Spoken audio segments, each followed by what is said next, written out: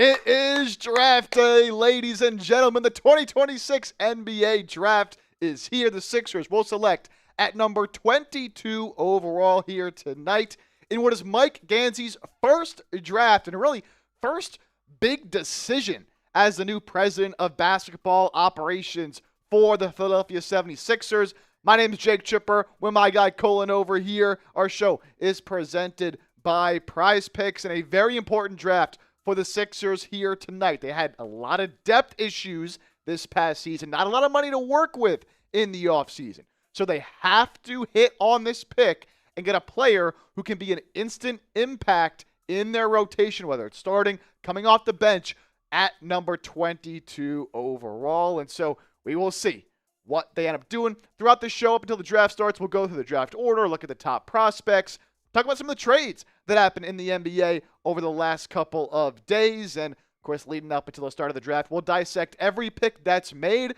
then, of course, deep dive into whoever the Sixers do choose with that 22nd overall pick. I see some people in the chat already. If you're hanging out, get down in the comments right now. Let me know where you're watching from. And a big what's up to my guy, Colin. He'll be hanging out here for a little bit as well.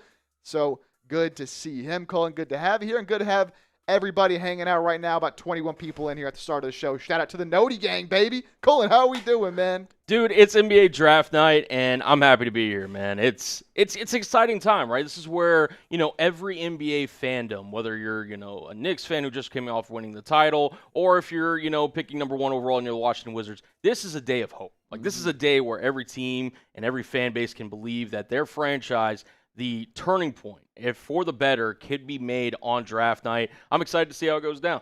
Yes, sir. Absolutely, man. Every player, at any pick, whether you're 1 or 30, you can draft someone who can make a big impact, right? We've seen that even guys in the second round, right? Nikola Jokic, second round picking. So it doesn't matter where you're picking. It matters the players that you pick, and we'll see who Mike Gansey does go with. Let me know who you're watching, where you're watching from, or who you're watching with down in the comments right now. I see Paul George Glazer in the chat, Chris Sinak, the GOAT. In our poll question right now, if you haven't already, go vote. Who do you want the Sixers to draft 22 overall? I can only put 4 guys there. Of course, if you don't want one of these 4, let me know in the comments. I put Chris Sinak, Zuby Ejiofor, Dalen Swain, and Koa Pete. Right now, Zuby Ejiofor leading the charge, but Paul George Glazer wants Chris Sinak. We got Tony Ramos saying, what's up? AJ Jones. I know nothing about the prospects this year. Who's good? Well, you're in the right spot, AJ, because leading up until the draft, we'll deep dive into a bunch of these guys, and I'll get you ready to go with everybody that you need to know about, especially for the Sixers. King Javier is in the building. Joseph as well. Elvis in the building. Sinak, or trade the pick for a second and a first next year. Talk about some trades as well. West Philly Rock, what time is the draft? Draft is at 8 p.m. Eastern time. So, yeah, you see that countdown clock right below me. About 53 minutes. Although, you know how ESPN does things. It'll probably start closer to 8:10 Eastern than 8 o'clock. AJ Jones watching from Florida. My mom's in the building as well, watching from Yardley, PA. Big shout out to my mom. James Purcell watching from Toronto. Joseph is a Knicks fan. Oh, man. Well, congrats to you, Joseph. That's all I'm going to say about the New York Knicks. All right, as I mentioned off the top, guys, today's show is made possible thanks to our good friends at Prize Picks, America's #1 sports picks app. The World Cup has been absolutely electric, and I haven't been a big soccer football guy my whole life. Don't watch a whole lot, but thanks to the World Cup and thanks to Prize Picks, I've been super invested because Prize Picks really helps you get invested in these games. You can cash in and win some big-time money. You can also make some picks on the NBA draft tonight, which will show you upcoming throughout the show. Super easy to use. All you got to do is pick more or less on 2 to 6 player stat projections. You can choose flex play or power play, and you are on your way. And I love the new social feeds feature as well. So if you're new to the app, aren't really too confident in what to pick, you can follow me on there at JChip. Also follow your friends and copy lineups with just one click. So here's a lineup I was rocking with for the World Cup today. Now, unfortunately, Harry Kane did not score in their game today. But this is a flex play, meaning that if you get one pick wrong, you can still win some money. And so for Panama versus Croatia, I got, and excuse me if I hope I don't butcher these, Hosko Gavardiol, the defender, more than 56.5 passes attempted. And then we got a little bit of a combo here with both goalies in the game, more than 5.5 goalie saves. So again, even though we missed that first one because it's a flex play, it's okay. We can still win some money. That's how Prize Picks works, and we have a great offer for new users as well. Download the Prize Picks app today and use code HMA when you play your first $5 lineup to receive $50 in lineups. Again, that's code HMA. When you play your first $5 lineup to receive $50 in lineups with Prize Picks, that link, you can see it hanging out in the chat. It's also in the description of today's show. All right, so we can run through the draft order here with those of you not familiar. The Washington Wizards become, I believe, the first team to have the worst record in the regular season to end up with a number 1 overall pick since they changed the lottery odds. Of course, lottery odds changing again heading into next season. Just absolutely ridiculous. But Washington will pick 1, followed by Utah at number 2, finally getting lucky as well. How about Memphis jumping up a bunch up to number 3? The Chicago Bulls coming in at number 4. The Clippers at number 5. This pick coming from the Pacers. The Pacers traded this pick to the Clippers in the Zubac trade this year. The Pacers protected it top 4, thinking, oh, we're awful, we'll get a top 4 pick. Comes back to bite them a little bit as it falls to number 5. So the Clippers end up getting that 5th overall pick. Lucky there as well. The Nets drop a little bit to 6. The Kings drop a little bit to number 7. The Hawks, thanks to the Derek Queen trade in last year's draft that everyone was like, what's New Orleans doing? Well, it gives Atlanta the number 8 overall pick in this year's draft. I believe they have 2 first-round picks as well that we'll get to. The Dallas Mavericks picking at number 9. Of course, they took Cooper Flagg last year, number 1 overall. The Milwaukee Bucks, this is their own pick. Of course, they did trade Giannis, as we'll get to. They select at number 10 overall. The Warriors at number 11 after dealing with a bunch of injuries. The Thunder, I mean, my guy Cullen, Thunder fan, they just seem to have every single first-round pick. This is a number 12 overall pick this year from the Los Angeles Clippers. I don't even know how they got. Let's do the Paul George trade that they got that pick from. And the Bucks on the clock again at 13. This is the pick they got from Miami in the Giannis trade. Giannis being sent over to the Heat, and Milwaukee going through a bit of a reset, so they have 2 picks in the top 13. The Charlotte Hornets in there at number 14 overall after just missing out in the playoffs in that play-in tournament. The Bulls in there at number 15, their second pick. They're also, of course, at number 4. The Grizzlies, again, who were at 3, also at 16. This one from the Desmond Bane trade after Orlando, a little bit disappointing as well. The Thunder, again, this is the Sixers' original pick, and I believe this was from the Al Horford trade years ago when Philadelphia dumped that contract onto OKC and gave them this pick. So there you go. Oklahoma City Thunder had the 17th overall selection, their second or third pick there. That's just their second pick so far, yeah. The Hornets then have a pick here at number 18, their second selection. Raptors at number 19. Spurs at number 20. That one, I believe, from the DeJounte Murray trade there for San Antonio. The Pistons on the clock at number 21. The Sixers slotted in here at number 22 overall. This pick, of course, from the Jared McCain trade. And so a lot of people are going to look at this pick and say, oh, they got to hit, if nothing else, because they gave up McCain for this selection. And so hopefully they do end up doing good here at number 22. Hawks again at number 23.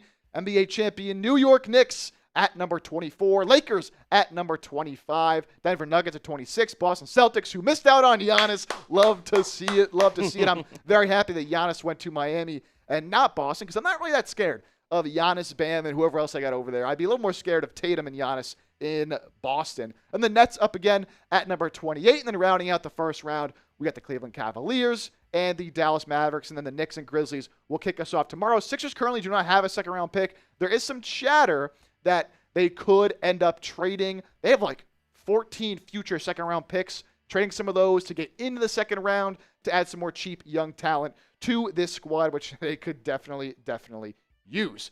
All right, we got 62 people watching live. Appreciate everybody here hanging out. 18 likes, guys, if you want the Sixers to crush the draft here tonight and draft an impact player number 22 overall. I need you to show me. Hit that thumbs up icon. Like the stream. We should be able to get to 30 likes ASAP. We are now up to 18, so keep getting down in there. Hit that thumbs up icon. Like the stream. My guy Joseph. Oh, retracted a message. I saw your live video about it. Yeah, my Knicks on the board. Yep, they're on there as well. 32 watching from Melbourne, Australia. Elvis, I did want to answer this question. Would you trade 22 for a second-round pick and a first-round pick next year? Depends where the second-round pick is. If it's early second, I wouldn't be totally against it. I don't think the talent differential from 22 to like 31 is huge. Also depends who's there, though, for the Sixers at number 22. I wouldn't really want to trade away that pick if like Zubi Ejiofor, who's my favorite prospect for the Sixers, is still hanging out there. So it depends. I'm not totally against it, but I think the Sixers also need to add cheap talent this year. And they can do that really by drafting somebody impactful. there at number 22 overall. As we got about 45 minutes to go until the draft does get underway. And Here we go. here we go, man. I think number 1 pick probably going to be AJ DeBonsa. Number 2, probably going to be Darren Peterson. Number 3, going to be Cam Boozer. Number 4, going to be Caleb Wilson. After that, that's when the draft really starts. It does, yeah. No, I mean, it's really going to kind of heat up there at the middle to back half of the top 10, Chip, and it's going to be really interesting to see where these guys are falling because, we'll sit there and we'll do all this draft prep ahead of the NBA draft. And, draft experts will have guys that they think are, no doubt about it, slotted in at this position. Like, there's no way he falls out of the range, and yet we always see somebody either fall down or maybe go a little higher than they expected to. Who's going to be a riser? Who's going to be a faller? And, for the Sixers, too, like, if there's somebody kind of, like we've seen in past drafts that kind of falls down into that kind of 20s range, is there somebody, Chip, that, could maybe looked at as maybe going in like the teens or something that could potentially look to slide down that the Sixers maybe should target, in your opinion? Yeah, I think I got 2 names in mind. One of them is Yaxel Lindeborg, and before, honestly, 4 hours ago, I would have said there's no chance that he falls to 22. I don't think he falls all the way to 22, but there has been some reporting today that Yaxel could fall out of the lottery and fall as low as 15 to 18.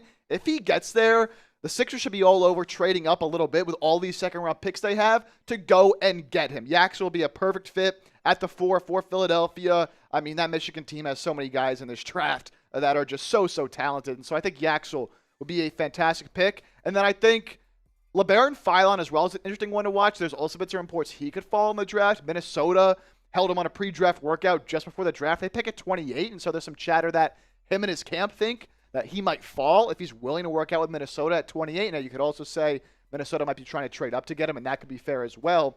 But I think Philon, I know the Sixers don't really need another guard, but at the same time, they kind of do, right? Like, we saw the Sixers trade away Jared McCain and get inconsistent play from Quentin Grimes, and then it was just so much on the plate of Tyrese Maxey and VJ Edgecombe. You need to have ball handlers. You need to have guys that can initiate the offense and handle the rock, and the Sixers did not have enough of that, right? Their backup point guard all year after they traded McCain was Kyle Lowry, and obviously unplayable.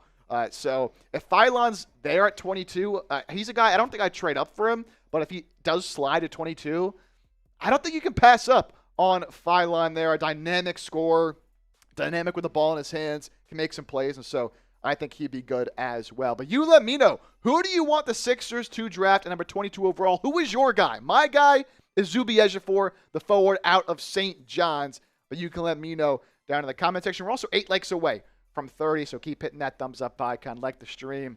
What's good? What's good, my guy? How we doing? We got one of our new producers. You want it here? You can just kind of like duck your head and just kind of crawl underneath there. Yeah. Chip's the money maker at this company. You don't want to block his vision from the camera, dude. Yes, sir. Let us know, though, down below. Who do you want the Sixers to draft? Is there any particular draft prospect that you hope ends up in Philadelphia for not just next year, but hopefully years to come? Hopefully not shredded away like Jared McCain was. I'll stop talking about it. I was going to say, I was going to bring it up. I'll stop talking about it. Oh, man. Cyber Dale, Nodi Axel, 23 years old, trash rebounding last season. Well, he was playing with 2 of the best rebounders in the class in Mo Johnson and Ade Mara. And so when you're playing with those guys, there's only so many rebounds to go around. He has the size to be a good rebounder. He's a dynamic scorer. He has good defensive ability as well. Like, I doubt the Sixers end up with Yaxel, but he'd be a good option. Cyber likes Chris Sinak. I like Sinak as well. Early on in the process when I was watching film with these guys, he was at the top of my board. But the more I watched him, I'm a little bit more concerned about him. Like, he's a big that can space the floor theoretically, right? Shot 33% from 3 in college, but took way too many mid-range jumpers. Doesn't really have a low post game. He kind of plays more like a guard, honestly, than a big man. But he is a good rebounder, is a decent defender, sometimes has some lapses, but he's very young and certainly, can come along. But on the flip side, like, he can also play the 5. He can play the 4 next to Embiid. And so I'd be fine with Sinak if that is the selection. Kenneth likes Mo Johnson. He will be my number 1. He's not going to be there, unfortunately, at number 22. But if he is there, I mean, I would pick him in seconds. You could run the ticket in. You run that card up in. to silver, but there's no chance he's going to be there. ChatGPT was glazing Dalen Swain. Well, you shouldn't be using ChatGPT if you're a draft analysis, I'll tell you that. But I do like Swain as well. Swain's a player who, Sixers apparently really want to take a wing in this year's draft. He has a handle. He can get downhill, get to the rim. I mean, if you want that kind of wing next to VJ and Maxey, that's certainly a good option. The only concern with him is his three-point shot. It's not consistent, and the form is really, really ugly. And so the other concern as well with him is, like, in college at Texas, he was the guy. Like, he was doing a lot of his scoring with a ball in his hands, a lot of ISOs. He's not going to do that at the NBA level, right? So can he score off the ball and be a more complimentary player? We shall see. All right, we do have a Super Chat menu for you guys, and we're bringing back the bell. Those of you who were here with us for the playoff run, of course, beating down on the Boston Celtics and then getting beat down by the New York Knicks. Anytime somebody sends in a Super Chat, we have a special sound we'll play here on the show. We're ringing the bell just like the Sixers do before every single home game. So that's any Super Chat of any amount. And if you want to send in a Super Chat and ask about a certain player, you just want to get a question on the show, you want to say something, you want to just donate to the show, we really do appreciate all donations that come in. And so I'll play that for you. Every $10 Super Chat that comes in. This is something new. I actually found this in my house. I didn't even know I had this. I think this could be pretty exciting, especially for an NBA draft. We like to have fun here on the show. And so every 10 that comes in, I have this magic 8-ball here, which of course it's green, so you can't really see it on the green screen. I didn't think about that. But basically, magic 8-ball, you normally shake it. It's like yes or no, whatever. This one, you shake it, and it'll say take a shot, down your drink. I was going to say, you could maybe show the people an example. It'll be a see-through ball on screen, so but... say it's in the 10, I'll shake it up a little bit. We'll see what it lands on. And so this one, we'll see if you guys can see. It says, nominate someone to drink. So shoot, I could nominate one of these two to drink if we wanted to. Might be hard to see entirely on screen, but you can see the little triangle in there. Yeah. It does say different things in there. I promise I'm not cheating, all right? It does, take a shot. I got some Fireball here with us. I got the Happy Dads on deck, and so... we want to get, a little wicked on the show. We can do that. And every $20 Super Chat that comes in, I do get the Happy Dads next to me. We can take down some shotguns as well. So great analysis in the show, but we like to have some fun. And, if you want to support the show, get that extra mile, we do appreciate it, man. Two things. One, that might be the only Magic 8-ball I know in the world that exists that is the color green. And for what we do here is brutal. I mean, look at that. Like, literally just hold that thing up. Like, it's unbelievable. It's see-through, but you can see the part right here. You can. This is the only part you need to see right here, right? Exactly. That's hilarious, man. Let's go. And I was about to just say I'll crack open a beer if someone sends in a Super Chat because we hadn't gotten one yet. But it looks like we got our first Super Chat of the day. Getting it going. Shout out to my dad getting us going with the $20 Super Chat. Let's go. Make a big trade. We'll see if the Sixers, there's a possibility they do trade up, they trade down. Everything's in the cards. We have no idea what Mike Gansey's going to do. I mean, shoot, he was hired a few weeks ago. I don't even know if he knows entirely what he's going to do. The Sixers have kept things very close to the vest. All we know is they've worked out 6 players. Alan Graves, who, I'll tell you right now, if the Sixers draft Alan Graves, I'm going to crash out. I do not like Alan Graves, but they worked him out. Dalen Swain, Chris Sinak, Koa Pete, missing 2 guys, Zuby Ejiofor and Isaiah Evans, a sharpshooter out of Duke. So I imagine it's one of those 6, but you never know. Kenneth Adams asking the same thing. Anyone think we'll pull off a big trade in the draft? I would doubt it. But here is that 20 from my dad getting us going. And, of course, I'll play the bell sound as well. Let's hear it. Anytime someone sends in a Super Chat, we're ringing the bell, baby. Here we go.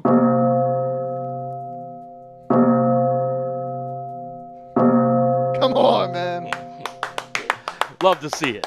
Love to see it. All right, so got to take some drinks down. I got the Happy Dads here next to me. Let's open these bad boys up. There we go. Shout out to Mr. Chip. I'll drink with you there, Chip.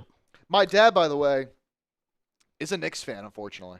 Really? So congrats. Congrats to your New York Knicks. You got to explain that one, brother. Yeah, well, so funny enough, he's actually a Knicks and a Cowboys fan. Okay.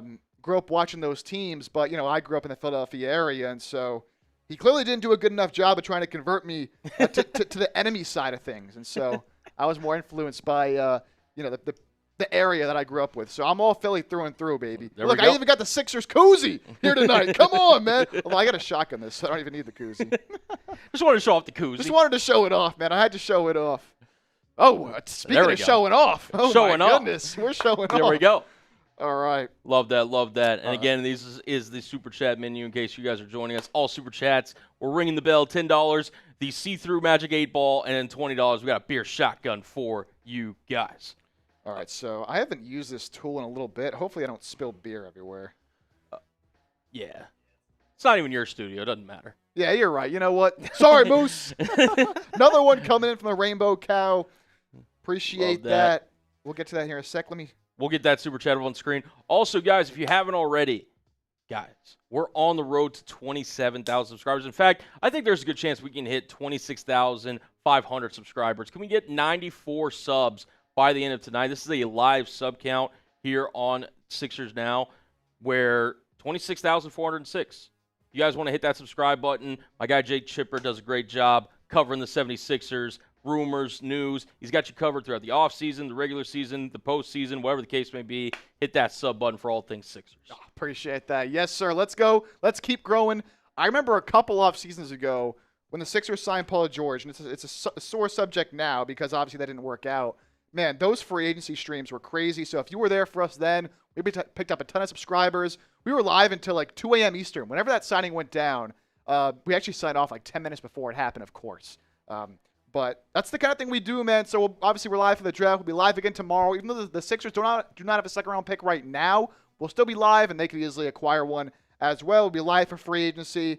Might try to go live for some summer league games. We did it last year. Obviously, they had VJ Edgecombe, which is a big-time story. We'll see if we do it this year. But best coverage you can find, man. Hit that sub button. Rainbow Cow, thanks for the $2 super chat. Can the Sixers trade up to get Darius Acuff? He's a stud. I don't think so, man. You'll have to trade up into like, I got to take this down. It's starting to spill. But you'd have to trade up into like the top 8 at least, like top 10 very least. And you're at 22. You don't have enough assets to go all the way up there. And I don't think it'd be worth it. Like, I love Acuff as well. I think he's going to be a stud. But, like, you have Maxey, you have VJ.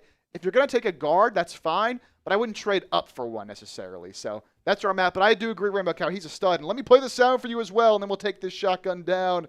The Rainbow Cow ringing the bell here tonight. Yes, sir. Let's go. Come on, man. You drew me off sides. I thought you were going. I know. Honestly, I misclicked. I thought I had it. You did fake me out. All right. Taking on the shotgun here for the 20. Everybody spam Chug below in the chat. Let's go. Let's have a night, man. 34 minutes away. Let's go. From the 2026 NBA Draft. We got the Happy Dads on deck. Let's go. Chug, chug, chug, chug, chug, chug, chug, chug, chug, chug, chug, chug, chug, chug, chug, chug, chug, chug. Get it down, Chipper. Let's go. Yeah. Starting the NBA draft off right, man. Let's go. Who's pumped up in the chat? If you guys have liked the stream, type me. I'm giving some shout-outs. Woo. Let's go. Very slight spillage. All good, though. Yeah, it's not your studio, man. You don't have to worry about that. Don't have to worry about that. Don't have to worry about it. Let's go, baby. Rainbow Cow. Appreciate it. That's freaking awesome, man. Let's go. Let's go, Chugs. Yes, sir.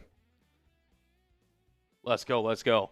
Marley, good to see you again. I think Isaiah Evans is a bit more to his game than shooting. That's the big thing with Isaiah Evans is, does he have that other aspect to his game? He showed it a little bit this year at Duke. At the very least, he'll be a great shooter, coming off screens, coming off pin downs. He'll be knocking down close to 40% of his shots from behind the arc. But can he develop that other aspect of his game, right? Putting the ball on the deck, attacking those closeouts. He's also a little bit like thin, kind of built like early career and honestly even current day Brandon Ingram. So we shall see if he can add some more to his game. But he did show that this year. So I do like the progression he made, but he's not quite high on my list as some other guys. Shane Butler in South Jersey. Let's go. Grew up at 18, now a Sixers fan, still in South Jersey. Shout out to South Jersey, baby. And obviously a lot of Sixers fans down there in the area. Kenneth is from Connecticut, should be a Celtics fan. Everyone always asks me why I'm a Sixers fan. AIN and B did it for me. In enemy territory, baby. I love it. And Boston's down bad right now. They got, obviously, the embarrassing comeback from us. The 3-1, then missing out on Giannis. Yikes. Big yikes. We're going to get into Chip's kind of top 10 on his big board and everything here in just a moment. But I want you guys to get down below in the chat. Name your favorite 76ers draft pick of all time. Could be something that happened literally last year. It could be something that happened 20 years ago, 10 years ago, whatever the case may be. Name your all-time favorite 76ers draft pick in the chat. Ooh, I like that. I like that question. Who would my favorite draft pick be of all time? I'm kind of gonna go in my era of fandom. So I'm only 24 years old, so I really started watching basketball early 2010s, and obviously Sixers had some bad draft picks in the process there. I mean, the cop-out answer would be like a Joel Embiid, right? I think Maxey, with where he was drafted at in the 20s, has to be, when you think about value and stealing an absolute stud, has to be up there.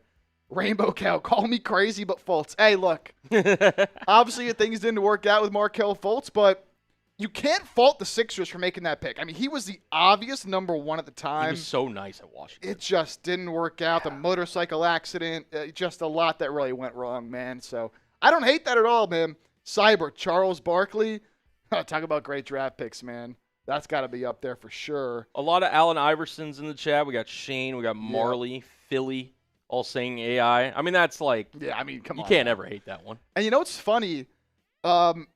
So in that year's draft, that was actually the first year that the Toronto Raptors were introduced into the league. I want to get the story right because basically the Sixers shouldn't have had the number one overall pick in that year's draft. It was supposed to go to the Raptors, but because they were an expansion team at the time, they weren't allowed to get the number one overall pick.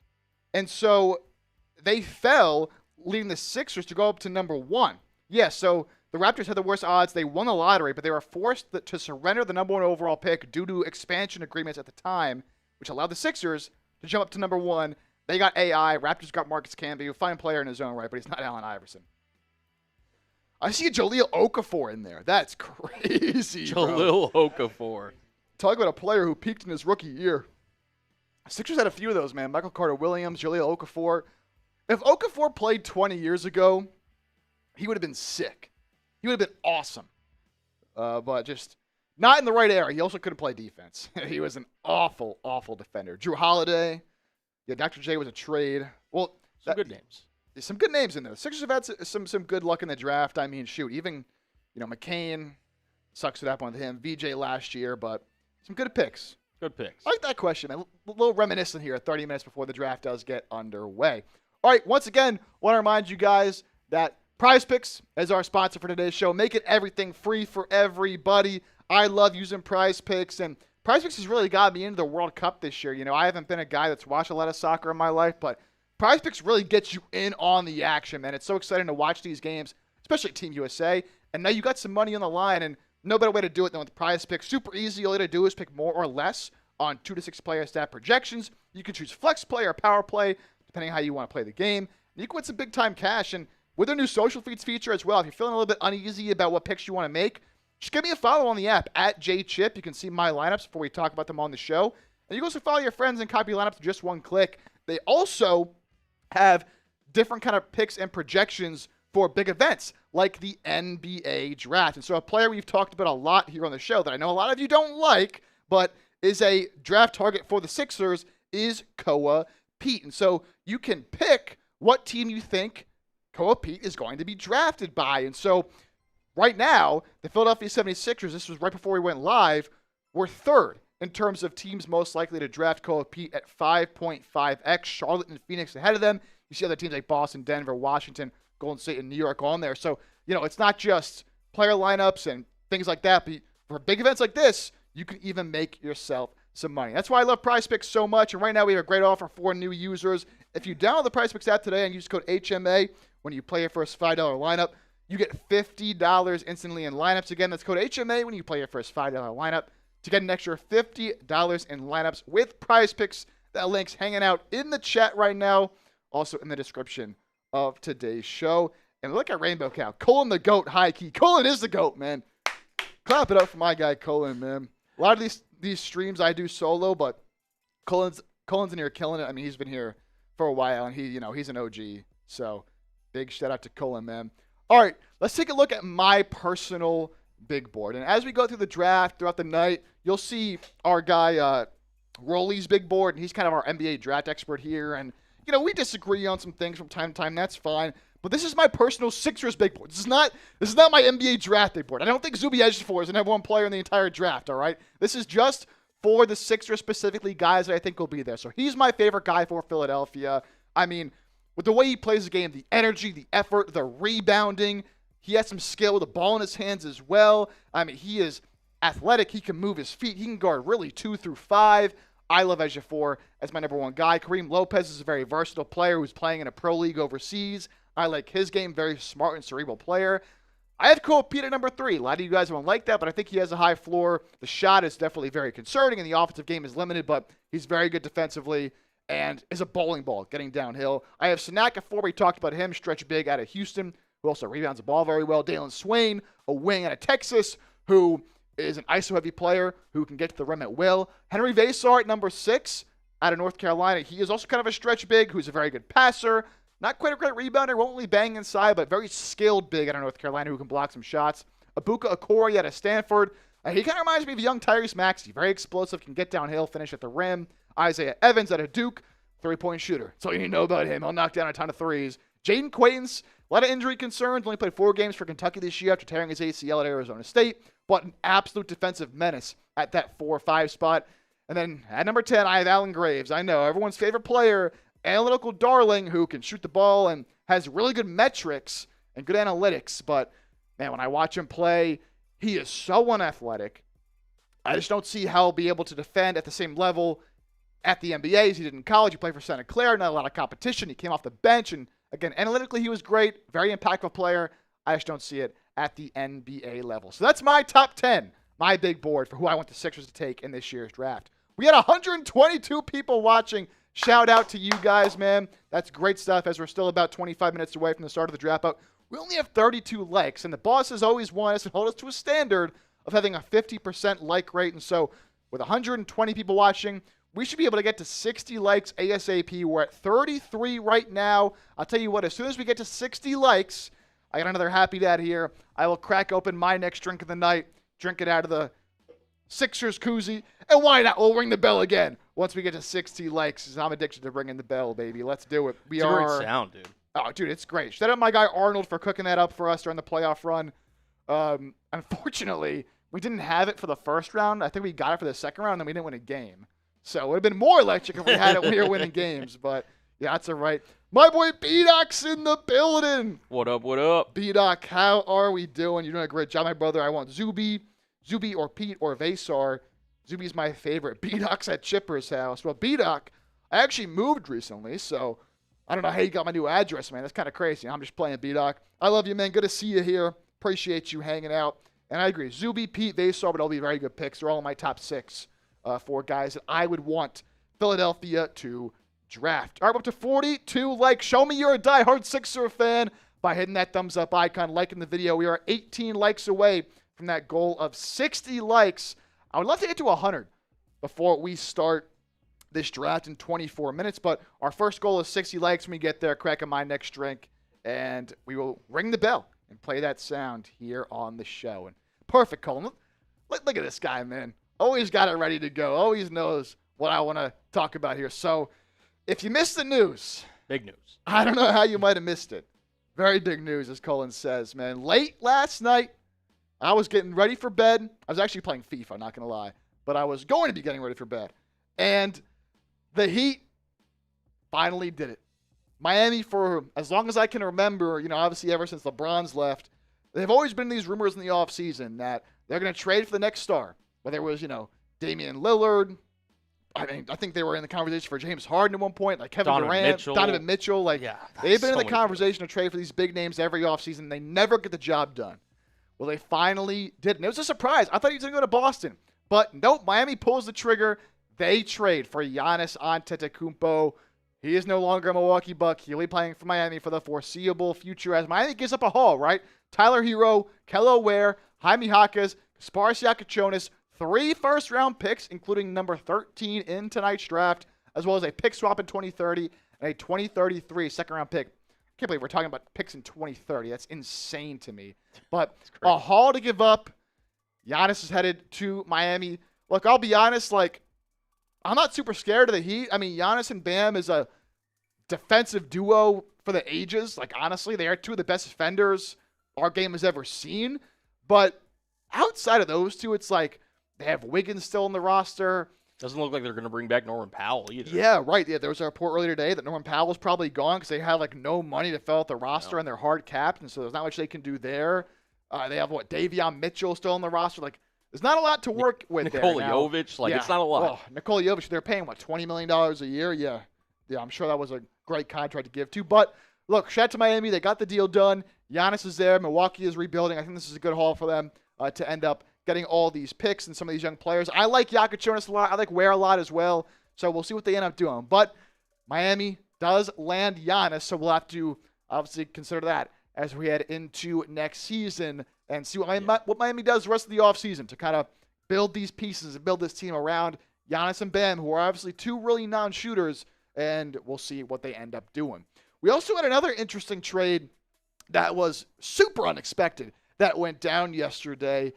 Julius Randle basically got salary dumped to the Brooklyn Nets. We'll see what Minnesota's cooking. Now, they did end up signing Ayo Dosunmu to a massive deal after they made this trade, so it kind of seems like that's the reason they made this deal, is to give Ayo Dosunmu all that money, who was obviously great for them in the NBA playoffs. But Minnesota decided to move on from Julius Randle. There's some reports that, Ant's not all that happy about the direction the team is going. They probably never should have traded Karl Anthony Towns in this deal to land Randle and DiVincenzo. Of course, DiVincenzo towards Achilles get well soon. That was awful. The Bulls get involved here as well. They land Nick Claxton. I like this for the Bulls. I mean, all they give up is what?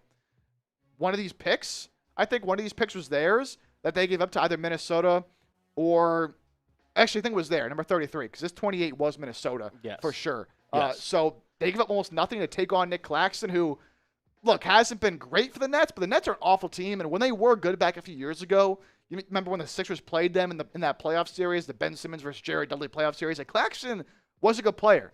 And I think he can kind of get back to that form. Bulls have a big need at the center spot, and so I like that for them. The Timberwolves, you clear up the money, you bring an eye to Sumo. We'll see what other moves they make. That does open up a couple exceptions for them as well. They land a second-round pick. They move back 5 spots. And the Nets, I mean, they need players, I guess. Julius Randle and Michael Porter Jr. is going to be an interesting tandem for Brooklyn. We'll see what they do in the draft tonight. But a couple big-time trades going down, and I imagine there's going to be a couple more going down here tonight. So who do you think is the next player that's going to get traded on this NBA draft? Some talk of Jaylen Brown potentially getting moved because the Celtics kind of dangled Jaylen Brown in the Giannis rumors. And, once you kind of put a player out there like that so openly, it's kind of tough to go back on that after you were like, yeah, Jaylen Brown, we'll throw you away. Not throw him away. I mean, you're getting Giannis, but, going to be tough. And there's some rumors the Hawks are interested in Jaylen Brown. He's obviously has a lot of connections to the Atlanta area, so we'll see about that. There's some talks of Kawhi Leonard, maybe not tonight, but I have seen, over the next few days, Kawhi Leonard talks could pick up some steam, and so could see some big moves here tonight. Let me know who you think the next player to get traded is, and we'll get back to the comments as well. I see B-Doc. Chip, how's your dog? Well, I have a cat, not a dog, but my cat's doing very well. Man, my cat Nacho doing very well. Just had her first birthday, actually, a couple of weeks ago, so happy birthday to my Nacho. Also 1 year old. Oops, Chipper, when are you going to propose to your awesome girlfriend? Man. Oh. Yeah, she asks me that every day, B-Doc. She asks me that every day, We'll see. When the time comes, the time comes. I hope she's not watching right now. I hope she's not watching right now. It'll come eventually, B-Doc. It'll come eventually. But not yet. Not yet. Putting the pressure on, man. Let us know who you think will be getting traded tonight. Shane says Joel Embiid traded tonight. Yeah, I just don't see it, man. Like, with Embiid's injuries and the contract and the age, like, there's just no way you trade Joel Embiid and get any kind of good value for him, unfortunately. And, Mike Gansey said, it was interesting. He was asked about Joel Embiid and was like, yeah, Embiid's on our team right now. And people were like, oh, right now? What do you mean by that? But I think he kind of just said that. He did also say that Embiid's a big part of the team, and he's excited to build around him and get him out there and get him healthy. And so I really don't see Embiid getting traded tonight.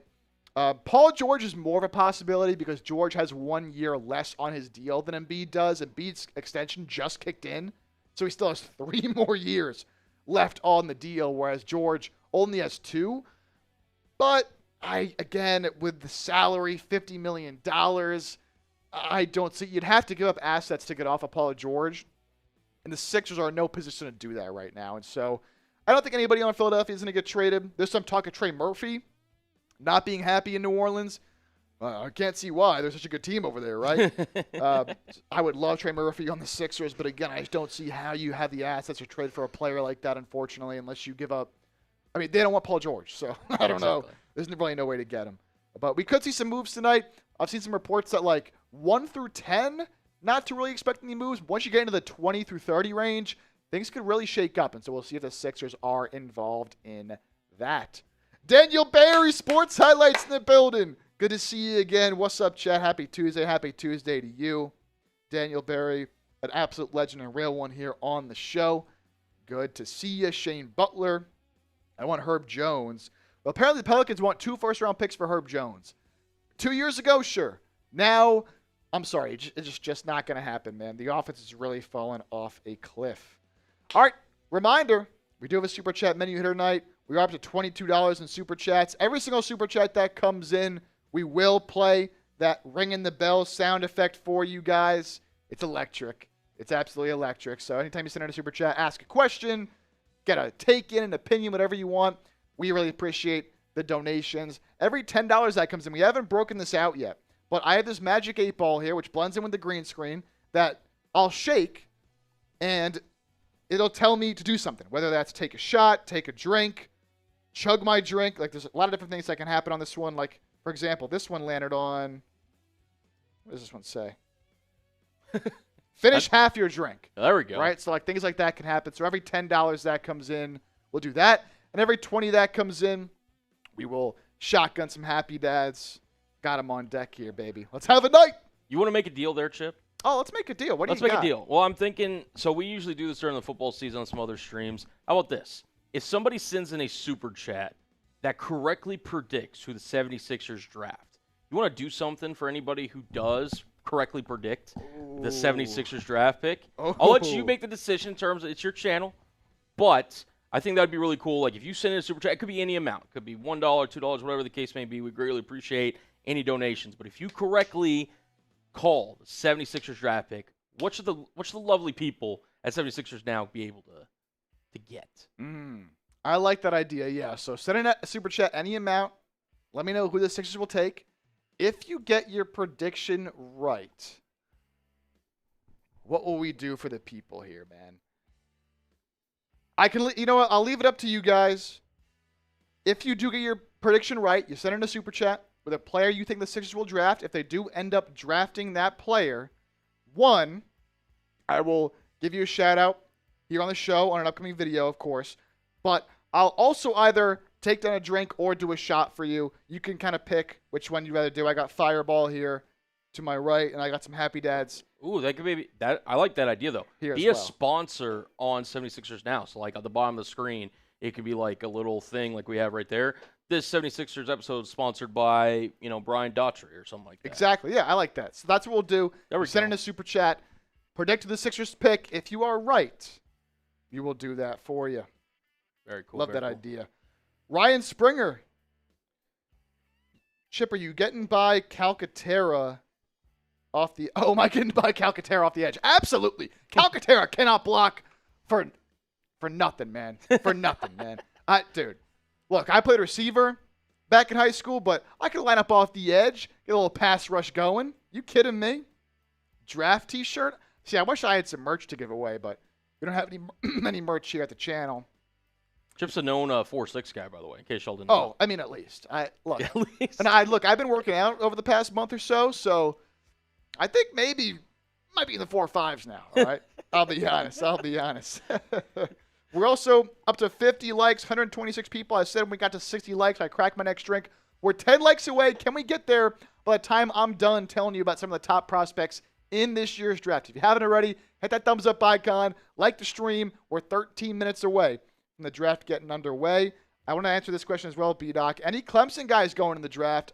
If you don't know, I went to the great Clemson University in South Carolina, spent a great 4 years there. An awesome, awesome time. Unfortunately, no. they've had some like borderline NBA talent in the past. PJ Hall, Hunter Tyson are on NBA rosters, but not this year. Their team this year was a lot of transfers, a lot of older players that just not NBA talent. So we won't see any Clemson guys drafted in either round, unfortunately. But maybe the next couple of years, who knows? They got some good players coming in. So we are 8 likes away from 60. Keep hitting that thumbs up icon.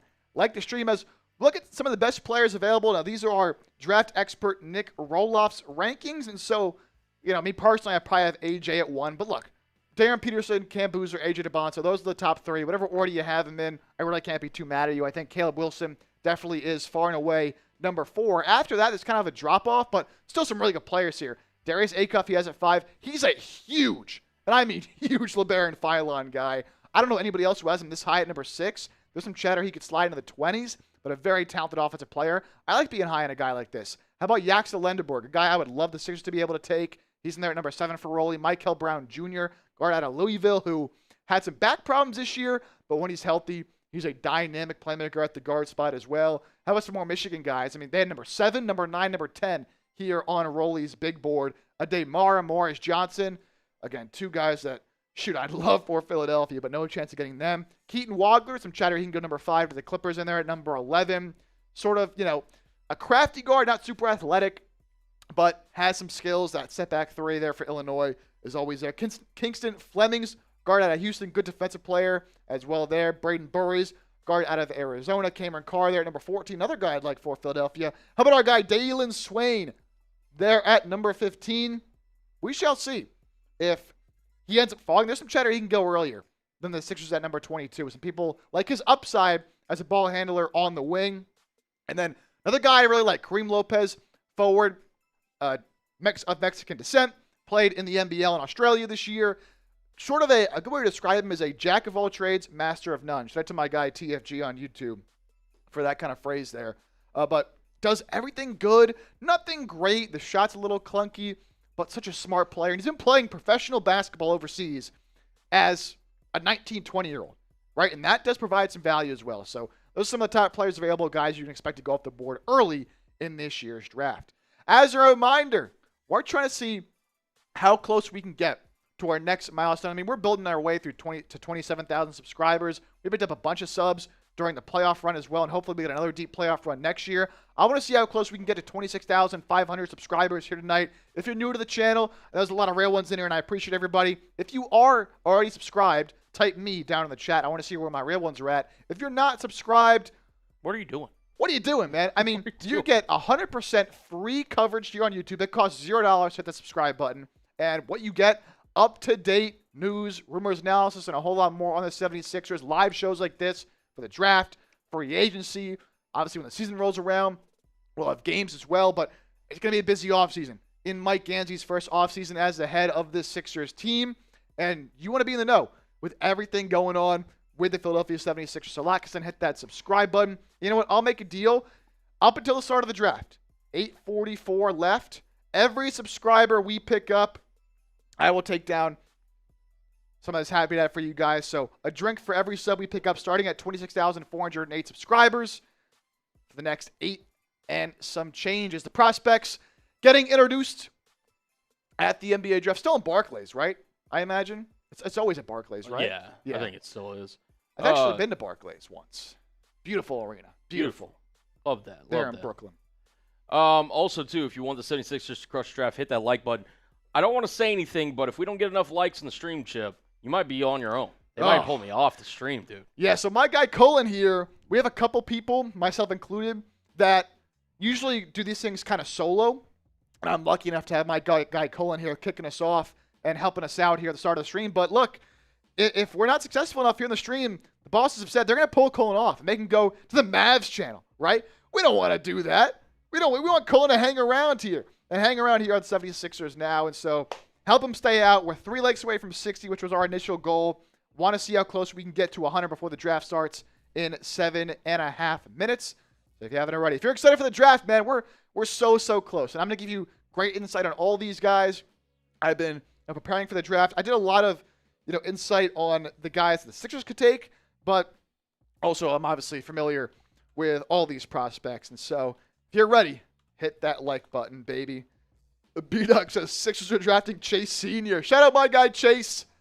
He built this channel from the ground up, and I was lucky enough and fortunate enough to take over this channel a couple of years ago, and we've seen some great growth. But my guy Chase, man, crushing it. Obviously, with our Eagles channel. If you're not subscribed to Eagles now, what are you doing? As well, if you're an Eagles fan, that channel's like absolutely humming. We're over like 150,000 subscribers right now, which is crazy. 150,000.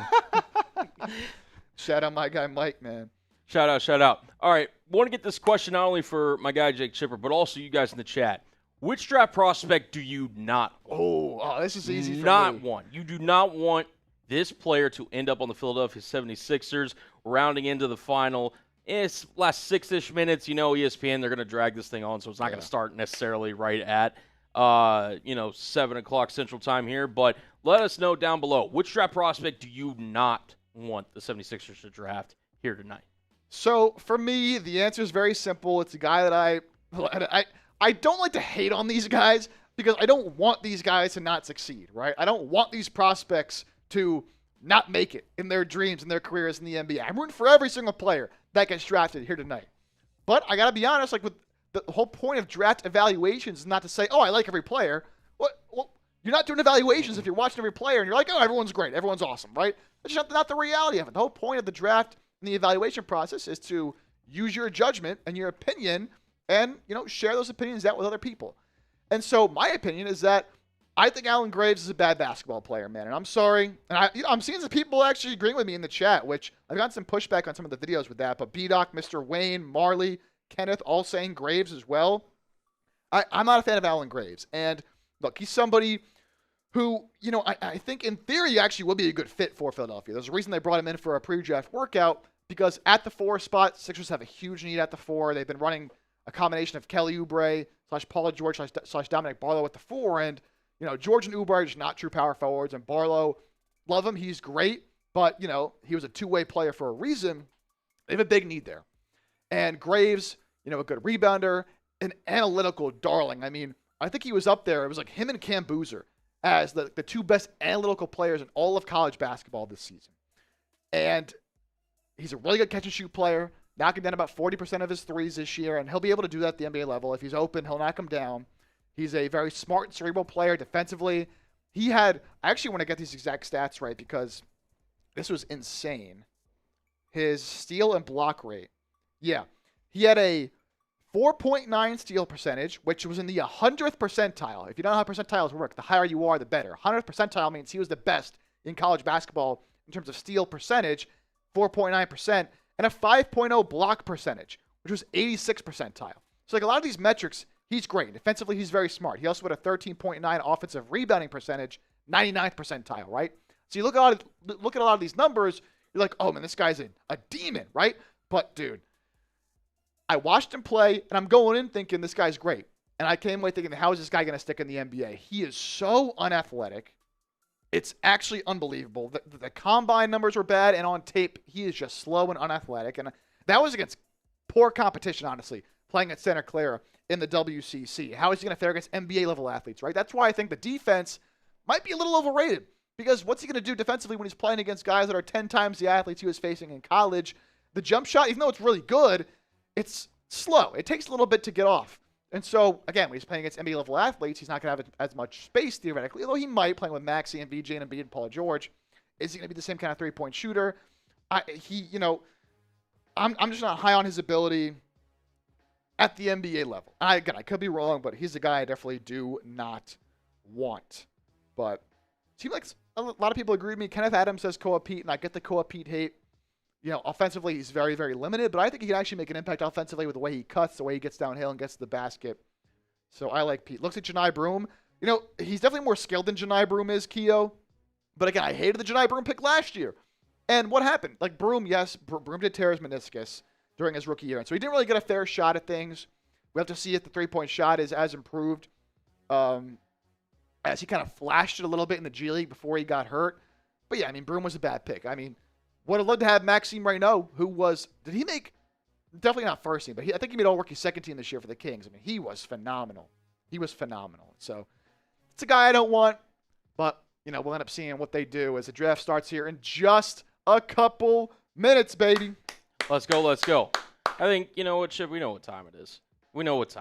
If you guys are ready for the draft, you know what to spam down below. Type me. Let's get ready for the 2026 NBA draft. Make some noise in the chat, man. We did surpass 60 likes, by the way. We're at 67 likes. I'm not going to do it, but I did say I cracked my drink when we got there, so cheers to you guys for getting us there. I'm rocking the Sixers koozie, of course. Had to.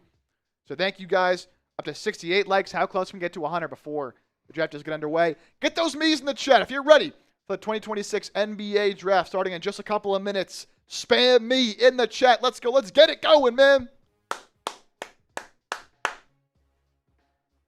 About to get it started in here.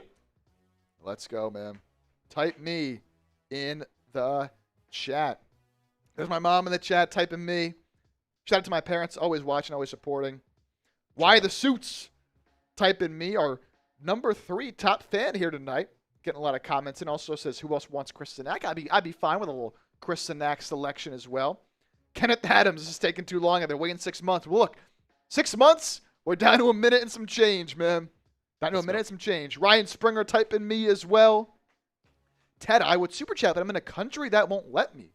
Interesting. I didn't know that was a thing. I didn't know that was a thing either. Interesting. Well, Ted, I appreciate you just being here, hanging out, getting in the comment section, hitting that thumbs up icon. You're a legend just for being here, man. Again. Absolutely. Super chats are always really appreciated, and it's a way to go the extra mile, support the show, and of course we do some fun stuff if you send them in. But everyone's a legend just for being here and hanging out. So, Ted, thank you, brother. I appreciate it. Kenneth, right on. Marley, typing me as well. Why the Suit says me +1. He did it twice. Oh. +1. Let's go, baby. Let's go. All right, who's going to be the first overall pick? Probably AJ DeBonsa. Again, I think the draft really starts at number 5. Yeah. Make sure that. Where do you rank some of the top prospects in terms of the top 4? Because everyone's got their opinions. Even our guy, Nick Roloff, has got his opinions on the top 4. Where do you rank guys like Caleb Wilson, Cam Boozer, Darren Peterson, and, of course, AJ DeBonsa? Yeah, so look, it's really close. All these guys are great. I think the top 3 guys, and maybe top 4, you might be able to sneak Caleb Wilson in there. I think the top 3, though, for sure could be number 1 overall picks in any other NBA draft. They just all happen to be in the same draft. I personally would go AJ number 1. I would go Peterson number 2. I go Boozer number 3. I go Wilson number 4. Boozer's such a tough one because watching him play, he also was a little bit of a limited athlete, not as bad as an Allen Graves that we talked about. And he certainly, has some moments during the season in the tournament where it's like, man, is this guy, can he really be a 1 on a perennial playoff contender? But he is such a smart player, man. He has size. He can score the ball. He can shoot the ball.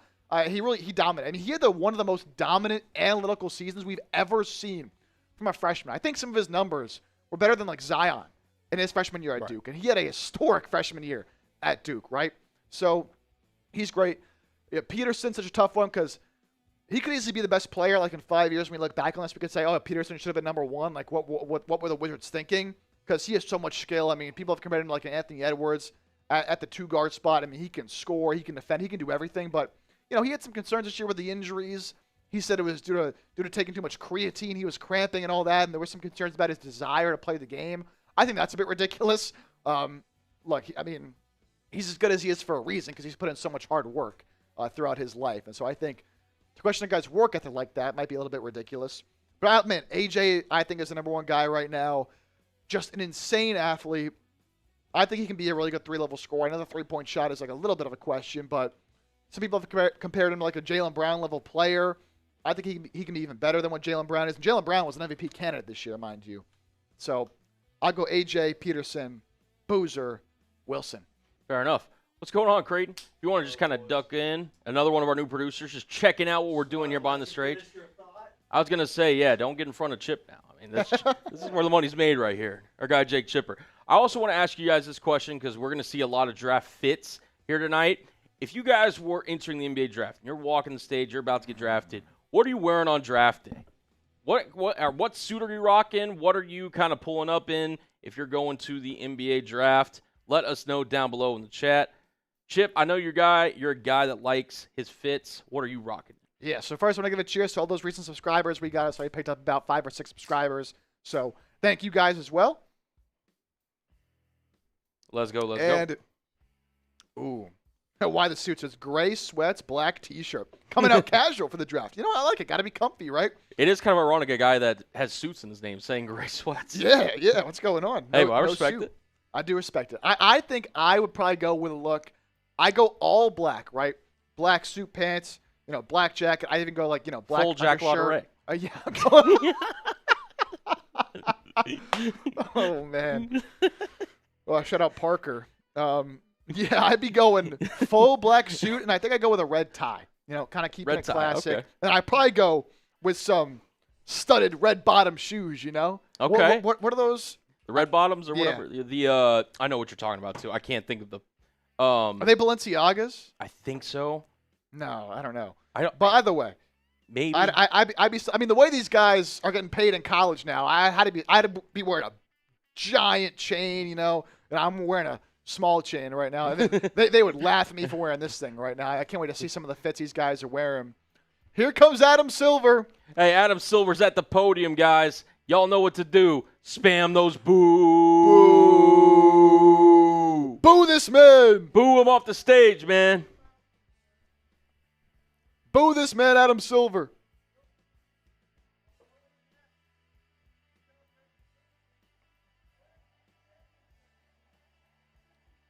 Celtics are actively listening to offers for Jaylen Brown. Could see some shakeup tonight. Boo this man! Boo! I love it.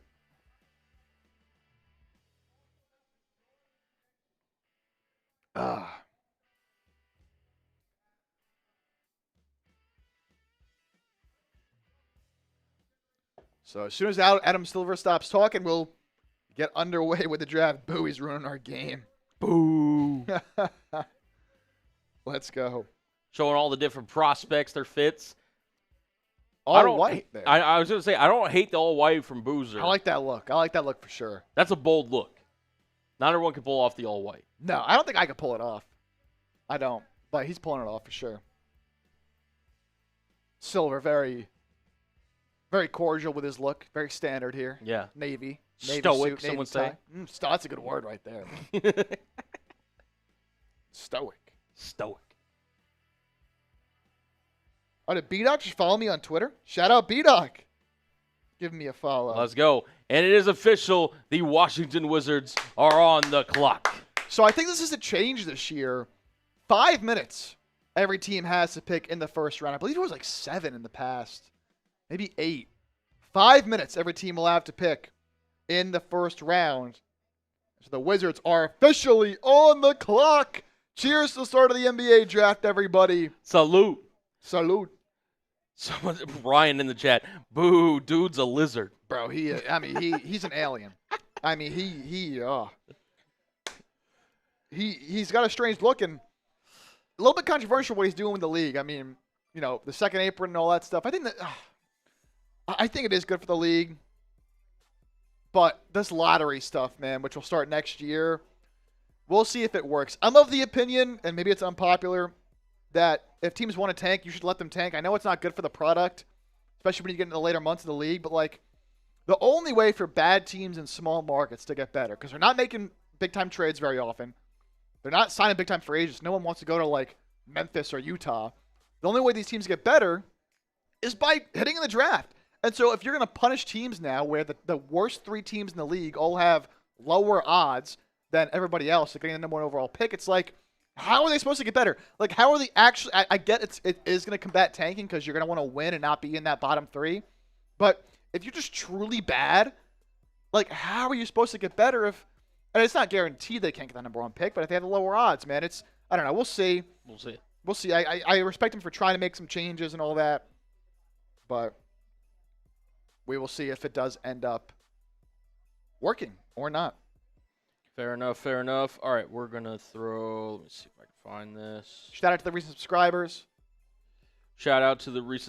All right, with the Wizards officially on the clock at number 1 overall, who will be the next, or should somebody say the first player to be drafted tonight?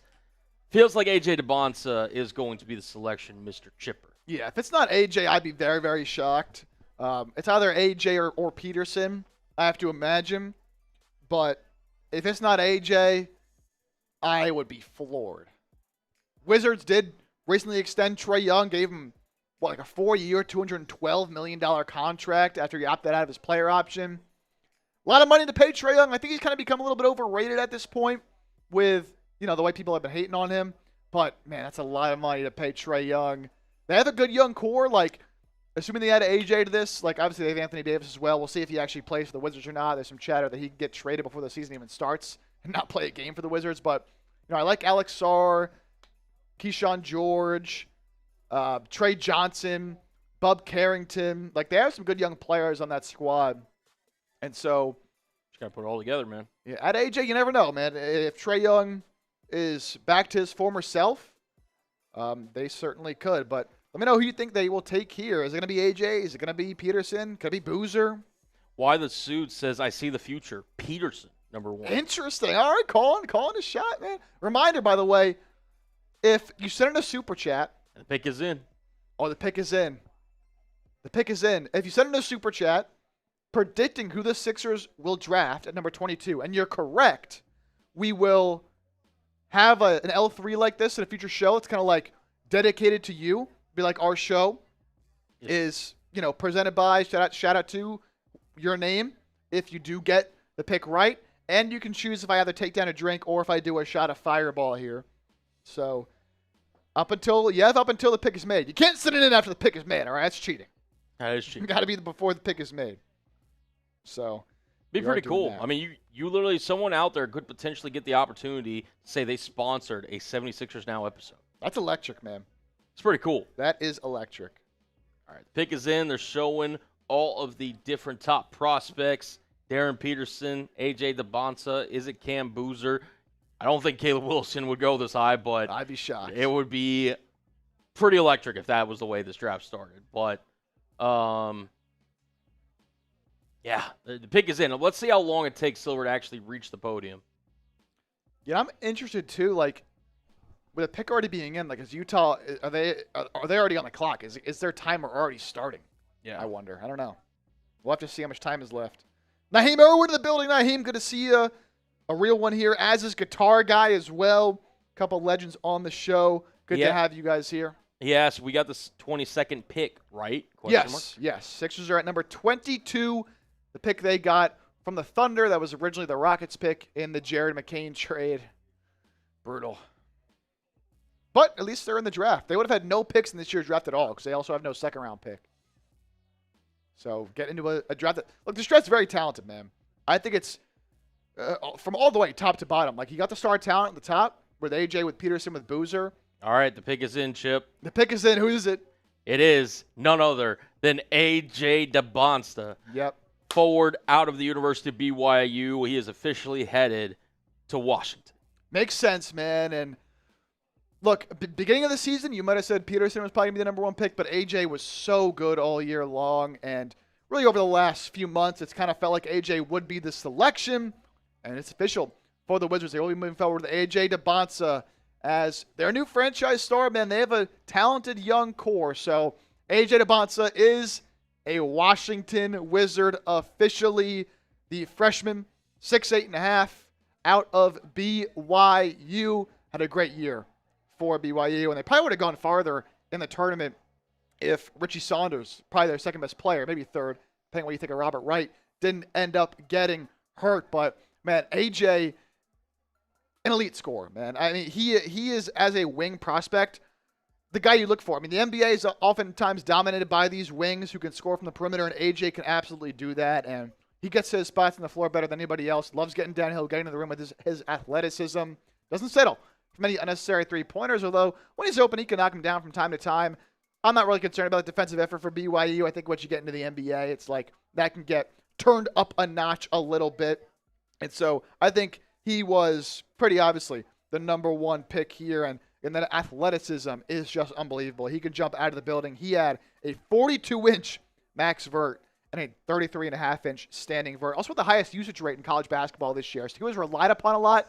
He delivered 25.5 points a game, nearly 7 rebounds, 3.5 assists, shooting 51 from the field, 33 from 3. No ceilings, does a great job with their NBA draft coverage. And, if you haven't already, I recommend go checking them out for future drafts as well, because they do a tremendous job on giving a lot of good insight into these guys. On to Bonsa. And this is perfect, right? If you were to build an NBA superstar wing prospect in the lab, this is how they would look. Tremendous tools, ridiculous upside, waiting to be untapped. The defensive consistency is key to unlocking a superstar, but he has all the tools to be a great defender. I think once he gets into the NBA, has more motivation to do that, I think he can be a tremendous defender as well. So, AJ, there we go. The number 1 pick in this year's draft. That leaves the Utah Jazz on the clock, where I imagine they will select Darren Peterson, but there's been some talk that they could go Boozer as well. Of course, his dad, Cam Boozer, or I'm getting the Boozers mixed up. His dad, Carlos Boozer. Sorry. He started his career in Utah, right? If I'm not mistaken. Yes. So that'd be a pretty cool story.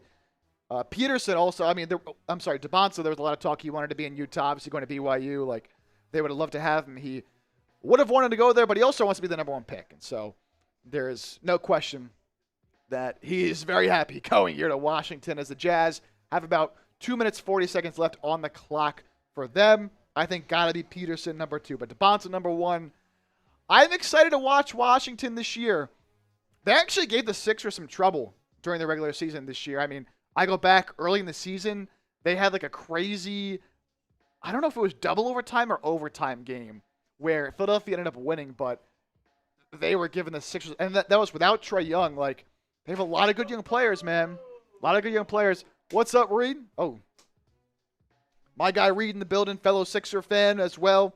Come on in here, baby. Let's go. Let's go. Let's go. Shout out my guy Reed. Reed, do you have a player that you want the Sixers to take tonight?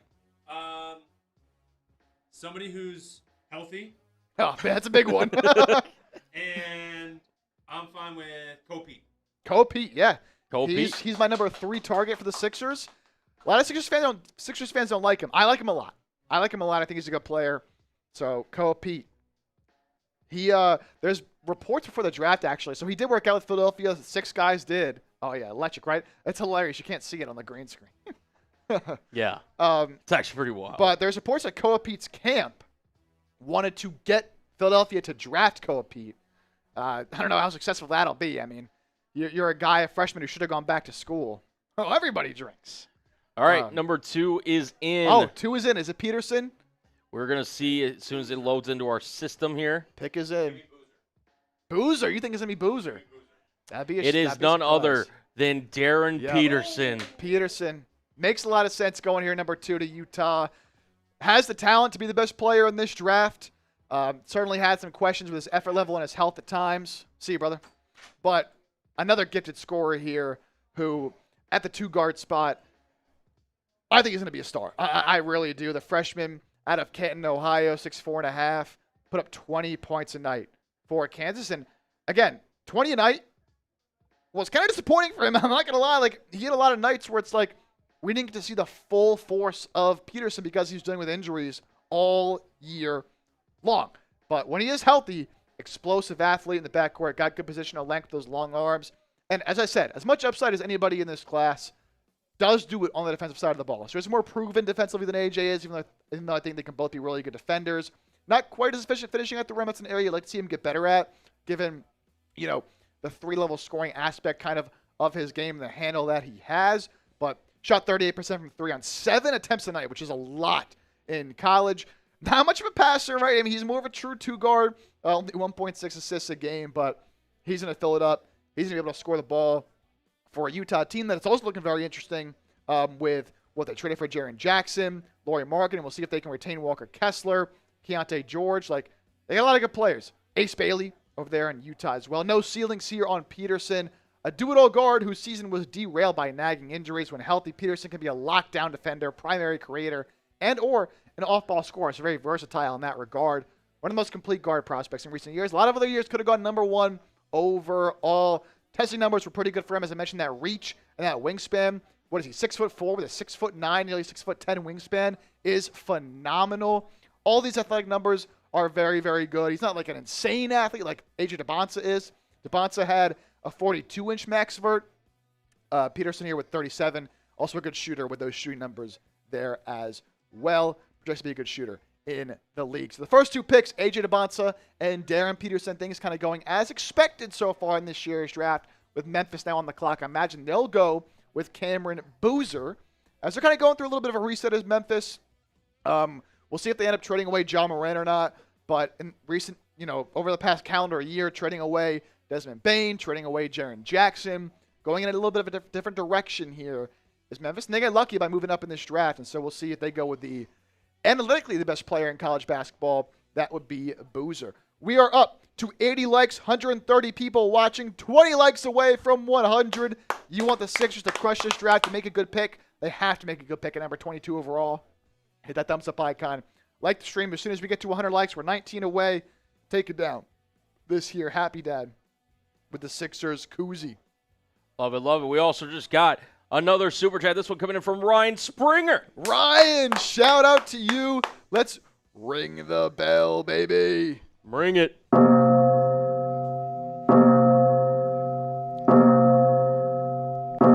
Let's go. Ryan ringing that bell. Big time Eagles Now guy. Oh, Ryan, appreciate you watching over there, man. I produced that show. Enjoyed when you produced on that. I didn't have much faith in the Sixers since Toronto dumped me back to that Toronto series all those years ago. Until this season, I got Chris Sinak to back him in Embiid, and they don't re-sign Drummond. Yeah, we'll see what they do with Andre Drummond. If they want him back, I imagine they can have him on a vet min. But, Ryan, thank you so much for that $10 super chat. I like Sinak as an option as well. And he becomes the first one to throw his kind of, name in the ring, so to speak, because he predict Chris Sinak. Oh, yes. Okay, so we will remember that. I'll write these down just so I do not forget. So let me go down here, and I'll put your name and who you predicted. If you are right, again, we will have a show upcoming that is sponsored by you, Ryan, if the Sixers do go with Sinek. So we'll go Ryan Springer. And we appreciate, again, any donation, but it doesn't even have to be $10. It could be $1, $2, whatever the case may be. If you just want to say 76ers and then just a name, that could technically count too, right? Yeah, so exactly. I think $2 is the minimum to send a message. If you're sending $1, I don't think YouTube lets you send a message. So I believe 2 is the minimum. And this is the first time that we get to use the Magic 8 Ball. Every $10 super chat that comes in, we shake the Magic 8 Ball, and the way it works is it's like a drinking game. So there's different options on here. It could be take a drink, take a shot, pick someone to take a drink. So I pick one of these two fellas over here to take down a drink. There's an everybody drinks option. So we will see. It's a little bit hard for you guys to see. Like, even if I show it real close, I don't really think you can see what it says. But I promise I'm not lying what it says. So let's shake this thing up. And the next pick is in. Next pick is in. That means the Bulls are on the clock. Grizzlies pick is in at number 3. And we get... We'll show you here in just a second. What does this say? This thing is like a lot of bubbles. It says skip. Oh, skip. Well, we're not skipping, so we'll spin it again. All right. With the number 3 overall pick in the NBA draft, the Memphis Grizzlies select Cameron Boozer. As expected. Out of Duke. Lots to talk about here as Chip is going to figure out his Magic 8 Ball. Look at the bubbles on this thing, man. It's actually insane. All right, this says nominate someone to drink. Uh-oh. Well, I'll take a sip just for that super chat. You get someone to drink here in just a moment. Let's talk about Cameron Boozer. Yeah, so Boozer here at number 3. Again, was the expected pick here for the Memphis Grizzlies. Has that prototypical size you're looking for a true 4 at the next level. 6'8", 250. So, even though he's only 18 years old, you can see in the picture right there, he's yoked up. He's ready to go. 22.5 points a game, 10 rebounds, 4 assists for Duke. And I watched a lot of ACC basketball being a Clemson fan, and man, night in and night out, this guy just produced. 55 from the field, 39 from 3. That was a big question for him coming in, is what that three-point shot would look like. He really proved everybody wrong and silenced those doubters. He was able to knock down a lot of threes. Analytically, one of the best players we've ever seen at the college level. He is just a bully, man. That physical frame, he uses it on the offensive side of the ball, on the defensive side of the ball. It is a spectacle to watch. We'll see, obviously, how that translates to the NBA level, but at least in college, he dominated. The passing ability as well. You talk about a full offensive skill set.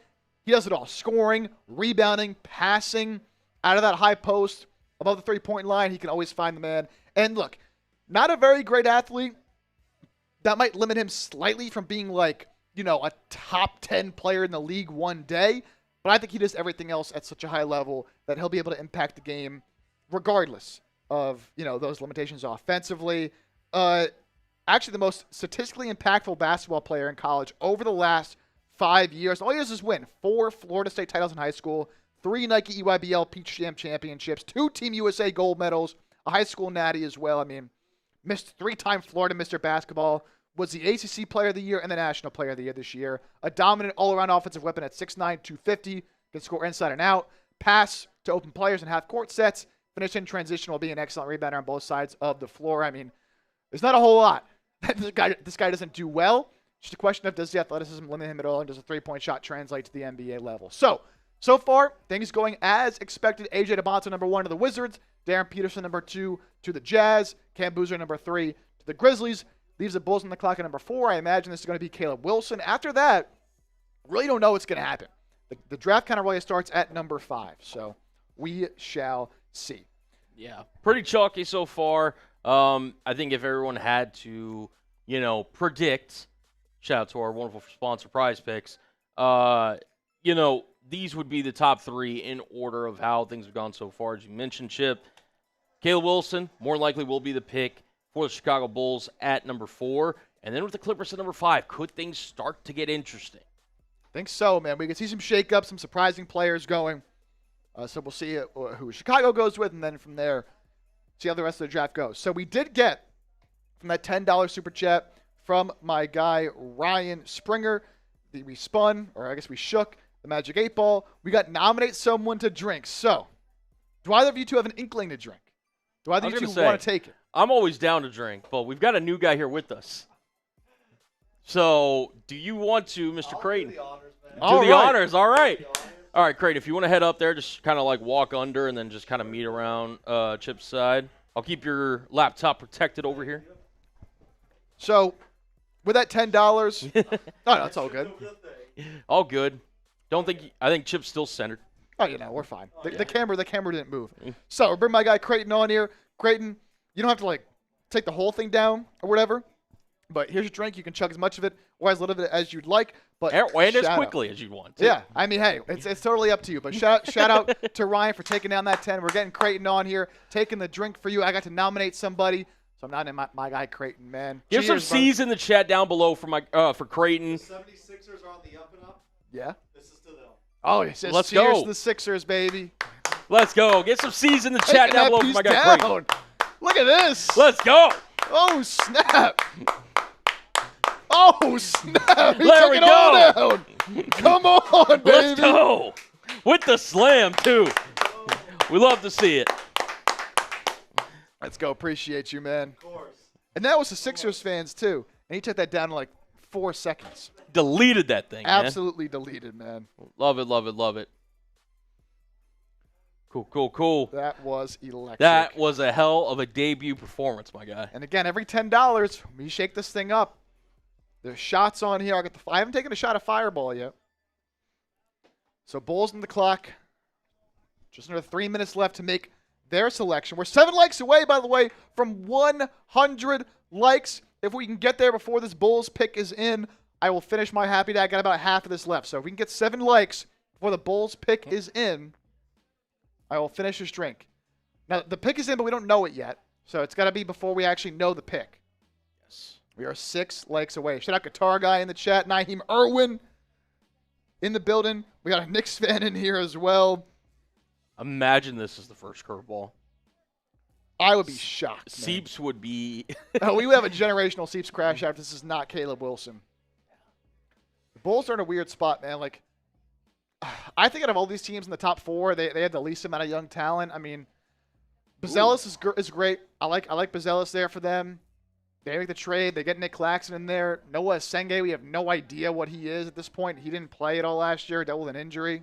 All right, the pick is officially in. The pick is in. And it is none other than Caleb Wilson. Another one as expected.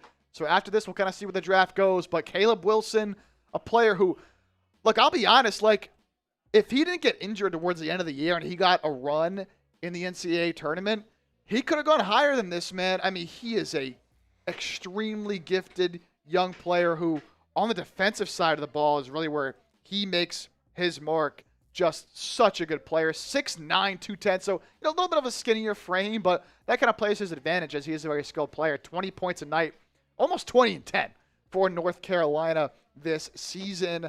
The athleticism is the first thing you really got to talk about with this guy, man. Eye-popping athleticism and the coordination, which sometimes you see these guys that are athletic but don't know how to use it all the time. He knows how to use it to handle, finish passes, finish lobs. I mean, his highlight reel is unbelievable when it comes to some of his monster dunks he can throw down. Great recovery defensively as well. So even if he does get beat, which he doesn't often, he can get up, he can make those blocks, he can make those contests.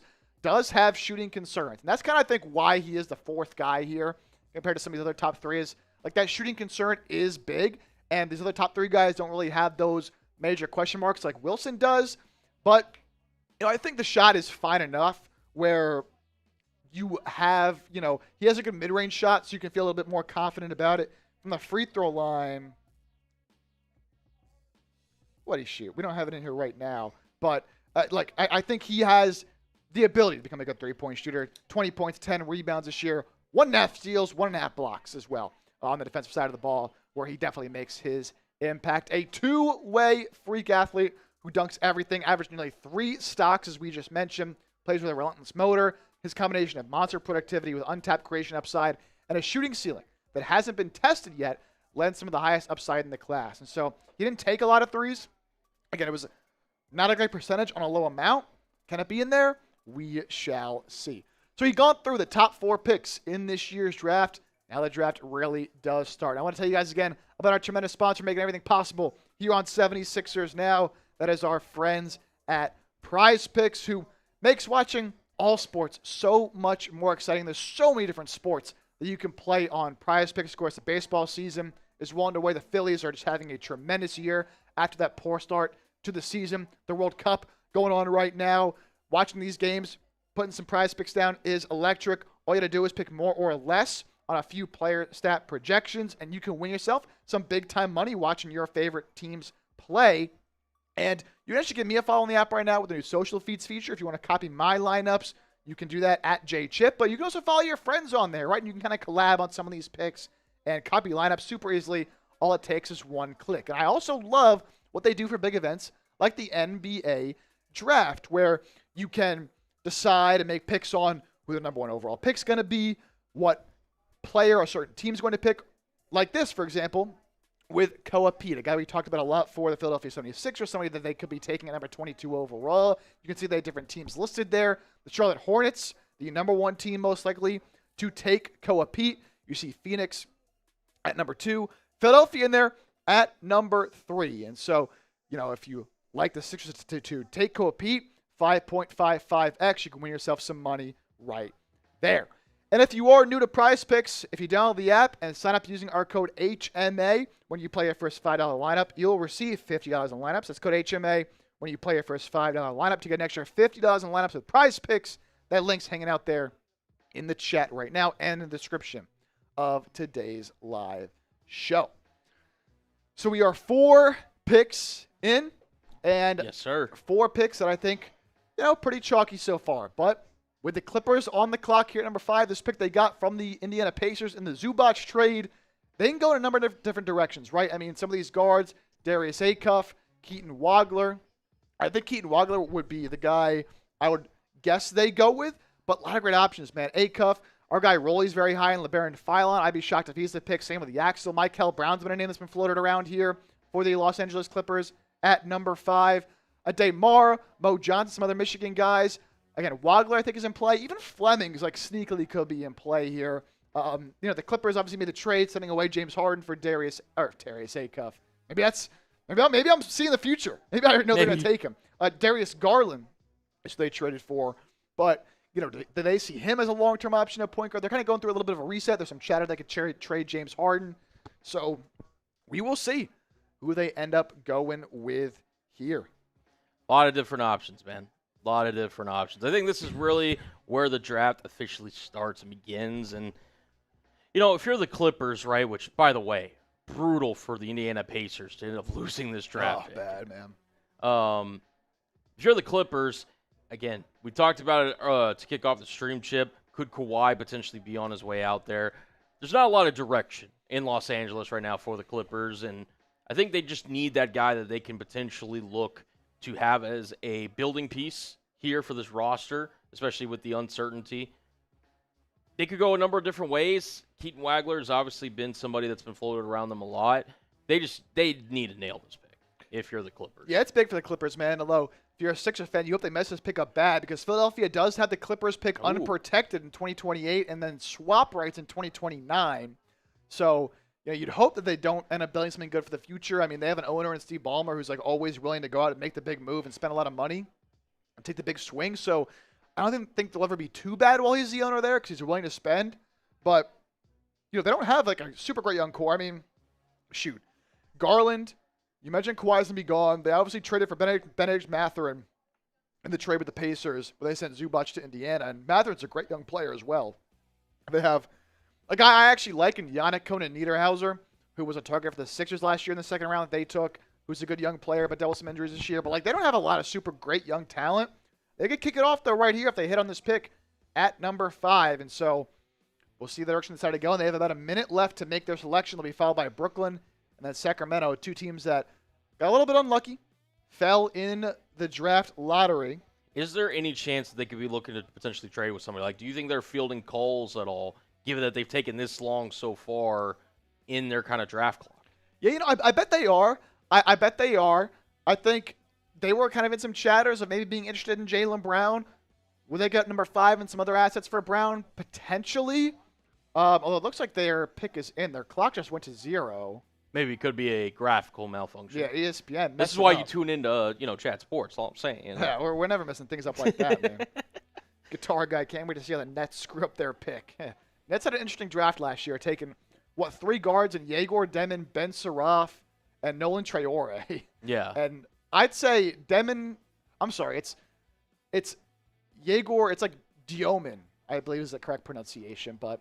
He looks pretty good. The other two, not so much. We'll see what they do here. There's actually some talk that they could take another guard at number 6. Which would be wild. Be hilarious. There's some talk they could take Nate Ament at number 6, which I think would be – I don't like Nate Ament at all. I think he's going to be a bust. All right. The pick is in. Let's see. So no trades yet.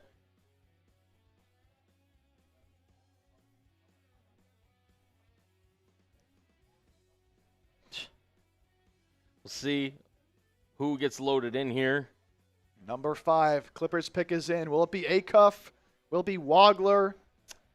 And it is none other than Keaton Wagler. Okay. So Keaton Wagler was one of the more, common names mocked to the Clippers here at number 5. Definitely a drop-off from when you go to like number 4, Caleb Wilson, and number 5, Keaton Wagler. But a very talented player in his own right. For Illinois, put up 18, 5, and 4 as a guard with some pretty good size, 6'5", 188 pounds. Obviously, a lot of these guys are young, and they could obviously add on to their frame as they certainly get older. And he can probably use a little bit of that, considering, he's not a great athlete, so, adding on weight won't hurt him all that much. I think it'll even help his game even more, having more strength getting downhill, going to the basket. Was a really good three-point shooter this year at Illinois for a team that was really, really good as well. And I believe made a pretty decent run in the NCAA tournament. Shot 40% from 3 on 6 attempts a game, and a lot of his threes are of the off-the-dribble variety. He kind of got, I don't want to say, clowned entirely because it was a really good piece of his game, but a lot of step-back threes that he was shooting, but he shot them at a very, very high level. A consensus second-team All-American, first-team All-Big Ten, was the Big Ten freshman of the year, an immediate threat from the perimeter. A guy who kind of plays at his own pace, and that kind of plays in him being a really great processor on offense, right, where he's not playing too fast.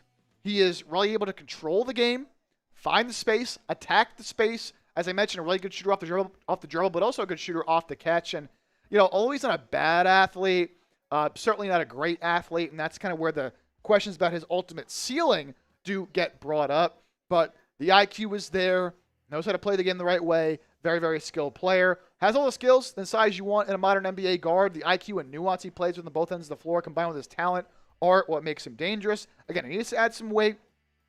Got to the rim a lot, but didn't quite finish at the level you'd want. I think adding weight will certainly help with that. Did struggle a little bit when he was guarded by, top-tier defenders who are good athletes with long arms. and 63% of his turnovers were non-passes, meaning he obviously struggled to get by guys and losing the rock with a handle. But all these guys have stuff to work on, and I think Wagler can be a good player. I don't think he has a star upside some of the other guys, but I think he's a really good fit next to Garland, who, Garland a little bit more of that shifty, a little more wiggle to his game, more of a lead guard. I think Wagler is really good as an off guard who can find himself open and catch and shoot situations, can be a good playmaker, can defend at a pretty decent level, and knock down some open catch and shoot three. So I think a solid pick there for the Clippers overall, but of course time will tell. This puts the Brooklyn Nets on the clock. Brooklyn making some noise yesterday, trading for Julius Randle, taking on his salary and a salary dump from Minnesota. So they got an interesting roster, man. I mean, they got a lot of young players. They traded away Nick Claxton in that deal. They have Michael Porter Jr. and Julius Randle now as that kind of tandem at that 3-4, which is certainly interesting. We did, by the way, surpass 100 likes, so shout out to you guys, man, with 144 people watching. To have 103 likes with 144 people watching is a tremendous number, so thank you guys for that. As we will wait for Brooklyn, 2.5 minutes left to go at number 6. Of course, Sixers will be up on the clock at number 22 overall in this year's draft. A couple of NBA buzz things that have come out recently since the start of the draft. The Lakers tried reaching out to Pelicans regarding Yves Missi, but were rejected. So Pelicans not interested in pivoting off of Yves Missi, according to Ian Begley. Also, the Warriors and the Hawks at number 11 and number 8 have been discussing whether to use their picks to trade for Trey Murphy. Oh, dude, Trey Murphy on the Warriors. You said Warriors, right? Yeah, Warriors and Hawks. Trey Murphy and the Warriors would be electric. I mean, talk about a guy that can shoot the piss out of the ball, man. He's kind of been wasted over there in New Orleans. He's been a really good player. I think a player, some fans might not be as familiar with because they're not watching the Pelicans play basketball. I don't blame you for not wanting to watch the Pelicans play. But he's a 20-point per game scorer who can shoot 40% from three and is a good defender. He was in the dunk contest too a couple years ago. So he's a really good athlete. He's a great player. So that'd be a great get for either of those two teams. He's a guy we talked about in the show in the past as a trade target, but Sixers don't have the assets, unfortunately, to land somebody like Trey Murphy. So we could see some shakeup as soon as, Warriors are at 11? And then Atlanta at 8. Atlanta at 8. Wow, 8 for Trey Murphy and some stuff. That'd be interesting. So we'll see if we can get some shakeup here in the draft. No draft day trades at this point. So we will see. We shall see. If you guys, let's see. We can go to this one. Who do you think will be drafted next? Yeah, dude, I have no clue what direction the Nets will go in here. I mean, best player available is probably Darius Acuff, but again, they drafted 3 guards in the first round. 4, actually, I guess if you count Drake Powell as a guard. He's kind of a 2-3 wing hybrid. And then, of course, they took Danny Wolf as well out of Michigan. So they have a lot of guards. Again, there's been some chatter that they don't really care and they would take best player available, which certainly could be Acuff here. I mean, they've been linked a little bit to Nate Ament as well. Michael Brown, Braden Burries, Kinston Flemings. They did trade away, why his name's Nick Claxton. So yes. They go with the big man in a Daymar. They do have Day'Ron Sharp, who's a good player in his own right, but that's not going to stop you from taking somebody like Mara. Ooh, and the pick is in. Oh, pick is in already. Oh, wow. Okay, it's going pretty quick. So they know Mara could be the selection here. They clearly had somebody that they wanted. I'm gonna guess it's gonna be Acuff. I'm gonna just go with who I think is the best player on the board. This feels like a true, we have no idea. I mean, they got unlucky falling in the draft, man. I mean, they would have loved to have one of those top 3 guys. They're very happy with their pick. A look into the Nets draft headquarters in Brooklyn. Obviously, the draft being held in Brooklyn as well. They're very happy about the pick. I've never seen a front office that makes a pick and then is upset about it. Yeah. So it doesn't really say much. But they're just sitting there. I mean, I guess you could say Sean McVay when the Rams drafted.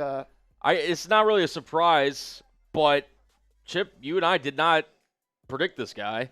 It is Michael Brown. Interesting. Wow, taking Michael Brown ahead of Acuff is certainly an interesting decision here by Brooklyn. Now, Brown dealt with injuries this past year at Louisville, dealt with a back injury pretty much all year. That certainly hampered his play. But Michael Brown, number 6 overall. Another guy that's going to take a lot of threes, over 7.5 attempts a game this year. 20-year-old freshman out of Orlando, 6'3", 190, so fine size for the position. But another guard for the Brooklyn Nets. Very, very interesting. Put up 18 points a night this year for a Louisville team that was really good. And probably could have been better, again, if he didn't deal with the injuries that he dealt with this season. He's got that good positional size at 6'3.5", 190, 6'7.5" wingspan. Pretty decent athlete as well. Was a 5-star recruit coming out. Chose Louisville over Alabama, Indiana, Ole Miss. But again, dealt with those back injuries. Only played 21 games, but was pretty effective when he was in there. The efficiency certainly is something you could look to improve on. Just 41% from the field, 34.5% from 3. But I think that can be improved upon at the NBA level. Good athlete, man. And that's why him dealing with that back injury was disappointing, because he didn't get to quite show off all the skills. Also has a deep bag. And I think that's one of the things, like the Nets, yeah, they're going to their guard and you could clown him for it, but I don't think they have a guard in the roster that you could say has that kind of deep bag and can make shots off the dribble like Brown can. Flashes of active hands to create steals, get in those passing lanes. Does have a skinnier frame, even though he's tall, right, at nearly 6'4", skinnier frame, but has the ability to add more mass and add more size there. A very creative, bouncy, and shifty lead guard who can play on or off the ball with a star-level shooting projection. That's what can really take him to that next level, is that shooting ability, innovative playmaking vision, and a handle that leaves defenders frozen. So, like a lot of good things you could say about him. Certainly needs more experience with the ball in his hands. And defensively, you're going to have a lot of concerns. I mean, he's almost, I don't want to say a negative, but a 0 on the defensive end of the floor right now. That kind of does go to that frame, though. Definitely a boomer bust guy, man. Definitely a boomer bust guy, especially when you consider some of the injury concerns that he's had. But you know what? I don't mind this pick for Brooklyn. I probably would have taken Darius Acuff, but I mean, he has his concerns on the defensive end of the floor as well. And he does. So we'll see, man. Michael Brown going to Brooklyn. I'll put Sacramento on the clock, who's in a really tough spot, man. The Kings, I mean, it feels like it was just yesterday that they had that exciting team make the playoffs and unfortunately lost in 7 to the Warriors, but with De'Aaron Fox and, Monk and Sabonis, like, they were an exciting team. At one point, like, yeah, they did mess up that Halliburton thing pretty bad. But now here they are with and the Kings, old roster. They sprinted that pick in. Their pick is in. Oh, they're taking Acuff, man. They've been linked to Acuff for months and months and months. It's been said time and time again that if Acuff is there, they're not going to pass on him. I would be very shocked if this pick is not Darius Acuff here to the Sacramento Kings, which I think would be great for them. And the pick is in, and Chip, you were correct. Yeah. It is Darius Acuff. There we go. Yeah, they heading to Sacramento. Clearly wasted no time. I love this pick for Sacramento. I mean, they need guys like this, man. Their young core is not great, to say the least, and they certainly were upset falling in the draft. But look, you get a player here in Acuff who has superstar upside, right? A little bit smaller, 6'2", 185, but dude, I mean, look at the numbers. Put up over 23 points a night, along with over 6 assists, shooting 48 from the field and 44 from 3 on 6 attempts a game. He is an effortless scorer, and when you get these kind of guys who have the volume that he has with the efficiency he has, that's rare stuff, man. Was very high percentile in a lot of scoring and metrics, consensus first-team All-American, SEC Player of the Year, of course, the SEC, just phenomenal basketball conference, SEC Rookie of the Year as well. A true knockdown shooter off the catch and off the dribble. Is a bit of a traffic cone on defense, but again, effortless scorer, can create for his teammates as well, but the defensive liability is real, man. And does Sacramento have the infrastructure to help him defensively? Definitely not. So he probably will get picked on a lot defensively, but his offensive abilities can certainly outweigh the defensive side of the ball. A lead guard who can orchestrate and score. Acuff blends traditional point guard feel with modern shot making. His ability to create advantages gives him real offensive engine upside as his efficiency and physical strength continue to develop. Overall, I like this pick for the Sacramento Kings. So we are 7 picks down in the NBA draft. The top 4, as expected, A.J. Debonsa going 1 to Washington. Darren Peterson, number 2 to the Jazz. Cam Boozer, number 3 to the Memphis Grizzlies. Caleb Wilson, number 4 to the Chicago Bulls. Keaton Wagler, number 5 to the Clippers. And a bit of a surprise, number 6, Michael Brown going to the Nets at number 6. And then we got Darius Acuff, number 7 to the Kings. That leaves the Hawks up at number 8. some chatter they could trade this pick. A lot of the guards going off here. So we'll see what Atlanta does. I would guess they go Mara. There's been a lot of chatter. They're very high on a day Mara, the big man out of Michigan. And they could certainly use that size. You know, they have Onyeka Okongwu, but he's kind of, you know, he's a smaller center, can stretch the floor, maybe a little bit more of a 4 or 5 hybrid. Mara, who's just an absolute giant. He's like 7'4", I believe, with shoes on. And a very skilled big as well. I think that's the pick for Atlanta. I was hanging out in the chat. Guitar Guy says, same old Nets. Yeah. We'll see. We'll see how Michael Brown ends up being. Kenneth likes to pick there for the Kings. If you ever watch him, he plays like Maxey. I don't hate that take. I mean, they're both very shifty, dynamic guards. Acuff certainly showed a lot more scoring ability in college than Maxey did. Maxey was not really a great shooter in college, and obviously turned that around at the NBA level. But I don't hate the Acuff kind of comp, or the Maxey comp. Matt Croner, what's going on? Saying what's up. Good to see you. He's got to be a really scrappy guard, but if he can be somebody that at least as an on-ball defender can be disruptive, that can help him in terms of his career development, because obviously you can't teach size, but Acuff, if he can provide that energy, obviously you draft him to be that offensive superstar. But if he at least, you know, can provide effort, maybe be a backside kind of help defender, there's a role for him in this league to be one of the better guards that comes out of this draft. 100%. And that's a great point you make, right? It's like, think about guys like a Steph Curry, a Jalen Brunson, even a Tyrese Maxey, who don't have the frame necessarily to be great defenders, one-on-one defenders.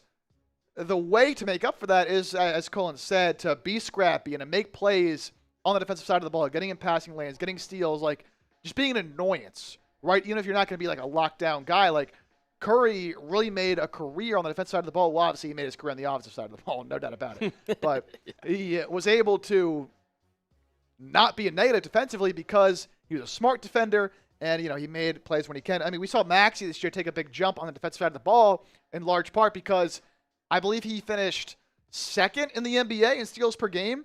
And so it's those kind of things that can kind of help you overcome some of your limitations. Like, he can't do anything about his size, right? But he can do stuff about how he plays defense. So I like that. Got to give a big shout out to my guy, Peter Thurman, in the building, watching from Tijuana. Peter Thurman in the building, man. An absolute legend and an absolute real one on the channel. One of our OGs, been watching for a long, long time. Peter said he was going to tune in. Peter, appreciate you being here, man. I got to give you a beer cheers because every time you're here, we're always graced by your presence. There we go. There we go. All right, we're going to run through as the Atlanta is on the clock here. Just some best available from our guy, Nick Roloff, who does lead our NBA draft coverage here at Chat Sports. Here are just some of the best available. LeBraylon Philon, the junior guard, or LeBraylon Philon Jr., the guard out of Alabama. Rolly's really high on, could slip to the 20s, but he is available at this current moment. Yaxel Lindenberg, the do-it-all versatile forward out of Michigan. Ade Mara, the big man who's 7'3", can cause a lot of problems on both the offensive and defense side of the ball. Morris Johnson, the defensive anchor, could maybe play some small ball 5 at the next level. Really talented big who's got a nice touch shooting from 3 on not a lot of shots per game. Then you got Kingston Fleming's the guard out of Houston. Braden Burry's the guard out of Arizona. A lot of people like potentially in this range. Could he potentially be the selection for Atlanta? We also have Cameron Carr and Dalen Swain as a couple of other options here. I want you guys to get down below, as, again, we are a little bit a ways from the 76ers making their selection. Who do you guys think is going to be the next player drafted here in the NBA draft? What direction does Atlanta go? I'm going to guess they go with Ade Mara. I think that they've been kind of tied to that big man position. And we'll see what they do. The pick is in for the Hawks, so I'll go Mara. Guitar Guy likes Philon. Atlanta needs a big. Yeah, I agree. Atlanta doesn't need a big. That's why I like Mara here for them. JJ in the building. JJ's a Knicks fan, but a very respectful Knicks fan. JJ was in the building in the stream for a lot of our series against the Knicks, and a lot of Knicks fans can be pretty annoying, I'm not going to lie, but JJ was always great, always very cordial. So JJ, appreciate you. And ooh, the pick is in. Oh, the pick is in. And we've got Kingston Flemings. Okay. Going to Atlanta. I mean, look, the pick itself, right, going number 8 is not a big shock for Flemings. He was always going to go around this range. But going number 8 here is interesting. And, going to Atlanta in particular, is interesting here. So Kingston Fleming is the guard out of Houston going to the Atlanta Hawks. There was some chatter that they were looking at some of the guards as well. And so they go with the freshman out of San Antonio who had a really good year for Houston, putting up 16 points a night.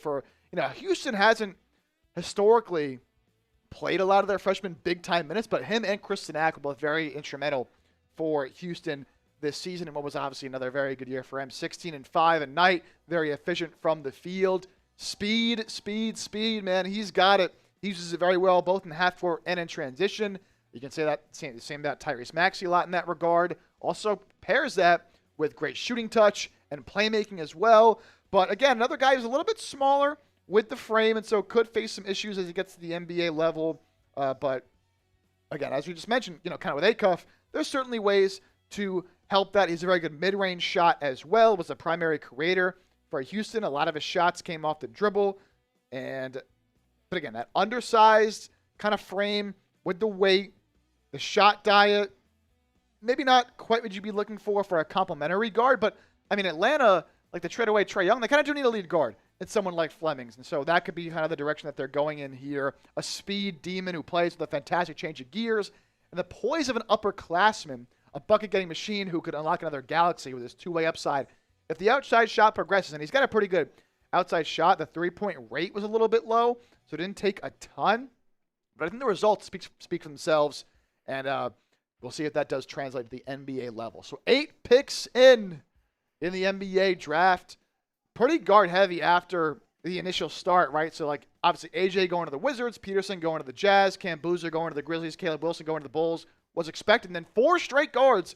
Look at all those top 4 guards going off the board here with Keaton Wagler to the Clippers, Mykel Brown to the Nets, Darius Acuff to the Kings, and then Kingston Flemings going to the Atlanta Hawks. Now he's the Dallas Mavericks on the clock. Obviously, they took Cooper Flagg last year, number 1 overall. They'll have Kyrie Irving coming back from that ACL injury. They still have a lot of talent on that team, and so when they're fully healthy, we'll see what they add on here. I think for them, I'd be surprised if they go more. Braden Burries is someone that our guy Jeffrey Cooper's team, who runs our Mavs channel here, has been very, very high on. And Burries, the guard out of Arizona, has been connected to Dallas a lot. And so I'm going to guess they go Burries, but we will see. They've also been connected to Nate Amen. And well, let me tell you, I was talking to Coop earlier about Nate Amen, and if they do draft him, I will have to watch Coop's reaction because he will be pissed. And I don't like Amen either. It's been linked to a couple teams in this range. The Thunder apparently have been rumored to be interested in the forward out of Tennessee. Really raw prospect, just never quite lived up to what he was expected to be coming out of high school. Does have a potential high ceiling, but his floor also could be shocking. Yeah, man, he is a very, what's the word I'm looking for? Like high floor, low ceiling. I guess risky pick is the best way I can put it. Boomer bust, yeah, that's what I was thinking of. Nearly 6'10", 210 pounds with the offensive skills he has, being able to put the ball on the floor and shoot the ball. Theoretically, he does have a lot of upside, but just did not really show it at Tennessee. Struggled against a lot of the very, top-end teams. When pressure was put on him, he did tend to struggle. But again, he's 19 years old, was 4th in the recruiting class this year. And again, that's why it was kind of a disappointing year for him. Still ended up being second team All-SEC and All-SEC freshman team. We'll see if he ends up being the pick here for the Dallas Mavericks. So there was some chatter of them maybe trading back with the Oklahoma City Thunder. Yes. It doesn't seem like that's going to happen. Although, unless they're maybe negotiating some last-minute deal. Thunder obviously probably would negotiate it. Mavs as well, depending on the board, the way it fell. Also, the Mavericks did hire a new basketball coach in Dusty May. Do they potentially go the Michigan route? There are still 3 prominent former Michigan Wolverines on the board that the Mavericks could look to pair with Cooper Flagg and the rest of the Mavericks team. For sure. Wouldn't be surprised. They can go any of the 3, really. I'd be a little bit surprised if they go Mara. Considering they still have Gafford on the roster and Derek Lively, who, Lively's been just unable to stay on the floor with injuries. I wouldn't be surprised if it's Mo Johnson or if it's Yaxel. Yeah. I don't know if they go Mo Johnson. I feel like you want a little bit more spacing around Cooper Flagg. So maybe they go Yaxel, can shoot the ball a little bit more. Maybe they should go Burries, right? Who I think kind of slides in there nicely after 2. I mean, Klay Thompson is a free agent, right? I believe. And so I'd be surprised if they bring him back. But, if you go like Kyrie, Burries, Flag, they still have PJ, Gafford in the roster. So it's like A lot of different they could be good next year, man. Yeah, a lot of different. And then that's kind of the thing for a lot of these teams now as we get into the teens and the late lottery and then beyond. Like, a lot of different directions these teams can go in. And certainly, OKC, they have, 2 picks in the first round? And they don't have, a lot of spots available on that roster. So that's why they've kind of been talked about as a team that could be trading up and kind of consolidate those picks.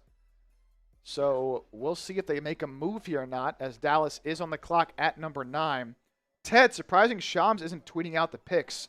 He probably, well, you know why? Probably because, he's with ESPN now. They probably don't want him spoiling everything. The pick is in for Dallas. Pick is in, so no trade. No trade. Who will the Dallas Mavericks select here? Let's see.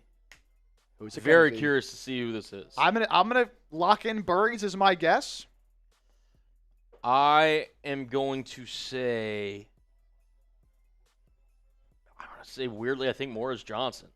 I don't know. I feel like he's a great player, man. He's a great player. I think a defensive anchor, you pair him next to Cooper Flag, that could be your kind of big, small lineup or whatever that could really give you some flexibility down the line. Yeah, for sure. Because you could run like Mo Johnson, small ball 5, Flag can obviously play the 4. So. Yes.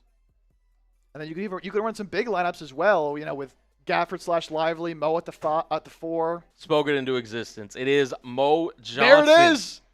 There it is. They go with the Michigan guy. It's called Mitch, and they hired Dusty May, former Michigan head coach, won the national championship this year. They go Mo Johnson. So all the Sixers fans that wanted Mo Johnson, I told you he was going early, doesn't even make it out of the top 10.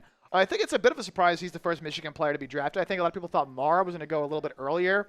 There always hear some chatter of him going 6 to the Nets. But Mo Johnson, man, I love this guy. Talk about a guy who is a prototypical modern-day power forward in the NBA. 13.7 rebounds this year, over a block a game. Defensively is where the conversation starts with him. He does everything you want to see out of a 4-man on the defensive end of the floor. He can really guard all positions, very versatile, can play small ball 4, can play the 5. The shooting is going to be a bit of a question, but he's strong, he's efficient, he grabs rebounds, he plays with 120% effort at all times. And so I love what he can bring. A powerful player. You can see that broad frame he has, but also moves very well, and that's why the defensive versatility is so big for him, because he has the strength to guard big men and the quickness to guard smaller players. Also super athletic, and you pair that with a motor. Man, everything I'm saying would have been perfect for Philadelphia. The offensive ceiling, is it a bit of a question mark depending on if the shooting can come along for him?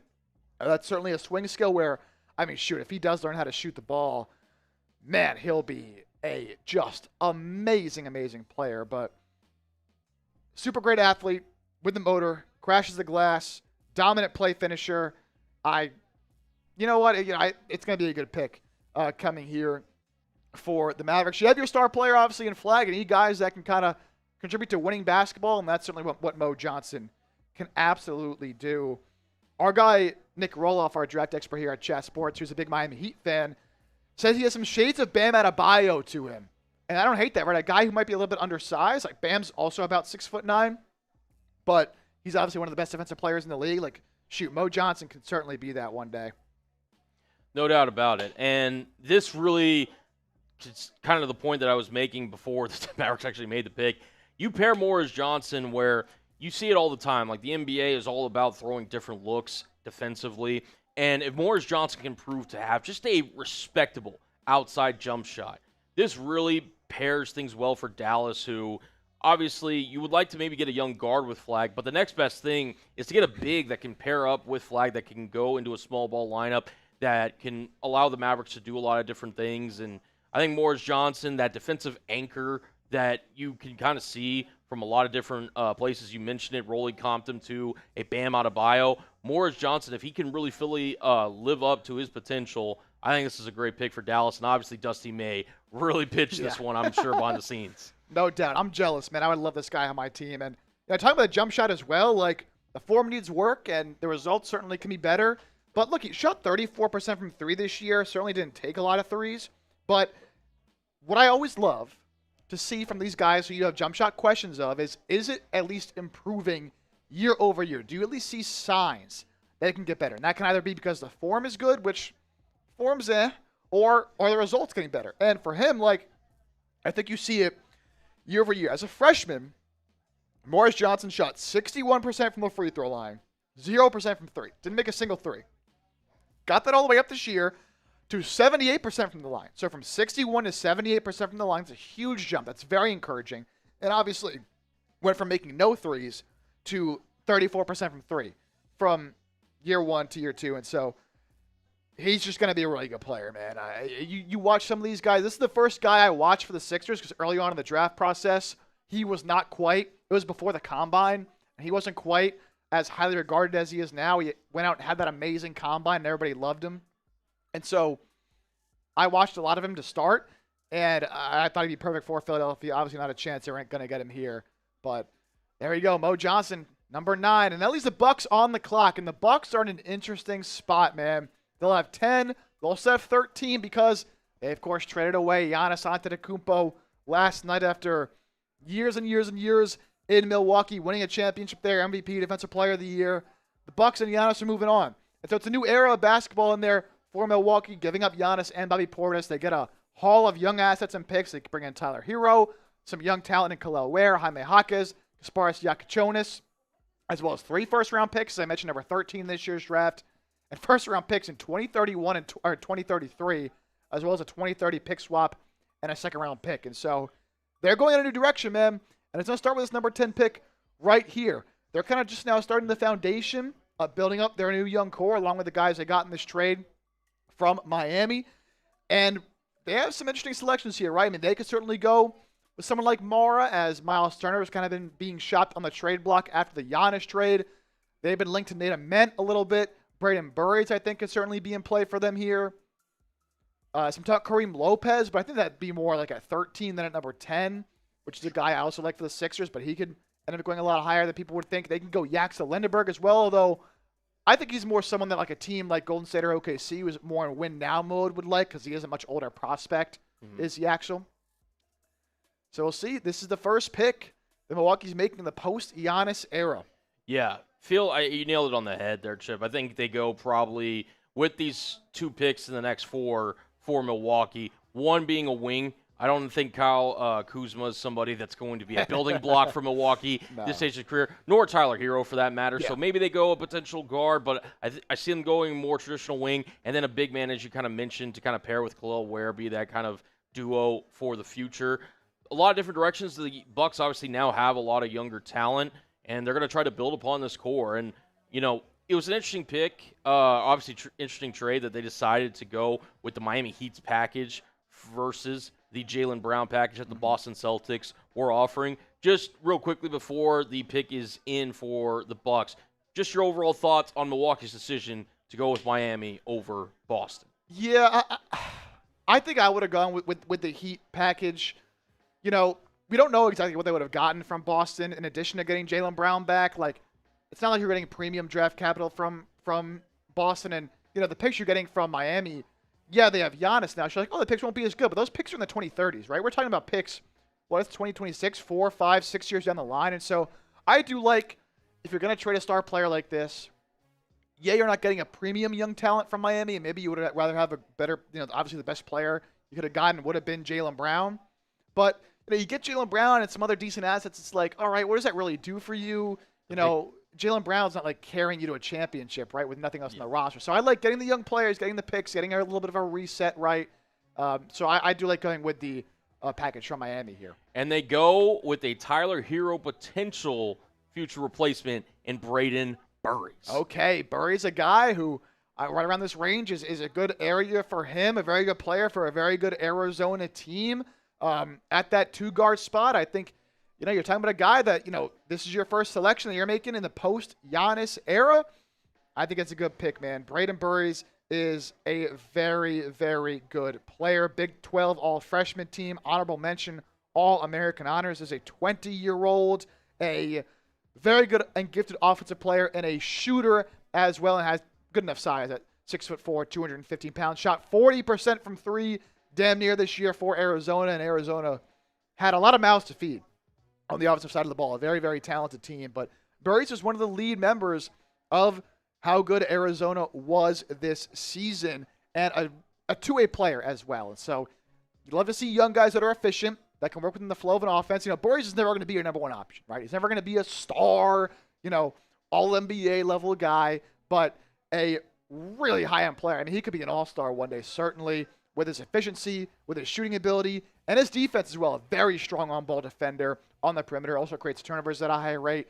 Might not be an elite athlete, but there's so many guys that are top-level players in the NBA that are not elite athletes. And so he might not be the most athletic, might not be the longest guard, but kind of a combo guard. Typical guard every team wants, right? Tough, physical, capable of scoring at all three levels, mature physical stature, who rises to the moment. Had a lot of clutch moments for Arizona as well. And so I think a very safe pick, a guy who I don't really see not being at least good in the NBA, but also, has some upside to be even better than that. So we are 10 picks in now in the NBA draft. If you're just joining us, here's a recap as we have 150 people watching live. As a reminder, as you hop on in here, be sure to hit that thumbs up icon, like the stream, and hit that sub button as well.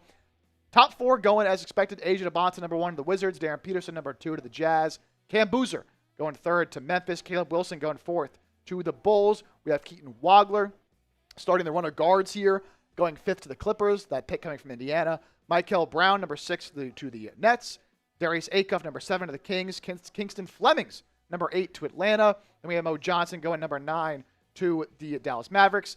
And then Braden Burris going number 10 to the Bucks, as we just broke down their first pick in the post-Giannis era. That brings the Golden State Warriors on here at number 11. They're in an interesting spot, right? Obviously, Jimmy Butler gets the injury, misses the last half of the year. They still have Steph Curry. They still have Draymond Green. They're still trying to go for it, right? You still want to maximize the Steph Curry era, and you want to make the most of it while you still can, while you're still playing at a high level and still playing and on the team, right? And so what kind of direction do they go in, right? Guys like LeBaron Philon, I think probably not. I mean, you talk about a prospect in Yaxel who's older, but so talented. A team like Golden State makes a lot of sense. If he's not picked by Golden State, I bet OKC takes him. Mara could make sense as well. I mean, they've always kind of been searching, it feels like, for that big man to pair up with Steph, and so they could go in that direction. Cam Carr is another good player for Baylor as well, with some two-way potential. Dalen Swain, someone I was hoping would kind of be able to drop to the Philadelphia 76ers. Kareem Lopez, another guy. Hans Steinbach, Bennett Sturts, some of the top players available. I'm going to guess they end up going with Yaxel, but they've been linked to Kareem Lopez as well, so we will have to see. Kenneth Adams, they go in the direction of trading us 11 and getting Paul George. I did talk about a interesting move that, I don't know how realistic it ever was, but there was some chatter of Golden State trading 11 and Jimmy Butler to the Sixers for Paul George in 22. The thought process behind that for the Warriors. And so you get Paul George, who, say what you will about him, but still a good defender, can still knock down threes, would obviously give you immediate impact that Jimmy Butler won't because he's not on the floor. And you trade down, still have a pick in this year's draft. Philadelphia gets off the Paul George contract, moves up, and can take a good player here. So, I don't think it's going to happen, but it's certainly a possibility, although I think Golden State with Yaxel here or Mara kind of have to pull the trigger at this point. But you guys let me know, who do you think they will take? Oh, Kenneth saw that video. Hell yeah, brother. Matt Croner, anyone worth trading up for? I mean, Yaxel, right? But I think you're still a little bit too far away where a team would be super willing to trade down all the way to 22. I think we should start getting in the 15 to 18 range if Yaxel's still there. I would be willing to trade up for him. Maybe Mara as well if he slides. I'd be willing to trade up for. Does OKC consider taking Mara? I know you obviously have Chet, but you need Isaiah Hartenstein replacement at the center spot. You did draft Thomas Sorber after last year, so you kind of have that along with Jay Will as well. I wouldn't love it, but then again, if they just want somebody that has that size as a potential option, could be the play. Personally, feels like Yaxel is going to go to the Warriors here at 11. If he's there at 12, I'm running the card in if I'm OKC. Yeah. They've also been linked to Nate Ament. That could be a potential option, but it could very well be a back-to-back Michigan duo here at 11 and 12. Yeah, I certainly wouldn't be surprised Certainly wouldn't be surprised. Yeah, if you're the Warriors, you're obviously trying to maximize what's left of Steph Curry in his prime, Jimmy Butler whenever he gets back from injury, Draymond at this point. What is he in his stage of his career? Not much left, yeah. Honestly, Mo Johnson would have been a really good pick for them because he could have been like a Draymond potential kind of successor there, but for sure. We'll see. As they are on the clock, it feels like the later we're getting into the draft, the longer the clock seemed to take on getting up or whatever. So yeah, they haven't been showing the clock for these teams on ESPN. They're just like not even showing it at this point. So I don't really know what's going on. Did you see this quote from Caleb Wilson? No, what'd he say? I want to be the greatest of all time. Y'all got one of the GOATs in y'all's history, so it's time for another one. Oh, that's look. I like the confidence. You obviously want to come into the league with a lot of confidence, and what player's goal is not to be the best player of all time. But to say that, pretty with the Bulls, obviously Michael Jordan there, it's if he's not good, that's going to be memed quite a bit. It's probably going to be memed quite a bit regardless. Yeah. Does Nate Amin potentially go to the Warriors? Does Yaxel Lindenberg, Ade Mara? A lot of different potential options here for the Warriors. I don't like Mara's suit. I don't know. I don't like the look. Yaxel, though. That feels like he's about to be like an accountant somewhere. Like he's got that like brown kind of suit. Yeah, that's what it is. The pick is in for Golden State. Who is it going to be? I'm going to guess Yaxel. I think it's going to be Yaxel. If I had to guess. They are showing him on the screen right now. We'll see. Doesn't look like he got a call, though. He's kind of looking over. Is he looking over at Mara? Tough to tell. We'll see. It isn't in our software yet. But the pick is in for Golden State at number 11. Keeping this one under wraps. Will it be Kareem Lopez they've been linked to a little bit? Smitty would not like that, I'll tell you that. We shall see. They keep showing Yaxel. Yeah, and it is confirmed. Yeah, okay, there we go. That makes a lot of sense. Yaxel Lindenberg here, the forward out of Michigan, an older prospect who can come in and make an impact right away.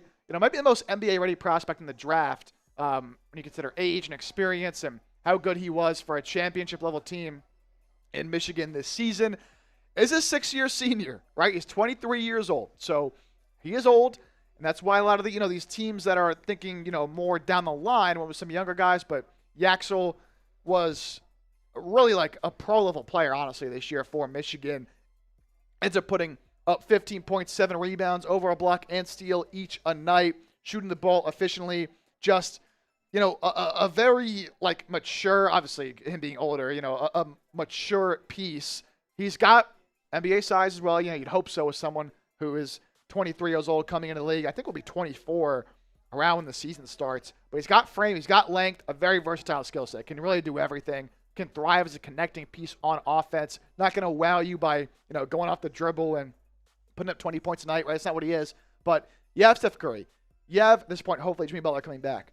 Yaxel, I think, fits in perfectly there. The modern power forward with his defensive versatility, scoring versatility, ball skills, and size. Type of plug-and-play talent who can immediately improve a team's depth and still have upside for improvement despite his age. So Yaxel Lindenberg going here. Another guy I would have loved for the Sixers going off here to Golden State. Kind of built like Paolo Banchero a little bit and really overhauled his offensive game where, early on in his career, he was at JUCO a little bit with Arizona Western, transferred to UAB for a couple of years, was kind of playing more as an undersized big, but really developed that handle, that perimeter skill set to be more of a true NBA wing. Developed that ability to put the ball on the floor. Great for himself. The shot smooth. Looks good. Just, the athletic profile is decent. Not great. And, again, he's older, but, he's an older guy that's developed every year of his career. And so it's not like he's been the same guy for a couple of years now and there's really no hope of it becoming any better. He can still get better for sure. And so I like him. Our draft expert, Nick Roloff, compares him to a bigger Mikal Bridges. I mean, that is a hell of a player. Hell of a player. I don't necessarily see the pull-up mid-range game that Mikal Bridges sometimes brings, yeah, but he nonetheless, there. Yaxel Lindenberg, very versatile wing, can do a lot of things for you. Obviously, can hit the outside shot. I think he's truly a 3-level scorer. Oh, for sure. somebody that, if you're the Warriors, you're trying to maximize things, you want to win now, ready player. I think Yaxel, coming obviously from the national champion Michigan Wolverines, you're in a good spot there if you're Golden State selecting Yaxel. No doubt about it. So OKC would have certainly loved to have Yaxel on the roster, and so we'll see what direction the Thunder do go in. Our resident Thunder fan here. Who would you take right now? The way the board has fallen, I mean, it's not fallen the Thunder's way. I think Mo Johnson and Lindborg probably were at the top of their board. Do they go Nate Mint? Do they go Ade Mara? Like, these are names that they've been linked to, at least reportedly. Is there a wild card? Yeah, I mean, I can't see them going Phylon. I don't really see Phylon in the potential. I don't know if I see Steinbach. Yeah. Cam Carr. This feels early for Dalen Swain, who they've also been linked to. That feels like more a pick at 17. Yeah, for sure. We'll see. And Presti you trust, because it seems like he doesn't have a lot of misses when it comes to the NBA draft. Yeah, it seems like he can do no wrong, really. We'll see. I'll rock with, I think they're probably going to go wing, so I'll say Nate Mint. Okay. But I mean, if needs a lot of development.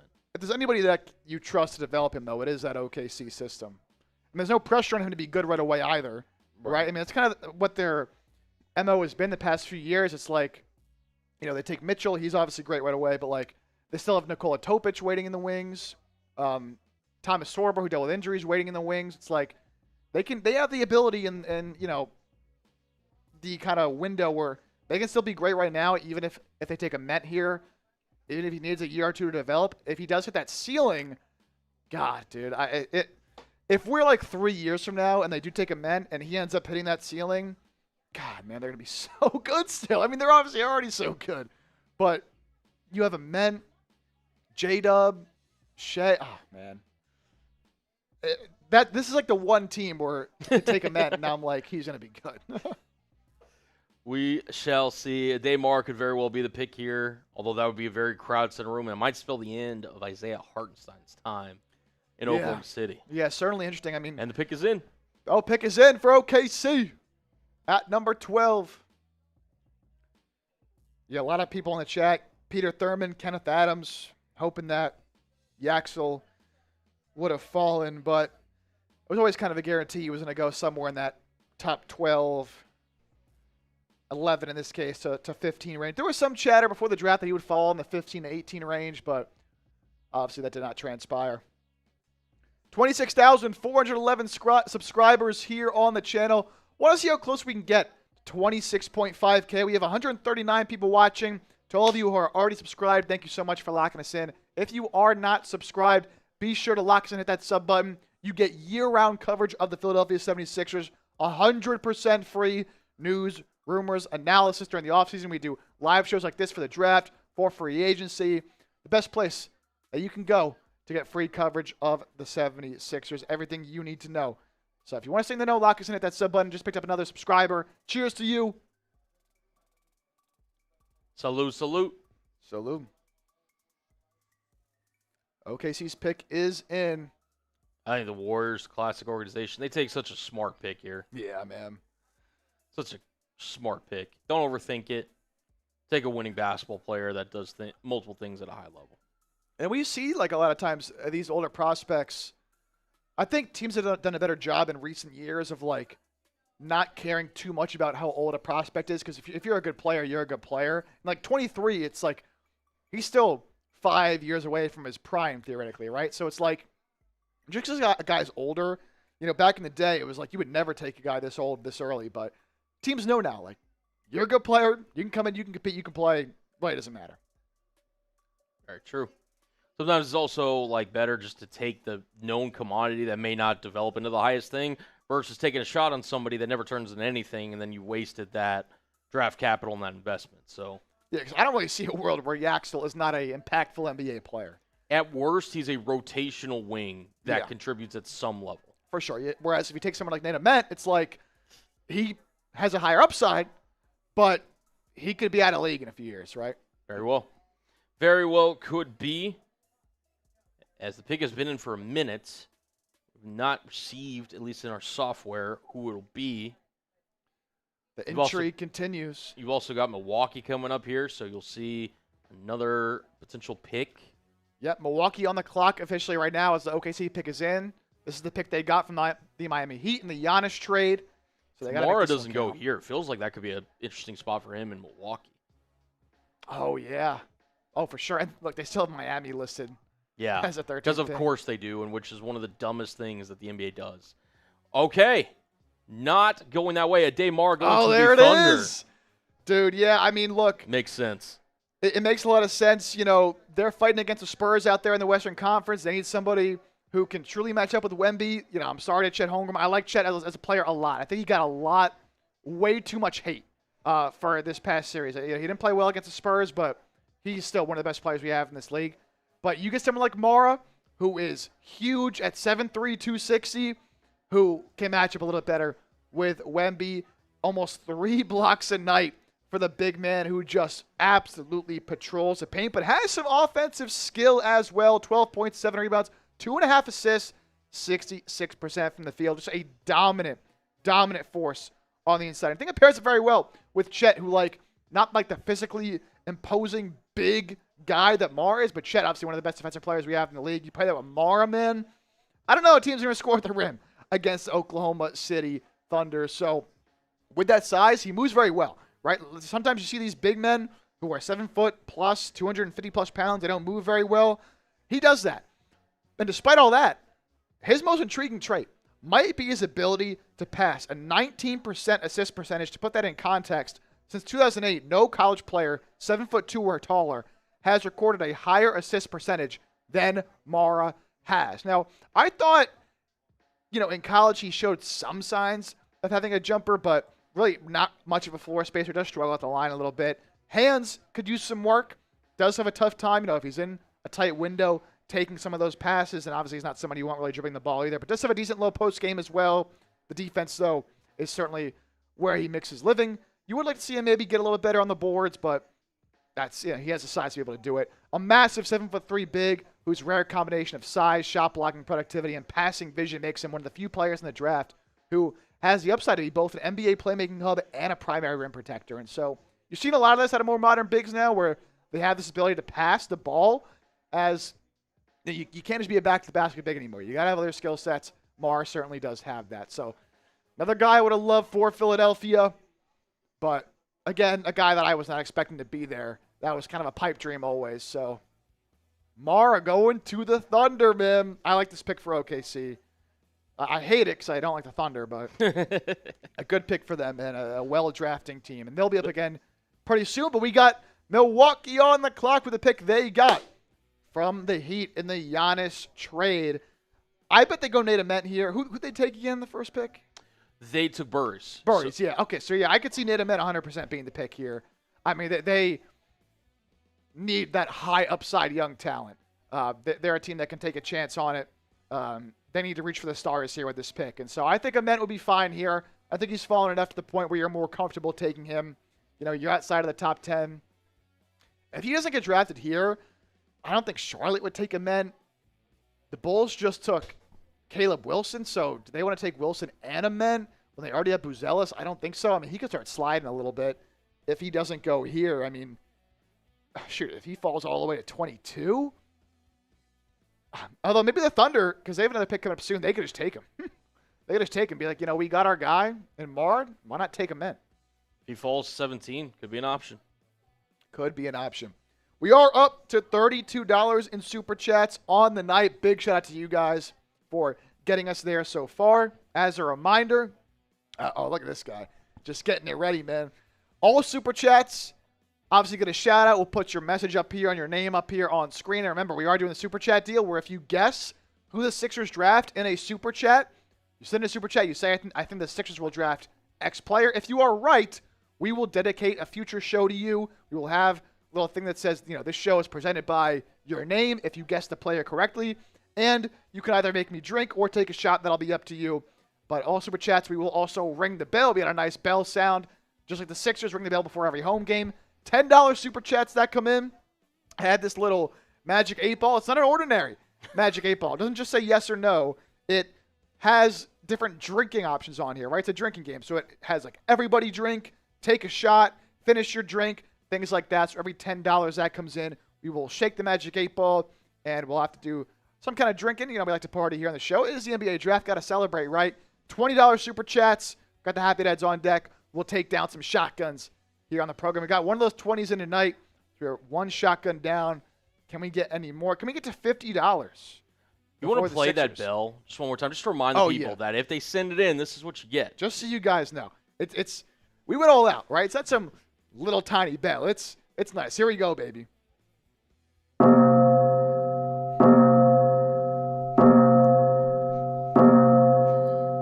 Come on now. And we'll dedicate it to you, of course, if you are the one to send in a super chat. Oh, there we go. Oh, let's go. Oh, man, I got another shotgun coming up. Big shout out to my mom getting the $20 super chat in here, getting us up over $50 on the night. Do the shotgun and ring that bell. Let's ring the bell again for my mom. Let's go. Let's go. Let's go.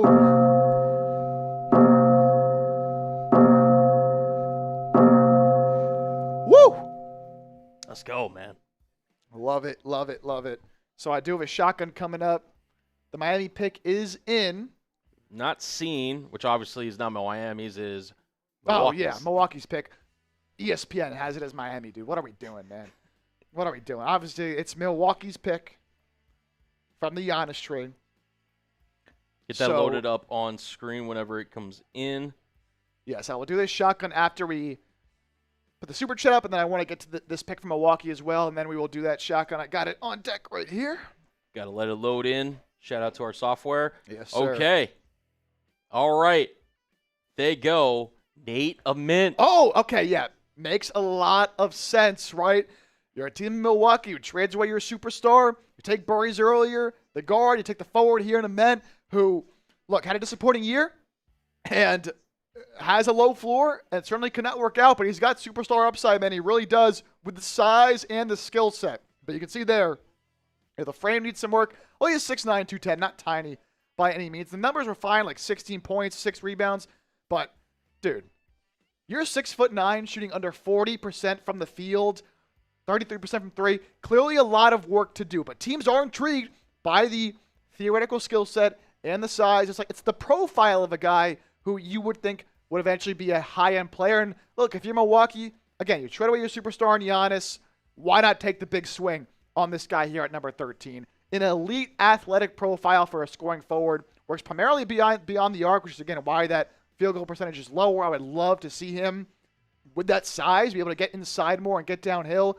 Shows flashes of control as a ball handler and a playmaker, and that's where that superstar upside does come into play. A wonderful complementary player due to his array of skills and combination of length and size. In a reduced role, could thrive as a secondary playmaker and play finisher, but again, I think he has the upside to be even more than that if everything does work. But again, you're kind of asking for a lot with a player like this. But Nate Amint, number 13 to Milwaukee, leaves the Hornets on the clock at number 14. It's funny, looking at the notes from our draft expert, Nick Roloff, there's 2 notes for good. He can get to the free throw line, and he's capable of putting the ball on the deck. And then there's a lot of bad, right? Doesn't handle physicality well. You saw that, and you can see that in the picture there with the slight frame. Not a good shot diet and not efficient. A stiff athlete, although he is a explosive athlete. Not a plus rebounder, doesn't use his size well there. And Tennessee was actually better with him off the floor. Some of those numbers, are kind of wishy-washy, the on-off numbers. But there's that $20 super chat from my mom. You can see my dog there in the profile picture. My guy, Ozzy, rocking the Eagles shirt. A little bit tough to see, but shout out to my mom, $20 super chat. Do the shotgun, ring that bell. We rang the bell. We'll do the shotgun here in a minute. But first, got to tell you guys once again about our sponsor making everything free and easy for everybody to tune in on today's show, and that is Prize Picks, America's #1 sports picks app. No better way to cash in on your favorite sports than with Prize Picks, whether it's baseball, when football season comes back around, basketball season comes back around, World Cup right now, when the hockey season comes back around. Prize Picks makes it super fun to get invested into these games, and you can win some big-time money picking more or less on 2 to 6 player stat projections. You can choose flex play or power play, giving you some flexibility on how you want to put together your lineups. And with their new social feeds feature, you can kind of collab with your friends and your favorite creators as well. Maybe I'm your favorite creator. I don't know. You can follow me in the app at JChip, copy my lineups and copy your friends' lineups super easily with just one click. And again, Prize Picks has so many different ways you can play, right? I mentioned, flex play, power play, all these different sports. They have like esports and stuff like that. But they even have picks for events like the NBA draft, where you can say, you know what? I think Koa Pete, for example, who we talked about a lot for the Sixers, will be drafted by a certain team. And so you can decide what team you think is going to draft a player like Koa Pete, where Charlotte was a favorite earlier, along with Phoenix, Philadelphia in there at number 3. So many different ways you can play Prize Picks, and you can win yourself some money. Shout out to them for sponsoring today's show. And right now, if you haven't already, if you're a new user, download the Prize Picks app today using that link in the chat right now, and use code HMA when you sign up and play your first $5 lineup to receive $50 in lineups. Again, it's code HMA when you play your first $5 lineup to get an extra $50 in lineups with Prize Picks. That link, download the app, is hanging out in the chat in the description of today's show. All right, shotgun time as Milwaukee made that pick of Nate Ament. The Hornets now on the clock at number 14, followed by the Bulls making their second pick of the night at number 15. I got a shotgun to do, man. Oh, I already had one. Let's go. Already ready, locked and loaded. Look at that. Locked and loaded. We got the Happy Dad Fruit Punch flavor. And I don't want to hear anybody saying, "Oh, you're drinking Happy Dads. What is this?" These are 5%, all right? So they're not like drinking water, all right? Yeah.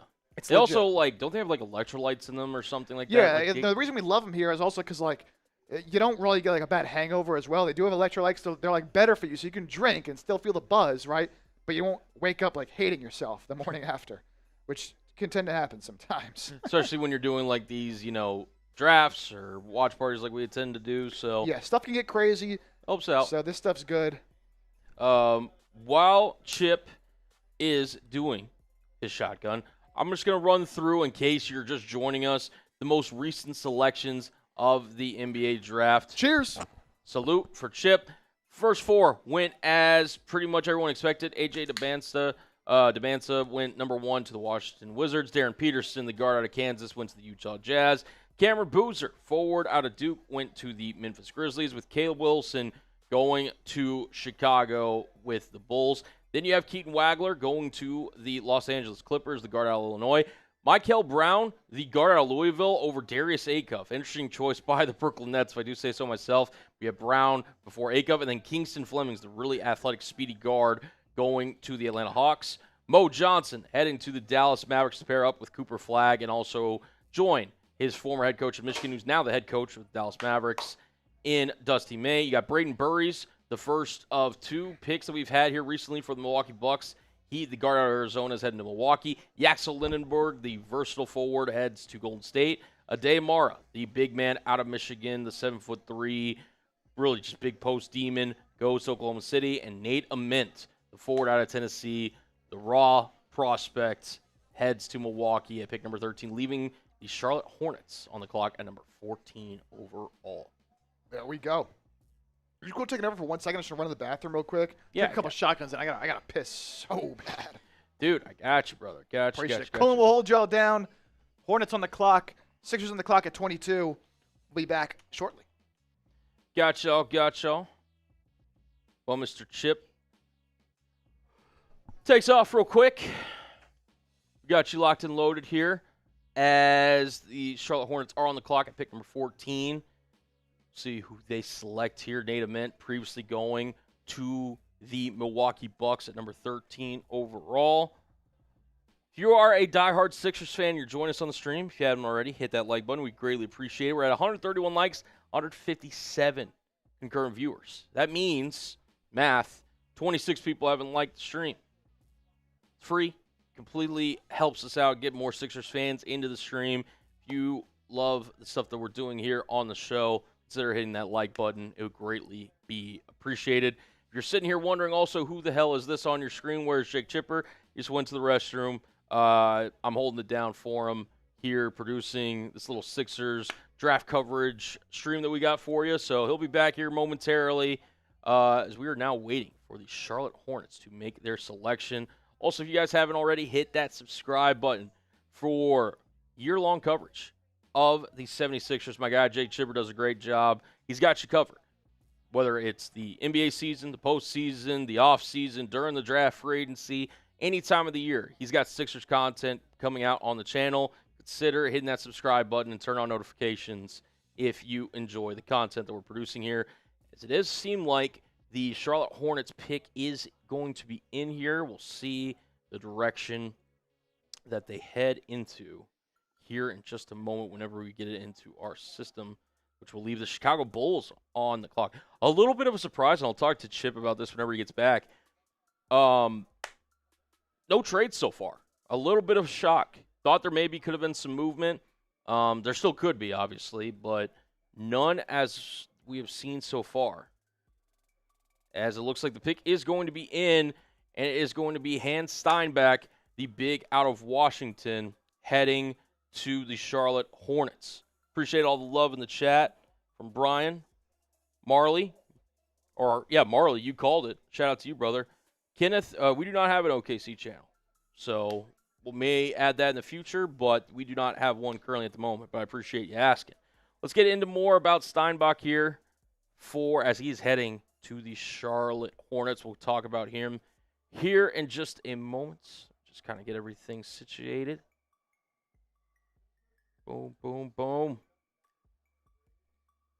All right, getting into it here. The man from Wurzburg, Germany, age 20, is a freshman this past season for the Washington Huskies. 6'10", almost 6'10 and a half, 248 pounds. Really was a productive big for Washington this past season. Averaged 18.5 points per game, 11, almost 12 rebounds per game, and 2 stocks per game, a little bit over. Shot 57% from field, 34% from three, which is something that you could hope to build on.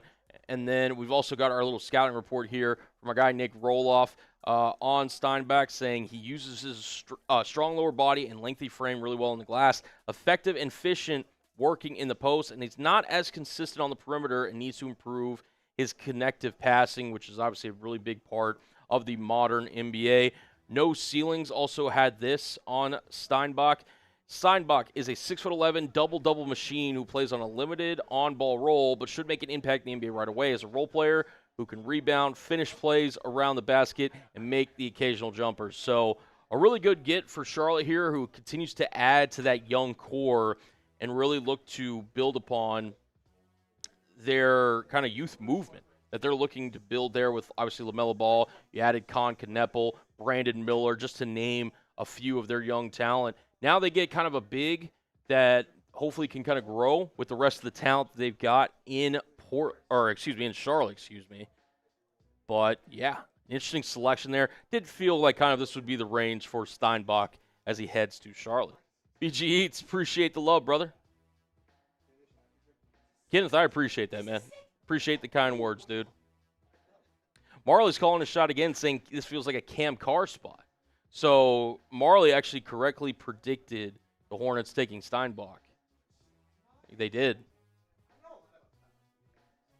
I feel like he's a really talented player. Obviously, he's kind of limited in terms of we'll see how his jump shot kind of translates to the NBA. Great rebounder. Yeah. I think the best rebounder in college basketball this year. Yeah. Here we go. Also, he was kind of tied to the Mavs a little bit because his father actually played with Dirk. And I remember Coop talking about this before the draft. His dad played with Dirk. But he's an interesting player, man. Like, very good rebounder. The shot, obviously, I feel like every player, it's like, does a shot come around? I don't know. Which is weird because, like, you think a lot of these guys, now a lot of the shot questions is for like these kind of forward guys where that is a concern. But you'd think like the modern NBA, a lot of these guys would be able to shoot a little bit better. But let's see what else we have on Steinbach here, because I'm kind of learning him as well. I didn't look at him too much because I knew he was going to be picked before the Sixers were up, even though the rebounding would certainly be interesting. Led the NCAA in rebounding as a freshman. They play professionally in Germany, which is a plus. Elite rebounder, right? Really good as a roll man. Does have the shooting indicators there, but only 34% from three, but 76% from the line isn't bad. Post footwork needs some work, although that's not a big deal. I'll be honest. Like I doubt that's much his game in the NBA level, anyways. Not going to really create for himself. Most of his shots were assisted. Does lack some explosiveness and athleticism, but again, like there's so many players in the NBA that excel without being a great athlete. So I think athleticism is a little bit overrated, unless you're like super unathletic. which is why I have problems with Alan Graves.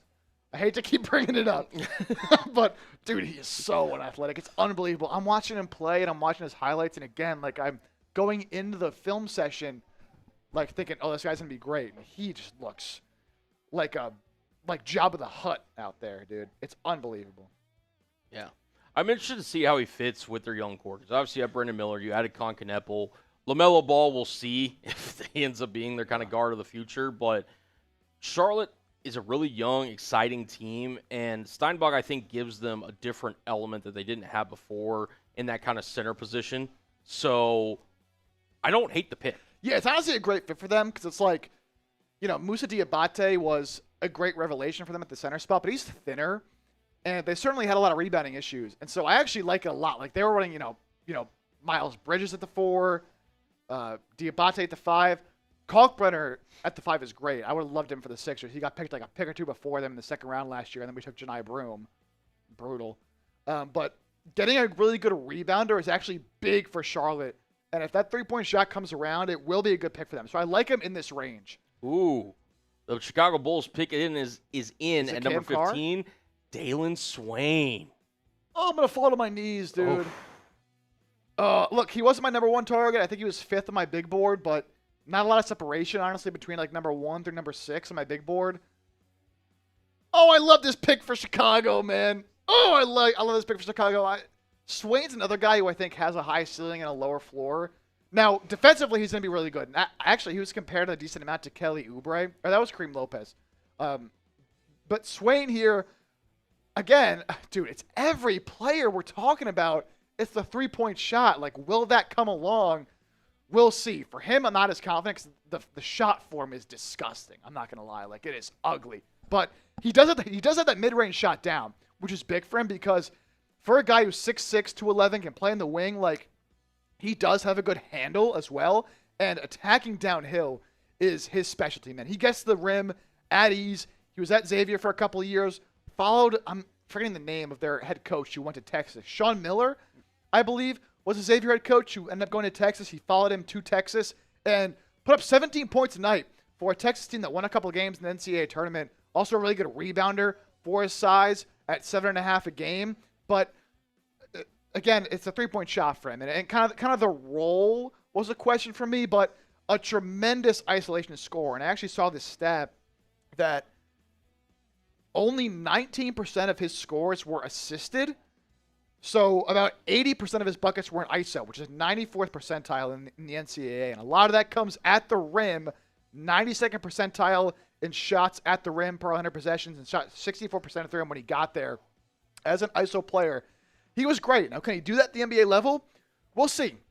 Also did show some flashes with the ball in his hands as a playmaker and a really good defender. Has an archetype for all teams that they salivate for. A jumbo wing that can dribble, drive, pass, and switch on defense, whose shooting has rapidly improved. Now, I'll give him credit there. And again, I mentioned this earlier, that when you have a player who you can tell their three-point shots improving year over year, it's a great sign. Because Xavier was not good. At Texas, it got a lot better. Shot 34.5% from 3 and 81% from the line. So there are encouraging signs there. So if the shooting does get better, that's great.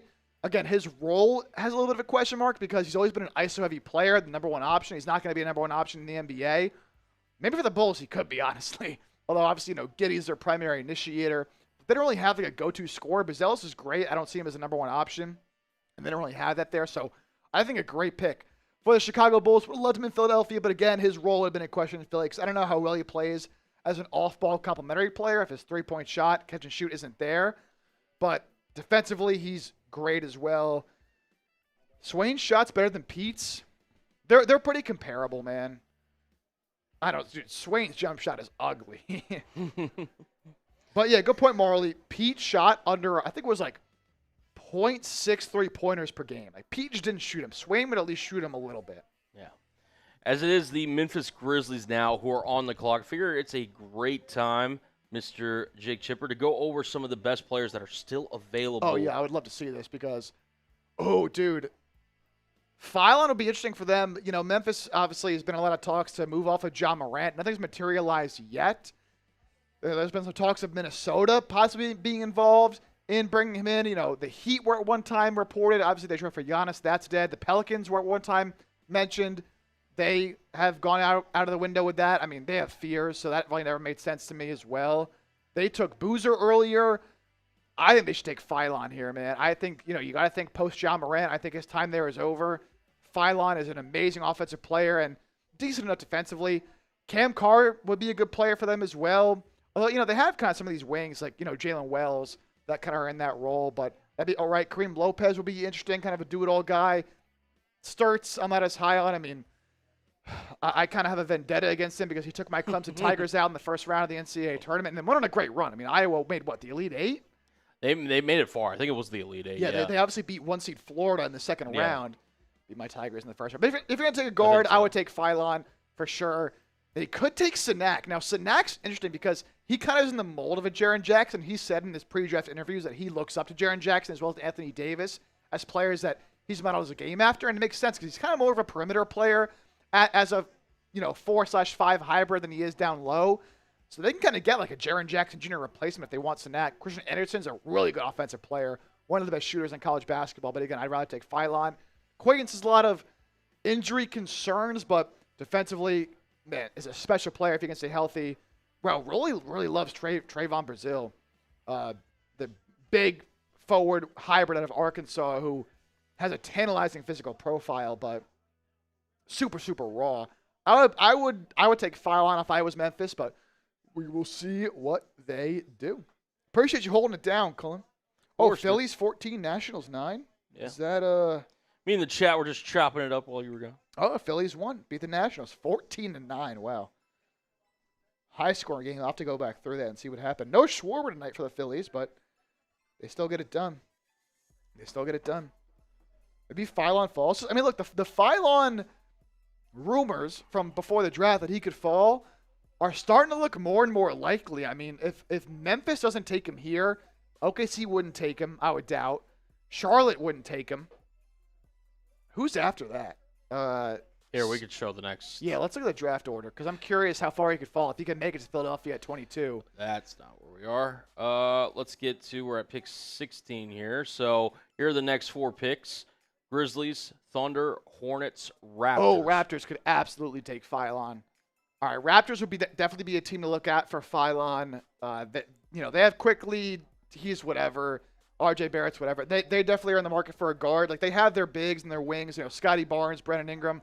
Colin Murray Boyles is an absolute dog. I love him. So, Phylon could definitely go there. Then we have the Spurs, who, I mean, they have just so many guards. Like, they have obviously their guards featuring Castle and Harper. Fox ruined my playoff viewing experience as a Knicks hater, unfortunately. Detroit could absolutely take him as well. So there's a few teams that would absolutely be in the market for Phylon before Philadelphia will be up at 22. So I would guess he's off the board before then. I would have a very hard time seeing Detroit pass on him if he's there because they need shooting desperately. He's one of the best shooters in the world. So, but we shall see if he falls. Y'all let us know because the Sixers now, they're kind of creeping up here. They are. All of a sudden, we're only, 6 picks away? As we're up at 22, number 16 on the clock is Memphis. Their clock's winding down. Just a minute to go for them. Let us know down below in the chat. Name a player you want the 76ers to draft, as we are within, 8-ish picks or so of the 76ers making a selection. It'll be very interesting. We'll see who Memphis takes here. Yeah, I mean, I'm still all over Zubi Ejiofor for Philadelphia at that 4 spot. But again, if Phylon's there, he's just such a good player, you really can't pass on him. I don't want to hear the whole Sixers don't need a guard thing. We saw how desperately Philadelphia needed more on-ball creation in the playoffs because you can't count on Maxey and VJ to do absolutely everything for you. Like, Maxey's great. VJ's still coming along as a primary ball handler, but with Quentin Grimes probably out the door, you have no backup guards in this roster. None, right? Like, Kyle Lowry's going to retire.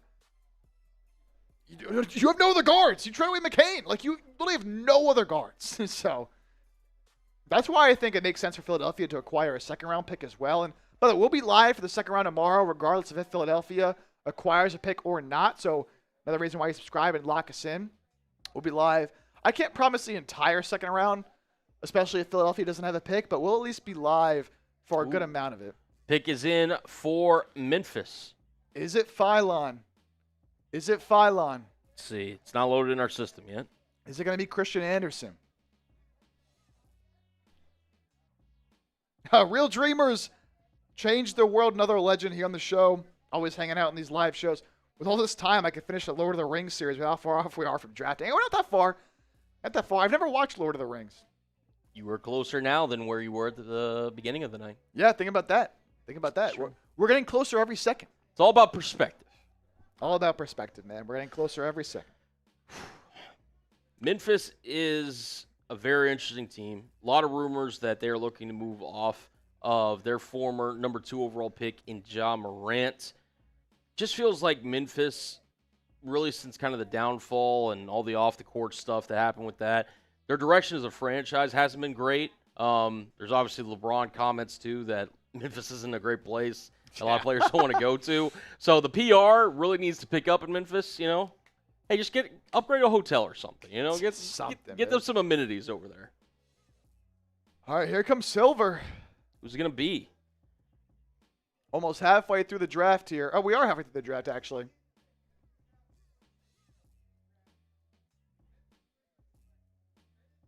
Wow. Whoa. Oh. The Grizzlies take Bennett Sturts. Interesting. The Iowa guards, the fall of Phylon continues. Bennett Sturts. They're definitely trading Ja Morant. I mean, yes. Not even a question. You can't play Sturts and Morant on the floor at the same time, so. Get that loaded up here for you guys here in just a moment. No doubt that Bennett Sturts here is a Ja Morant replacement, the Iowa point guard who began his career at the D2 level. Northwest Missouri, was a 2024-25 MVC player and newcomer of the year at Drake. Transfers to Iowa and set a D1 record last year in minutes played with nearly 1,400. And in that first round, round of 64 game against Clemson, played every single minute. So you don't got to question the heart of this guy and how bad he wants it. Oh, Memphis is trading Sturts to the Thunder for 2 second-round picks. Oh, hold on. He's not going to Memphis. Forget everything I said about Ja Morant. He's going to the Thunder. Wow.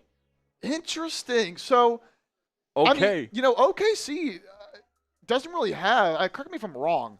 They have so what does this mean for Topic, man? He is coming off, obviously, unfortunately, he had cancer that he went and dealt and battled with. He's been working his way back to really getting into that peak form, but that now there brings questions to that on the roster. But Bennett Sturts. Interesting. Heading to Oklahoma City. So, this is a redshirt senior. I talked about his path to Iowa, rising up from D2 to Drake to then Iowa. 22 years old.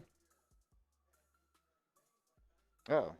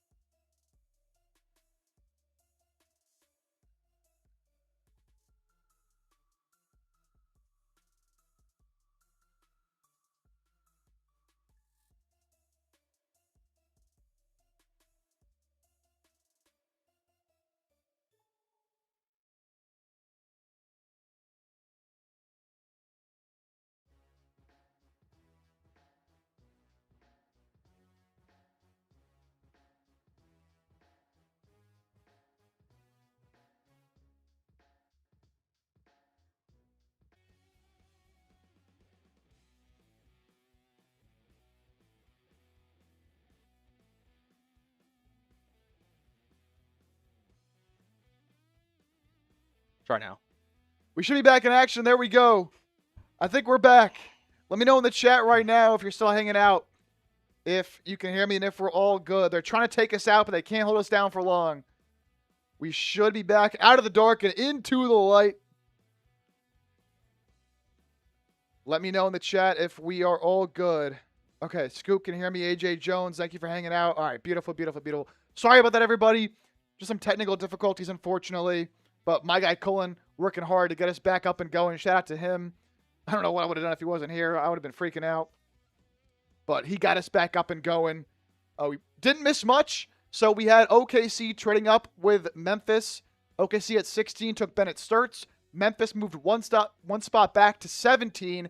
They take Ibuka Okori, who we talked about a little bit on the show for Philadelphia. A high-level scoring guard out of Stanford whose pull-up jumper is legit. And so that leaves the Hornets on that clock at 18. Still a little bit of ways to go until the Sixers are up at 22. But thank you all for hanging out. Still here with us. We're already back up to nearly 100 people watching, so that is awesome. Thank you guys for coming back in here, tuning in. I apologize again for the technical difficulties out of our control, unfortunately, but we are back and we are good. They can't hold us down for long, man. Never, man. Yeah, I appreciate y'all's patience. Again, not something we're hoping that happens, but unfortunately, sometimes it just happens, and we appreciate all those who stuck around.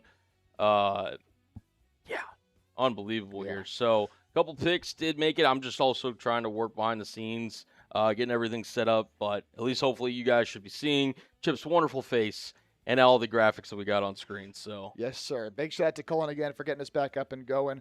Roger, just subscribed. Great content, guys. Fingers crossed for a 22nd pick. Roger, thank you so much for hitting that sub button. I appreciate you, my guy.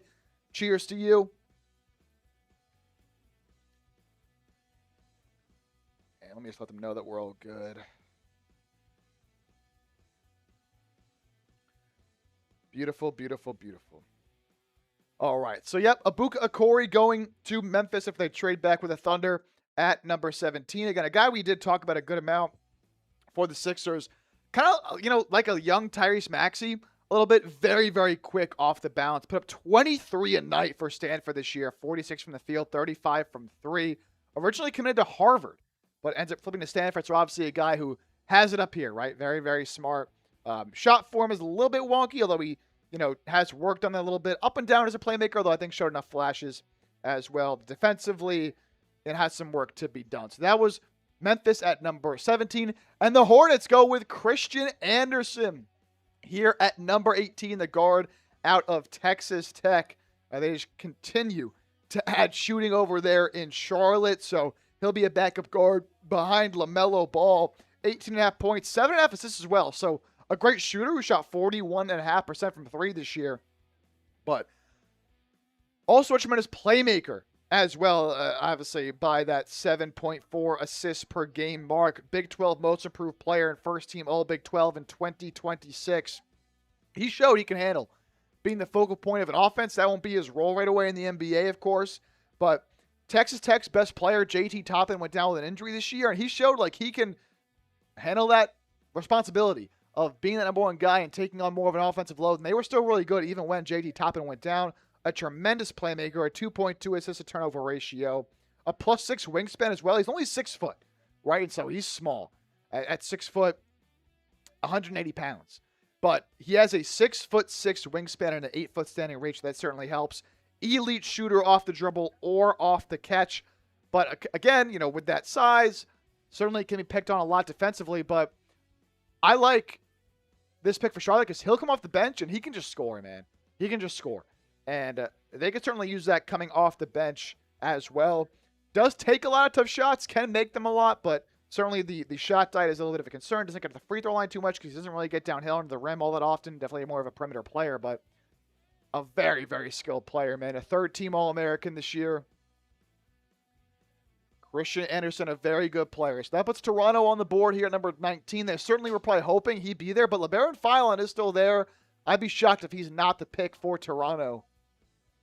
But he gets closer and closer to being available for Philadelphia, and I'd be hard-pressed to pass up on him. Although maybe there's some stuff we don't know behind the scenes. That's the reason why he's falling so much. Could very well be the case. He's obviously a very talented player, played in that highly dynamic Alabama offense. Oh, yeah. And he's certainly, if you're Philadelphia, you want to talk about a backcourt. LeBraylon Philon paired next to VJ Edgecombe and obviously Tyrese Maxey. Whew.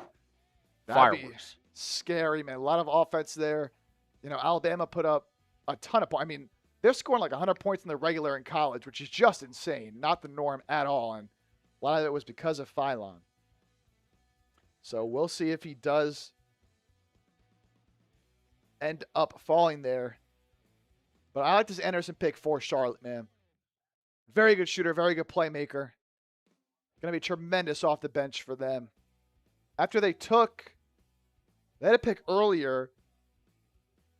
And who did they select For Charlotte? They had an earlier pick. the Steinbach. Oh, Steinbach. Oh, dude, I love their draft, man.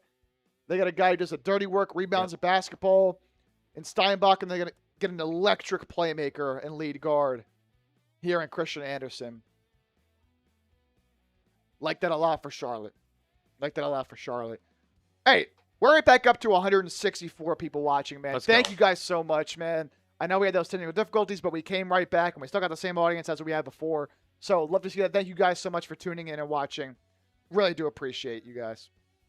Yeah, it's a big credit to you guys. Obviously, we call y'all real ones for a reason, because whenever stuff doesn't always, go the way you want it to, you're still rocking with the support, and we greatly appreciate that here. For really sure. Means a lot. So Toronto on the clock at 19, then San Antonio, then Detroit at 20 and 21, and then the Sixers up at 22, man. We are getting close.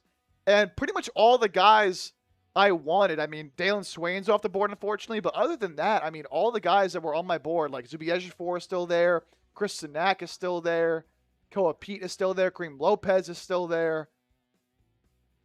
There's a lot of guys still there. I mean, LeBaron Philon, of course, as well. I didn't think he'd be there for Philadelphia. So a lot of talented players still on the board for Philadelphia. They're in a great spot. Do they consider a trade back? If they have enough guys that they like on their board that are still there at 22, do they trade back and pick up a second-round pick because Philadelphia does not have a second-round pick? Could be an option. Maybe.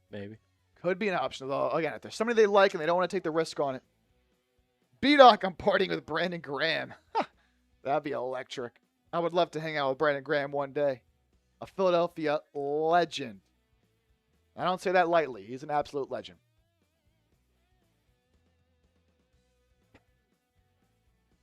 Under a minute to go on this pick for Toronto.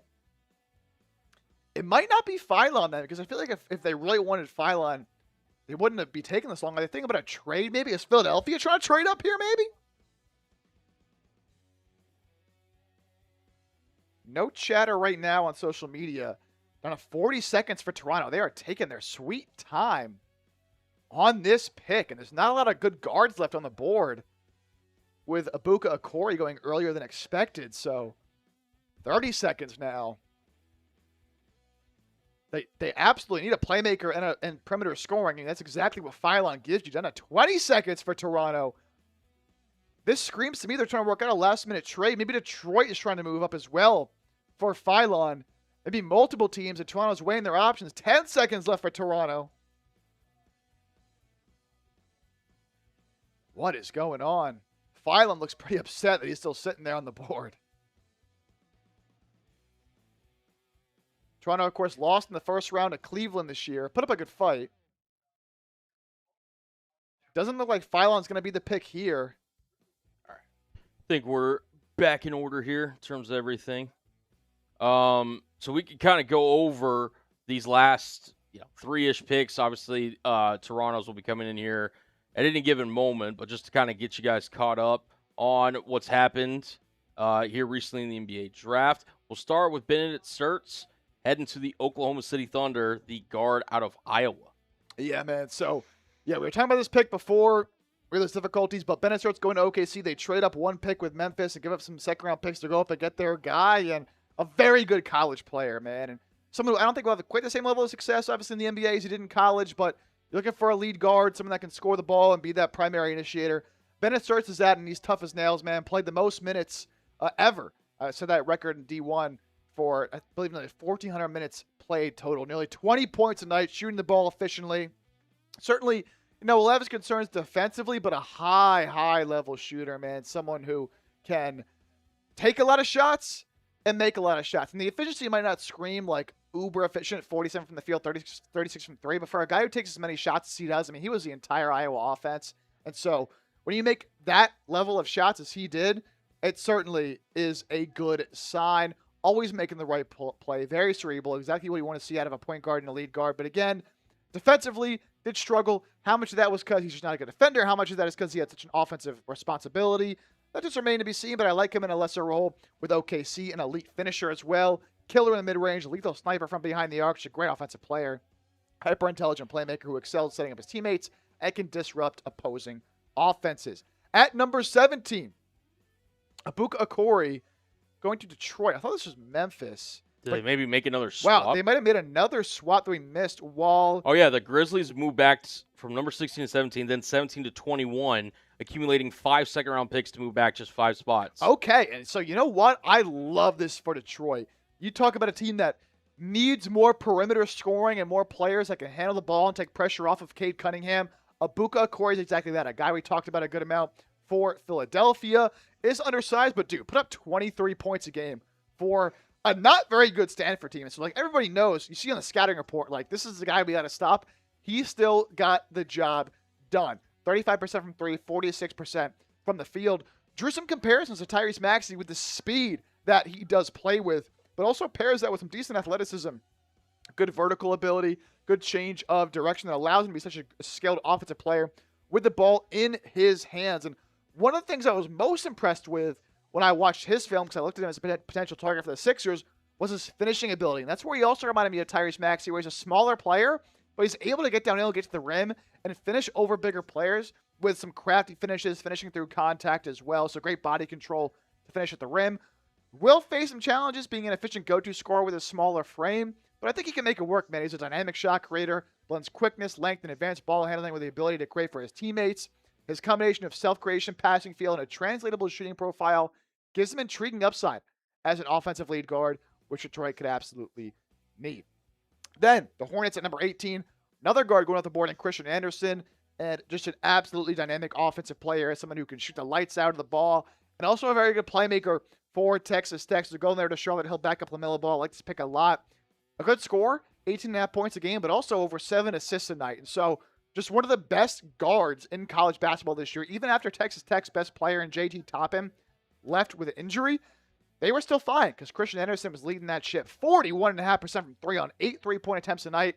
Doesn't get any better than that as a perimeter shooter. So he combines that elite shooting off the dribble and off the catch with being a really good playmaker as well. And although he's shorter at 6 foot, does have a 6'6" wingspan, which certainly helps. We'll have to add muscle and frame to not be a complete liability defensively and, to finish better at the basket, but lethal point guard in the pick and roll, can score off pull-up jump shots from inside or outside the arc, makes passes with either hand, just makes everybody around him better. And then here we go, Allen Graves, famously a guy that I did not like for Philadelphia, did work out for the Sixers, somebody that I did not like going to Philadelphia, but he goes here to Toronto, a team that, does buy into these analytics a lot, and so makes a lot of sense they go with someone here. And they have a lot of athleticism on the Toronto team. Philadelphia really lacks athleticism, which is why I didn't think he was a great fit for the Sixers, but Toronto is an athletic team. And so they could take a chance on a guy who's not quite as athletic, but analytically one of the best players in college basketball this season, even though he came off the bench for Santa Clara. Numbers won't jump off the page. About 12 points, 6 rebounds. 2 steals a night, though, and was efficient. 51 from the field, 41% from 3. And so as that, true power forward, really does have a modern day kind of skill set where he can do a lot of different things on the floor and just impacts winning at a high level. Has that modern NBA skill set offensively with clean shooting mechanics, as evidenced by the 40% from 3. Really good passing ability, too. So that's what you look for out of your format in today's NBA. And although he's not a good athlete, and I do have questions about his ability to make an impact defensively as a true bottom-tier athlete. Like, it's not like he's good, not great. He is an awful athlete. He is always around the ball and very smart defensively, which will help him at the next level. Just a smart, hard-working player. And, one of the things that I think No Ceilings says really well here, both an 82 and 16 game player. What they mean by that is obviously he can be very good in the regular season, but when playoff time comes around, he can impact games in the playoffs. Type of forward who can generate extra possessions before helping his team finish those off in increasingly positive ways. So a potential target here for the Sixers does go off the board at number 19. That brings the Spurs up on the clock at number 20. And so Graves, I have my concerns, about him being able to make an impact at the NBA level with how poor of an athlete he is, but all the analytics tell you he'll be good, and so I'll be rooting for him regardless. I'm never hating on these guys. It's just my honest evaluation on him. And that brings the Spurs up at number 20. LeBaron Philon still sitting there. The story of the draft so far, there was a lot of chatter pre-draft that Philon would fall. And here he is at number 20 with the Spurs on the clock. Detroit number 21 and Philadelphia at number 22. So we are almost up, Sixers fans. 190 people watching. If you're excited, get down in the chat. And a reminder that we are doing something special for you guys. If you send in a super chat of any amount, and in that super chat, put the player who you think the Sixers draft. If you get the prediction right, we will feature you on an upcoming show, and we will dedicate a show to you. We will say this show is presented by you. We'll have a little graphic on screen for you as well. And I will also either chug a beer or do a shot for you, depending on what you want. But again, you have to get that super chat in before the Sixers pick is in, before we know that pick, to be eligible for that. So get involved. The Spurs pick is in, so that means the Memphis Grizzlies will now be on the clock. Right, Not the Detroit Pistons. Right, so there was a trade. Memphis traded back. So twice. Yeah, they traded back twice, from 16 to 17 and 17 to 21. So it's San Antonio. Their pick is in right now. We'll see who they take. Then Memphis at 21, who Memphis wouldn't take Philon because they just took Ibuka Okori. I'd be surprised if San Antonio does too. We'll see who San Antonio selects here, but just to recap you on the trades that have been made so far tonight. Yeah. The Thunder trade up one slot with the Memphis Grizzlies and give up pick 17 and 2 future second-round picks. Memphis then turns around, trades 17 to Detroit in exchange for 21 and 3 second-round picks. So loading up on second-round draft picks. That is why Memphis is picking at 21. And it looks like the pick is in. Ooh. Interesting pick here for San Antonio. I like it for them. Jaden Quayton's the big out of Kentucky. A lot of injury concerns with him, but certainly a better player than the number 20 overall player in this class. And you pair him up with Victor Wembanyama, he could be the perfect four-man to kind of replace Julian Champagnie in that starting lineup. He slides to the bench. You get Quayton's in there, who defensively could be an absolute monster. Now, the numbers are going to look weird because they only played 4 games this year for Kentucky after he tore his ACL for Arizona State back in January or February of 2025. Tried to come back for Kentucky, dealt with more injuries, so only played 4 games. So the numbers don't tell the full story. But this guy is a great athlete with a lot of defensive upside, explosive, physically impressive, makes life hard for opponents on the glass, and a rebounding machine, has that mobility and switchability on defense. Obviously, with the injury concerns, you kind of question how that impacts that side of things. But, clearly the medicals checked out enough for San Antonio to take a chance on him here. The ceiling will hinge, though, on that health. And obviously has some shooting limitations as well. But I think with the skill set he has, you're not quite as worried about that with all the other ways he can impact the game. Was on the all Big 12 defensive team despite only playing 24 games for Arizona State.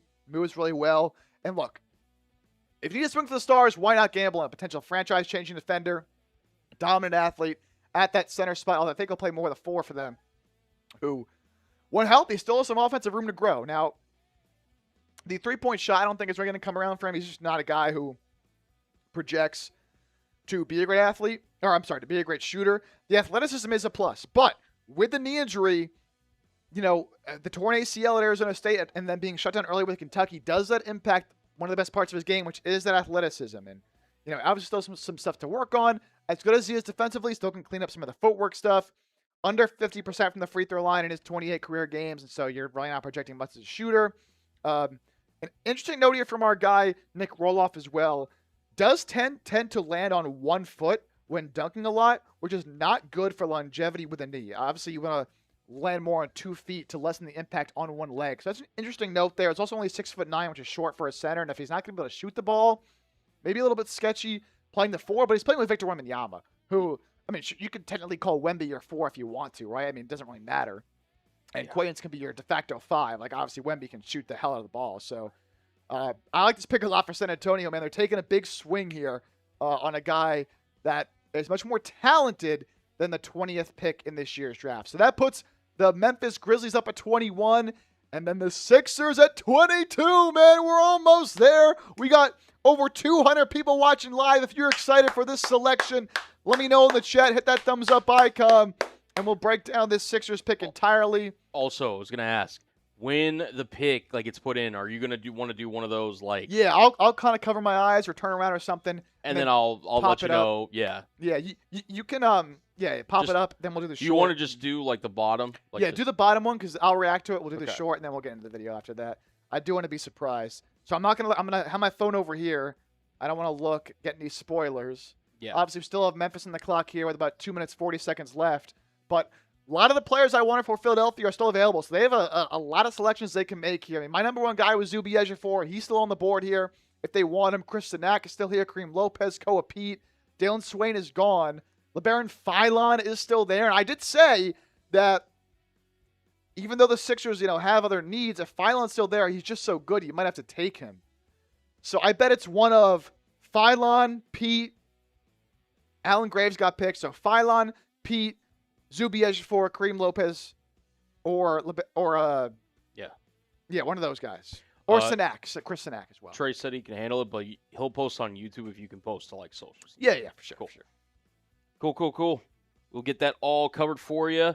I'm excited, man. I'm so excited. Excited. It's exciting times, man. Tell you what, I think it's good a time as any to look at the big board for the best players available. Our guy Nick Roloff, our lead NBA draft analyst here.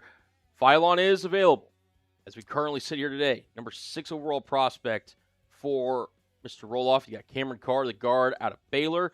Kareem Lopez, the forward there, the international player, number 16 overall. Chris Sinak Jr. I know Chip's had a little soft spot there for Mr. Sinak. I do like Sinak.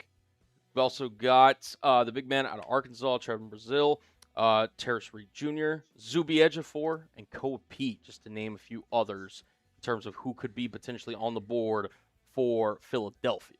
Yeah, so out of Baylor, I'm interested here because I thought he was more of a trade-up candidate. And he was a guy that I kind of mentioned as someone that you might have to trade up to get. But I don't know why I'm all of a sudden just blanking on his name. He was just on the screen right there, and I'm already forgetting. Cameron Carr? Yeah, Cameron Carr, duh. He was someone I thought you might have to trade up to get. He could be interesting, man.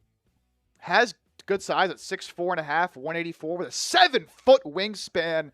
Put up 19 points a game, 37% from 3, 80 from the line. An insane athlete, 42.5-inch max vert. +9 at wingspan, serious defensive upside. Shooting will be how he finds a door early in his career. The Sixers could use shooting desperately. Of all the teams in the playoffs, the Sixers were dead last in wide open three-point percentage. They shot 30% on wide open looks in the playoffs from 3. That is horrendous. Moves off the ball well. On-ball defense needs some work, needs to add weight. Decision-making is not great, but and struggles as a primary creator. But you have Tyrese Maxey, VJH going to be your primary creators. Cameron Carr, not someone I looked into too much, but I thought he'd be off the board much earlier. Given the way the board's falling, he is definitely in here as well. A lot of great options. There's really no way. Ooh, pick us in. Oh, God, who's this going to be? Is it going to be somebody that I want him? We'll see. Sixers are officially on the clock, folks. The Sixers are on the clock. Get hype in the chat and let me know who you want. I'm seeing some Chris Sinak. I'm seeing some Zuby Ejiofor. I'm seeing some Cameron Carr. Philon might still be there. We're to see who Memphis takes here at number 21. Let's go, man. Let's see. Let us see. Has not been entered in yet. Our draft expert, Nick Roloff, compared Cameron Carr to Devin Vassell, who is a great player for the Spurs. Would be a good fit here for Philadelphia. Maybe some concerns, at 6'4.5", if him, VJ, and Maxey can all play together, but I think that's kind of an overrated talking point at times. If you're a good player, you can play, and he's good defensively. And as long as he had some weight, only 184 pounds. Okay. Player is officially off the board. Okay. All right. This was my number 2 prospect for Philadelphia, not counting Philon or Carr because I didn't think they would be here. It was Zuby Ejiofor, and then it was Kareem Lopez. Was a guy I would have liked. I like this pick a lot from Memphis, man. An international prospect who played professionally for the Breakers in the NBL. And, again, the numbers don't look great, but, again, he's playing overseas, a much different game, playing against grown men, man. But at just 19 years old, 6'8", 221, he's got a very intriguing skill set. Can kind of do a little bit of everything. The jump shot, again, keep saying it for him, is going to be a swing skill, but such a cerebral player, high IQ. He's got the good frame. I would have liked this pick a lot for Philadelphia. But there's a lot of other players that are still on the board that I like, but Kareem Lopez is a damn good player in his own right, has that NBA-ready frame, and has a high motor, which you'd love to see out of a young player. Plenty of untapped potential out of this kid, man, and that's why I think it's a great pick here for the Memphis Grizzlies. Really excels driving to the rim, and cutting off the ball might be his greatest strength. When I watched him play, he's so smart knowing when to cut, where to cut, being in the right spot. Just an impressive part of his game for such a young player. You don't see that a lot out of super young guys. Again, just 19 years old. Decision-making is questionable. Shooting is questionable. There's upside with his playmaking, and I think his shot looks good. It's a little bit inconsistent. Sometimes the form is good, sometimes it's not. But I like him a lot. A 6'9" forward who's been productive at a high level. Pro league at just 19 years old. Making an impact as a spot-up shooter, interior finisher, an offensive rebounder while creating defensive events at a solid rate. That leaves the Sixers on the clock, man. Oh, let's go. Who are they going to take? Plenty of options here on the board for them. And I don't think they can really go wrong with a Sanak, an Ejiofor. Do they go Phylon here? Phylon will be a very intriguing selection. I can already see Sixers fans though getting upset just because it's a guard. But he's so good. Again, I get he's a guard. And you have Maxey and VJ.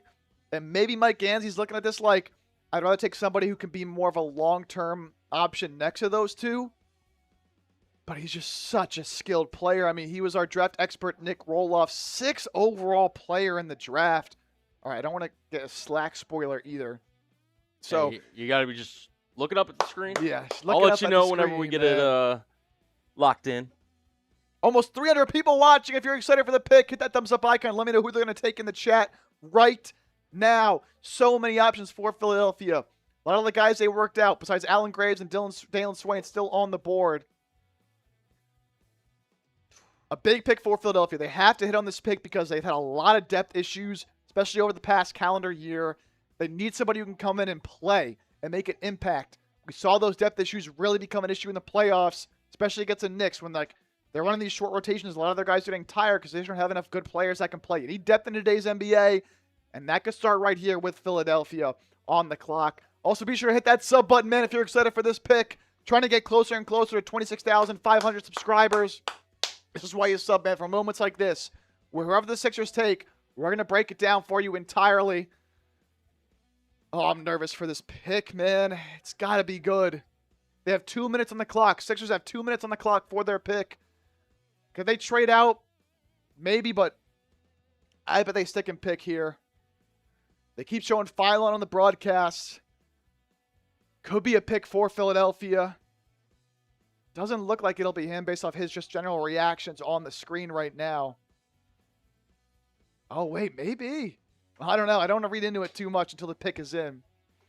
Shall see. Oh, man. Give me Phylon, says Guitar Guy. Dambo, Carr, or Sanak. I would like Cameron Carr as well. I just feel like teams are going to regret letting Phylon fall this far, man. I really, really do. Seeing some more Sanak, some Carr. I would be happy with Zubi Ejiofor. I mean, he's been my number one guy leading up until this draft as well. So many options for the Sixers. You almost feel like they're going to get a good player here no matter what. We talked about it like before the draft started. Like, there's always that player that tends to fall or go later than expected. You have some players that go earlier expected. It's the NBA draft. Does LeBron Phylon's fall end here? We'll see. Under a minute to go on the clock for Philadelphia. I got a tough decision here. There's so many ways I can go. This is Mike Ganzi's first pick as president of basketball operations for the Philadelphia 76ers. A big pick for him in this organization. Who did they go? I mean, they also met with Isaiah Evans. If they want pure shooting, they can go in that direction. But Carr's a good shooter as well. Chris Sanak, a stretch big who plays more on the perimeter a little bit. Phylon is still there. Just a tremendous offensive player. Zubi Ejiofor does all the dirty work. A great rebounder. A very intriguing skill set for him, too. 10 seconds for the Sixers to make a pick. What are they going to do? What are they going to do? 5 seconds. 4, 3, 2, 1. Pick's got to be in here. Phylon's smiling, man. Does he know this is him? Dude, there's no word on who the pick is for the 76ers. Dude, Phylon's dapping people up right now. Is this going to be Phylon? No official word yet. All right, we're about to get Silver walking out. Man, this is crazy. I think it might be Phylon, man. He looked pretty pleased with his situation. Oh, my goodness. Not seeing anything. The pick is in. The pick is in. Who's it going to be? Phylon. Dude, I think it's Phylon. I mean, look how happy he is. Oh, my God. Oh, I have no idea who they're going to take. This is crazy. They use the entire 5 minutes on the clock. We're still waiting for Silver to come out and announce the pick. It has not been spoiled. Is it going to be Sanak? Is it going to be Phylon? I'll let you know when it's in our system. Yeah. Oh, my gosh. Dude, get the pick in, Gansey. What are we doing, man? What are we doing? 325 people watching. Hit that sub button for year-round Sixers coverage. It's 100% free. Live shows like this. Year-round coverage. News, rumors, analysis, a whole lot more. The pick is in. Pick is in. It's official. Who's it going to be?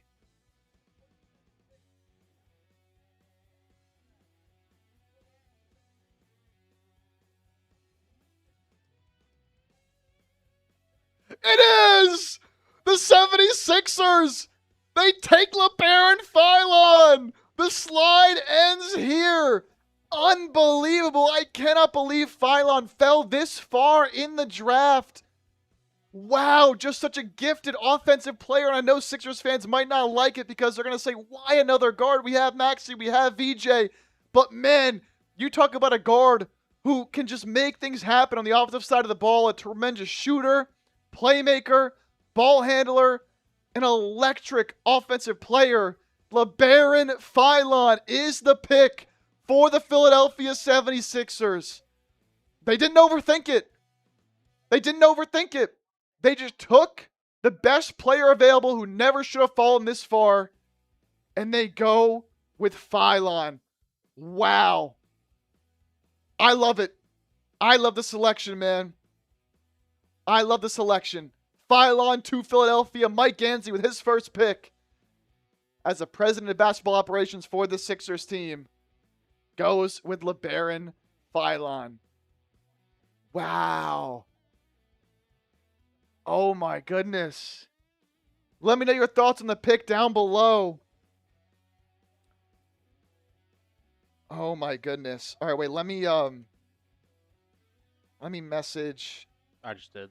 Oh, you did? Oh, that's probably fine what I just did there, huh? Yeah. Yeah. That's what I was assuming that was. Yeah, I was just going. Yeah, that's actually perfect. I actually like that a lot. Wow, LeBaron Phylon is a Sixer. Let me tweet this out real quick. And then we'll get into a full scouting profile on Phylon for a video.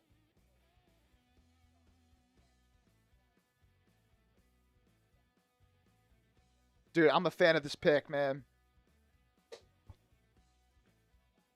And I know some Sixers fans are going to say, man, you're taking another guard, but a guy who put up 22 a night, 50% from the field, 40% from three this year.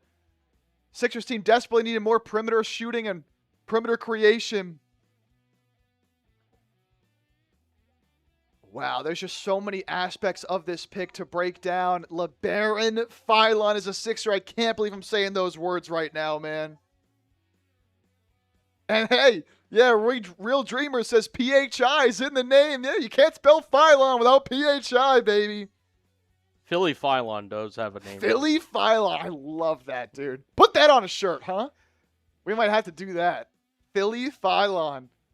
Wow. Might have to get that made here soon. Oh, dude, yeah, we definitely do. And it's not like he's like a tiny guard. Like, yeah, as Kenneth Adams brings up, he's 6'5" in shoes. You know, I think you could run Maxey, Phylon, and VJ all on the floor at the same time. We'll be interested to see when the season comes around if he starts, if he comes off the bench. Whatever happens, I'm a big fan of this pick. So let me know your thoughts. Grade the pick, ABC, dear F, in the chat right now. I'm making up the new poll question as well. So go vote there.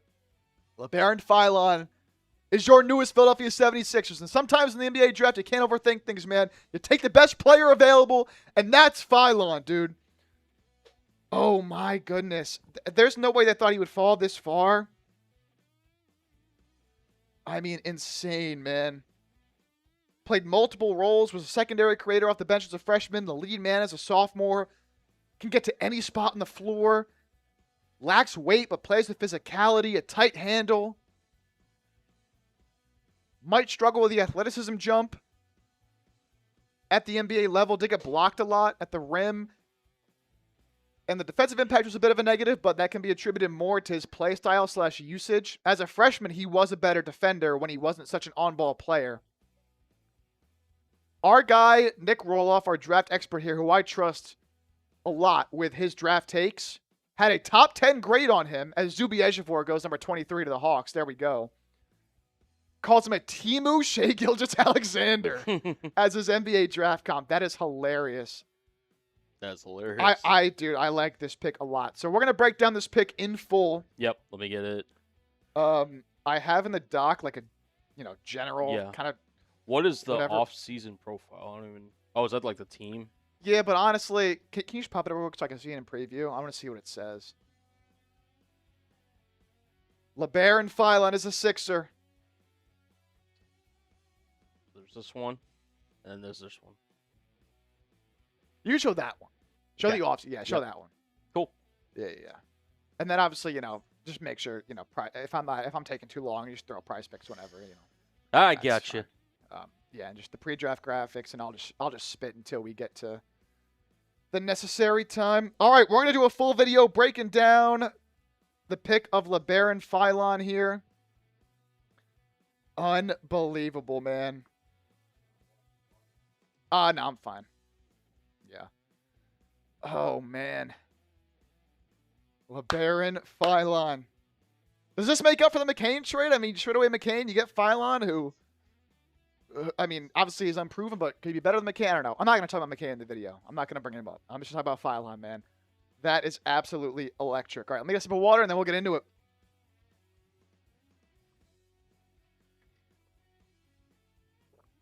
All right.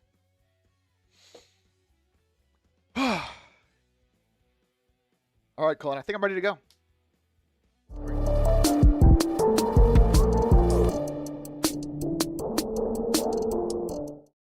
With a 22nd overall pick in the 2026 NBA draft, Mike Gansey, Sixers president of basketball operations, with his first big move as the lead executive for the Philadelphia 76ers, makes a big-time splash here at number 22 overall, taking LeBaron Philon, the guard out of Alabama, a guy who was projected to go a lot earlier in the draft. He slides all the way, but the Sixers stop that slide. We're going to break down the entire pick here on today's show, which is presented by Prize Picks.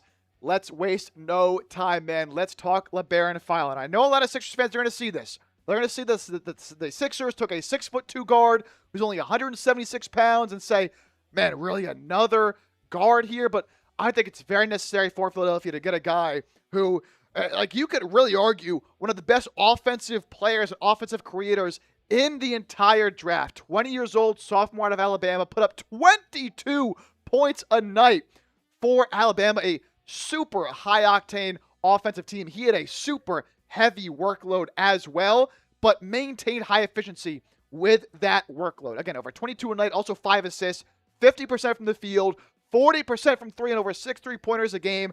In the playoffs, the Sixers were the worst shooting team by all metrics. They shot 30% from three on wide open 3-point shots. They need more guys that can knock down shots and have more offensive creation, and Philon can absolutely do that. And so we keep diving into Philon here, 20 years old, 6'2.5", but has a 6'6" wingspan.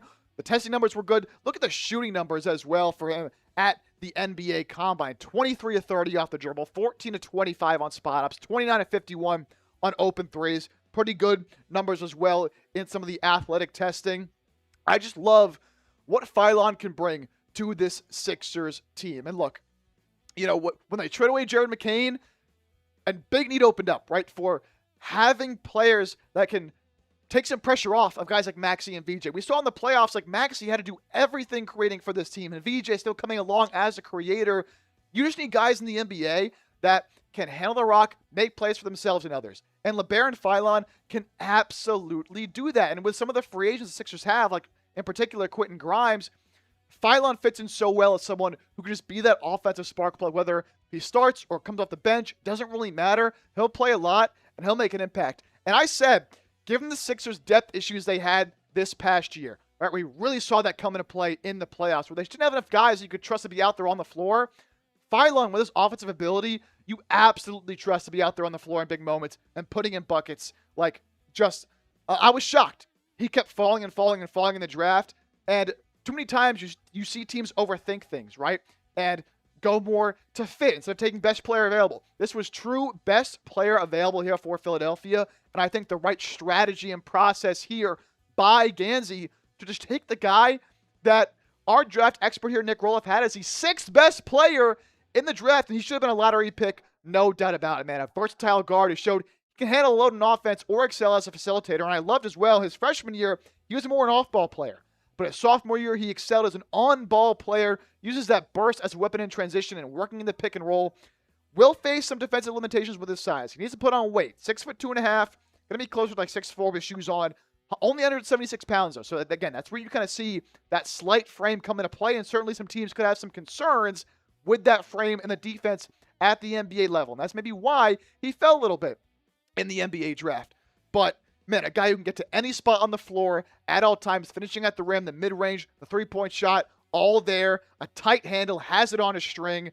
Again, the athleticism and the defense are concerned, but he was better defensively as a freshman when he didn't have so much offensive responsibility. I'm interested to see if he can tap back into that as he, gets into the weight room in the NBA and doesn't have quite as big of a role as he did at Alabama. So, man, I'm a big fan of this pick off the bat, and we'll keep dissecting this and breaking this one down, but I want to hear from you guys. Grade the pick of LeBaron Philon here at number 22 overall. Let me know A, B, C, D, or F.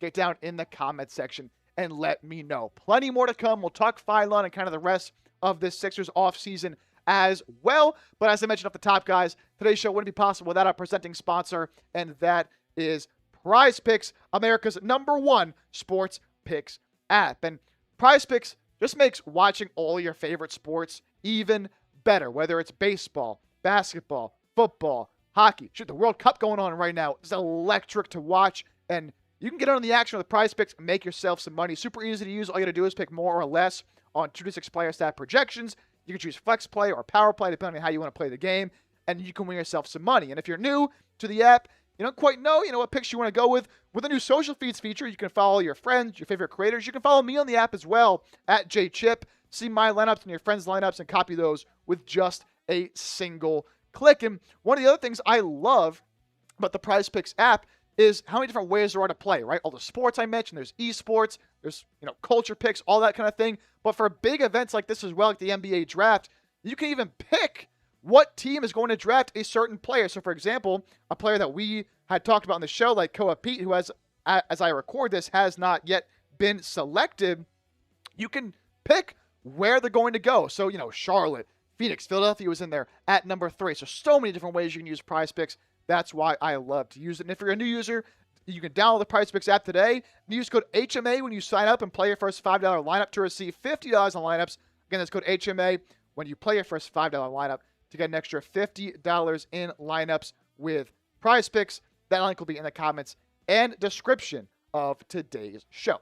So a little bit from No Ceilings. They do a tremendous job on the NBA draft here on Philon. An ideal lead guard prospect who does all the little things to win games. I love that. While also possessing pick and roll craft, pull up scoring touch, and being a walking paint touch who can slice and dice half-court defenses. It's just so much this guy can do. And taking the pressure off of Tyrese Maxey, I think, is a big part of this pick as well, right? Maxey felt like had to do everything offensively for this team down the stretch. And, VJ Edgecombe getting better as a primary ball handler certainly can help in that regard as well. But now you have somebody off the bench who I think can start in spots, come off the bench in spots, and just take on that offensive load. Help Maxey play off the ball a little bit more, like he did when like James Harden was here, for example. And I think, Maxey has progressed a lot as a playmaker, but a little bit more of a natural off guard as well. Phylon can play on and off the ball. Shoot, our draft expert Nick Roloff compared him to a Timu Shea Gilgeous-Alexander. He obviously is not going to be anything near what SGA is, but with the ability to get anywhere on the floor, knock down shots in the mid-range, the three-point line, we'll see at the NBA level some of the concerns if the rise in athleticism from college to the NBA does hinder his ability to get by guys and finish at the rim, where he had a lot of shots blocked at the rim, even at the college level. And again, the defensive impact, certainly he was a negative this year. But again, as a freshman, when he didn't have such a high offensive load, he was a lot better. And so I'm just really, really excited about what LeBaron Phylon can bring to this team and sort of how he fits with the long-term future of the Sixers, given their need for some more self-creation, some more pick-and-roll offense, and just the intangibles that he does bring. Kind of has some shades as well of Tyrese Maxey. Maxey wasn't quite as good of a shooter coming out of college as Phylon was, but the crafty finishing, using the athleticism to get downhill, finish at the rim. I mean, a tremendous player. When you look at a shot chart, it's just red all over the place, right? And so a guy that can score from everywhere, shoot the ball from everywhere, you're not going to complain too much about what he's been able to do. First team All-SEC, SEC All-Freshman. I'm so happy with the Sixers deciding to go in this direction and not think about it and take the best player available. And so when we talk about Philadelphia moving forward with Phylon on the roster, right? Obviously got eliminated by the Knicks in the second round after that 3-1 comeback against Boston. With Quentin Grimes being a free agent, Kelly Oubre being a free agent, I imagine they bring Kelly Oubre back. Quentin Grimes, though, probably gone. And so again, you needed somebody at that guard spot to step in. Your backup point guard all season was Kyle Lowry. They signed Cam Payne, who ended up getting hurt and getting cut before the playoffs. And so you needed somebody who could be a part of the long-term core, but also fit into this team right now. And I think Phylon can not only make an impact right now on this team, but make an impact long-term on this team as well. So LeBaron Phylon is your newest member of the Philadelphia 76ers. I love the growth he showed from year one to year two at Alabama. Again, we'll have to see how he transitions to a whole new system and obviously playing in the NBA with the Philadelphia 76ers. But I think with Nick Nurse here, he'll also be able to get the most out of him on the defensive side of the ball as well. So you get a good shooter for one of the worst three-point shooting teams in the league, and you get a ball handler for a team that desperately needed that. So shout out to Mike Gansey and the Sixers. I love this pick, and I'm excited to watch Phylon play starting in Summer League. We'll probably be live for some of those games because of how electric Phylon is to watch. And then heading into the season as well. I still can't believe I'm seeing this. LeBaron Phylon, the newest Philadelphia 76er. So, guys, Phylon is a Sixer.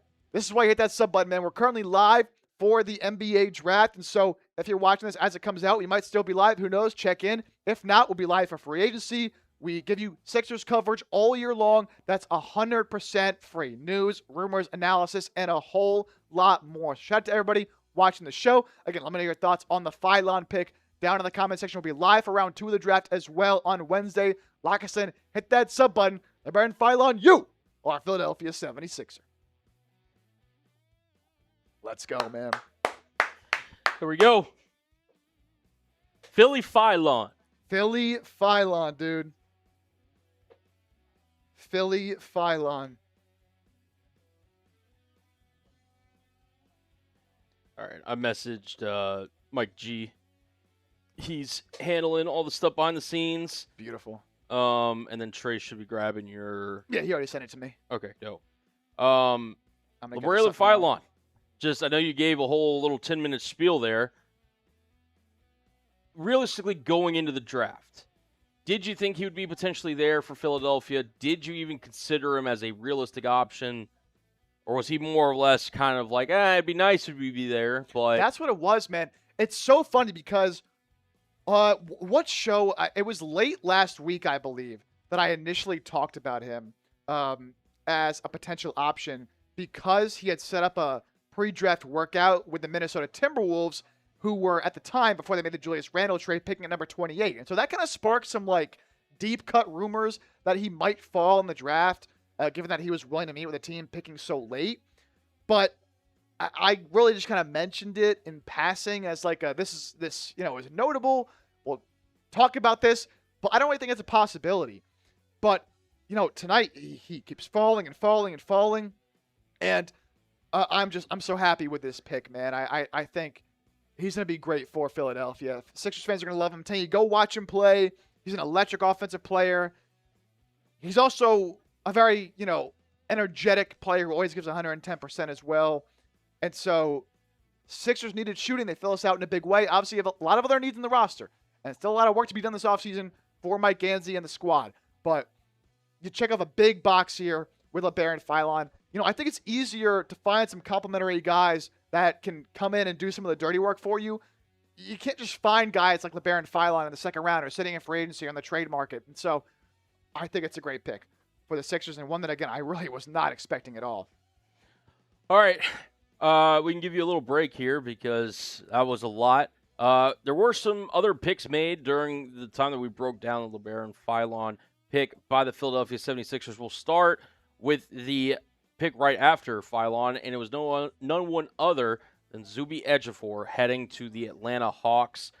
The big man from Garland, Texas, who went to St. John's, senior, 6'7", 245 pounds, was a really productive player there for St. John's in the Big East. So 16.3 points, 7.3 rebounds per game, did average 2 blocks along with a steal per game, shot 53% from the field. Our own Nick Roloff had him as the number 25 overall rated player. High energy player with great defensive versatility across all 5 positions, relentless attacking the glass on both ends. Extending his range beyond finishes at the rim will be a huge swing skill. And, you obviously see that in today's NBA with how important the three-point shot is. No ceilings had this to say on Zuby, saying when the dirty work needs to be done, this is your guy.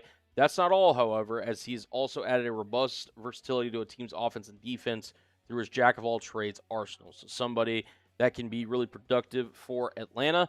And then there was a trade that was made between the Los Angeles Lakers and the New York Knicks. I believe it was for cash considerations. And with the move up to number 24 overall, the Los Angeles Lakers selected Cameron Carr, the guard out of Baylor, 21 years old, 6'4", 184 pounds. Carr, who had a productive season also for Baylor, averaged just under 19 points per game, 5 rebounds, shot 49% from field, 37% from three. So somebody that could easily slot in next to Luka Doncic. This is what our own Nick Roloff had to say on Carr. Ridiculous size and athleticism at guard with NBA-ready range. Could find success early in the NBA due to his shooting ability and off-ball cutting. On-ball defense will need a lot of work. So definitely not a perfect prospect, but somebody that could look to build upon. No ceilings. When one of the best athletes in the draft shoots 37% from deep on high volume and is also a plus passer, why would you pass them up? So easily somebody that I think can contribute to the Lakers if he really works on the defensive end. And then this pick that just came in for the New York Knicks, Sergio De La Rey from Spain, another international player. I'll be honest, I don't really know a lot about this guy, man. 6'6", 185 pounds. Did play overseas in Spain for Valencia, it looks like. Averaged 7 points per game. Shot 44% from the field, just under 45%. 41% from three. Oh. So that is noteworthy in 14 minutes played on 2 shots per game from behind the arc. So a little bit of a stretch there. This is what our draft analyst Nick Roloff had to say on De La Rey. Great size for a guard and isn't afraid to play physical when needed. Elite shooting prospect with consistent efficiency as his volume grew. Not the quickest or most athletic guard. So definitely somebody that can space the floor. Maybe somebody that projects to be somebody that comes off the bench to help Jalen Brunson in this Knicks offense. No ceilings had this to say. A guard with optimal size was shown his versatility for 2 straight seasons at the highest levels of competition outside the NBA, playing as an elite off-ball shooter while also creating for others with his advanced passing vision. So those are the 3 picks following LeBaron Philon. Your thoughts, Mr. Chipper? Interesting. So Delaria, I had heard his name a little bit as a guy who was like coming up as a sneaky international prospect. I was not expecting him to go this high, and I'll be honest, I haven't watched him play at all, so I'm not going to say anything definitive about Delaria, but, the Knicks are a team that obviously just won the NBA Finals, and they could take a chance on a guy like this who, I mean, sounds like he has an intriguing skill set. And so, could this be the steal of the draft? I think Phylon's the steal of the draft. Let's see what really to say about Suryo Delaria, 6'6", 6'9", wingspan. You know, playing overseas, the stats never going to look good. Really good perimeter shooter, as you mentioned, that 41% from 3. 44% as a pick-and-roll ball handler. 43% spot up. Good playmaker. Doesn't handle physicality well, but you can say that for all these young guys. Bad finisher at the rim. Interesting. Yeah. Interesting pick for the Knicks. Not as good as LeBaron Phylon, baby. Dude, I'm so hyped, man. And 54% of the people in the chat also had an A grade for the Phylon pick. And it was Ryan had said Chris Sinak. Look, I don't think any of us could have expected Phylon to still be there at number 22 overall. Wow. Very fair. Also, too, just since now we have the time between who Denver is going to select here, let's just go over the 2 trades that have been made on draft night. You think you could run through this real quick while I went to the bathroom one more time? Thank you so much, man. Gotcha. It has been a hectic, just overall night here in the studio. All right, so this was a 3-team trade that went down earlier with the Thunder moving up to number 16 overall to select Bennett Sturts out of Iowa. Detroit then moved up with the Memphis Grizzlies, who went back from 16 down to 17 and then 17 down to 21 and picked up 5 second-round picks in the process. And then the most recent selection here, or most recent trade, excuse me, is the Lakers moving up 1 draft spot in exchange for cash consideration. So, in case anybody was wondering what trades have gone down tonight, those are that. And Jake Chipper will be right back. So, we'll kind of hold it down here in the meantime. Breaking down the rest of this draft with the Denver Nuggets on the clock as we are in commercial break. Boom, boom. Cool. What are y'all's reaction to the Phylon pick, man? See, most of the grades in the chat are an A at 55% of the vote. Let's see, what other grades we got? 31% say it's a B, 7% say it's a C, and 8% say it's a D or F. So not too many people dislike the pick. Yeah. I got a seat right here for you, brother. Yeah, you're off screen. Shout out to Santino, another one of our new producers. We're just having a bunch of people rotate in tonight as we were breaking down the NBA draft. How's it been out there, by the way? Been good? Yeah? Yeah, learning a lot, I'm assuming. Santino, biggest winner, biggest loser from the draft so far, in your opinion? No, I mean, I'll talk. I mean, you can kind of hop into the frame here. Yeah, I mean, I guess biggest winners and losers. Yeah, I'll take the headset real quick, throw this on. Biggest winners and losers so far. I think you have to talk about Philly being a potential winner. LeBaron Phylon kind of being a Jared McCain replacement there. I mean, Daryl Morey thought he sold high. Don't really know if he did, but good pick, LeBaron Phylon there. So I'd say getting him at 22 is definitely a win. Loser, I'd probably have to go with potentially the Oklahoma City Thunder. I know that might be a hot take. I just don't know if getting those 2 Michigan guys was definitely the best move. I think there were some other guys on the board. Oh, the Bulls at 15. Oh, sorry. They drafted Sturts and a Diamara, which I do think Sturts a little bit undersized. The biggest loser, though, the Bulls. How do you not get Phylon or Cameron Carr at 15? That, to me, actually was the biggest loss, if I'm being honest. Take there from our guy Santino. Shout out to all of our producers who have been working hard behind the scenes in the bullpen. Santino's one of them. So doing a great job. Honestly, one of my biggest losers of the night is the Brooklyn Nets. How do you go Michael Brown over Darius Acuff there? It's an interesting selection as we bring back the one and only Jake Chipper. Come on, man. I'm feeling good, dude. Philly Phylon in the building. Dude's a dog, man. We were just talking when you were gone there, Chip. Biggest winners and biggest losers of the draft. Can we run through the draft order again? And then I'll kind of... Yeah, we'll run through it here Biggest winners are Sixers, but I'll pick somebody else. I'll pick somebody else. Unbiased, of course. Unbiased take. I'll pick somebody else.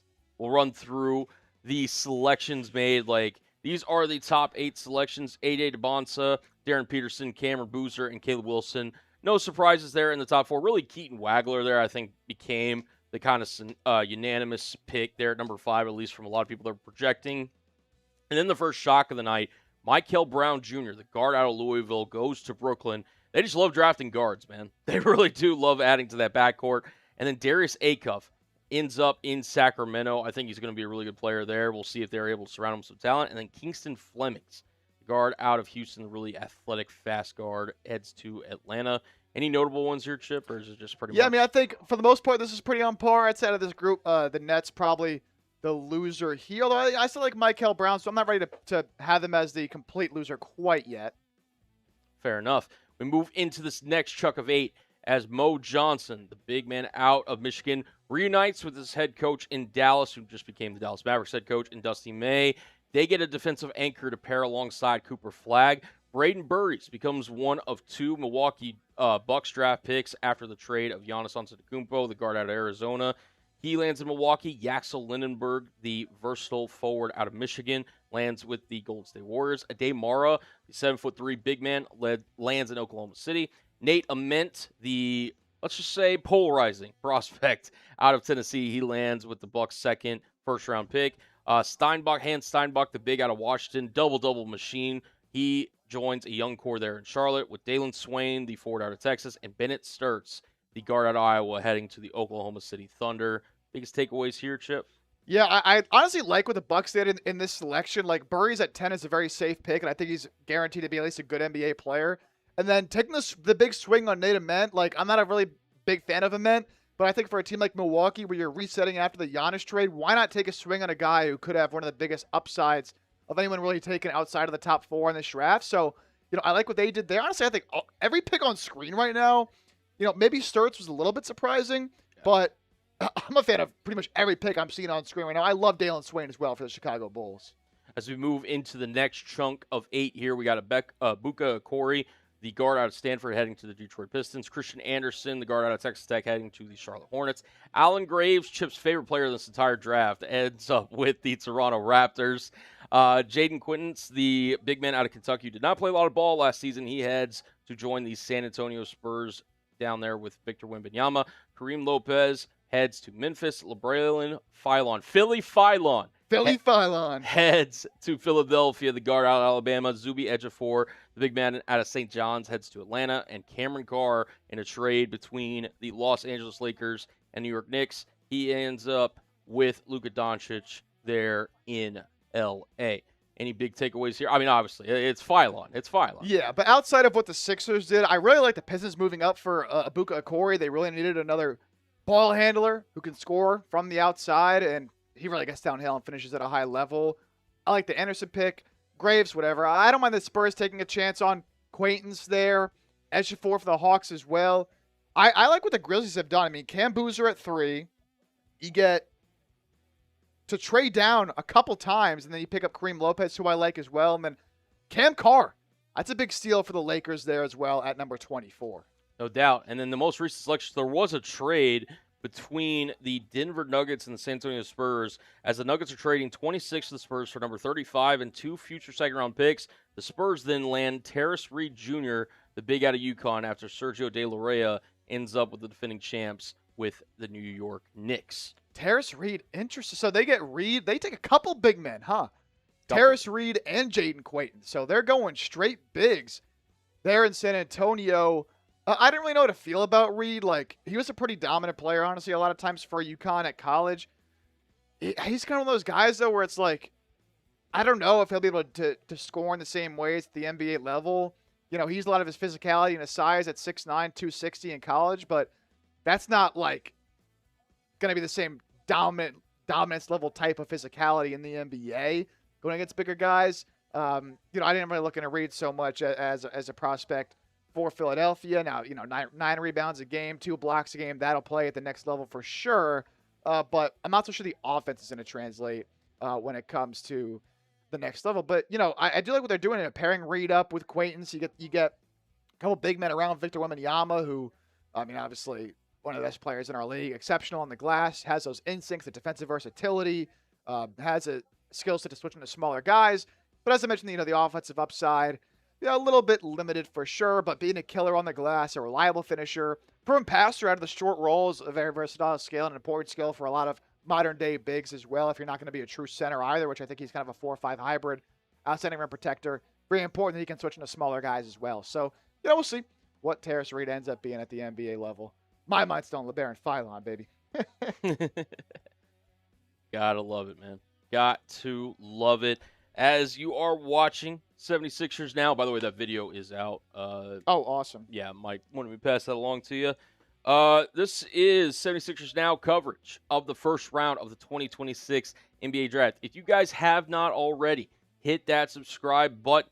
When you want coverage during the season, during the postseason, during the offseason around your Philadelphia 76ers, you're going to want to go to my guy Jake Chipper here at 76ers Now. Hit that subscribe button. We're currently at 26,420 subscribers. Nice. If we can get to 26,500, that would be pretty cool by the end of the night. It's a lofty goal, but we believe in y'all, and we appreciate the support. Who's that? Oh, there's your guy.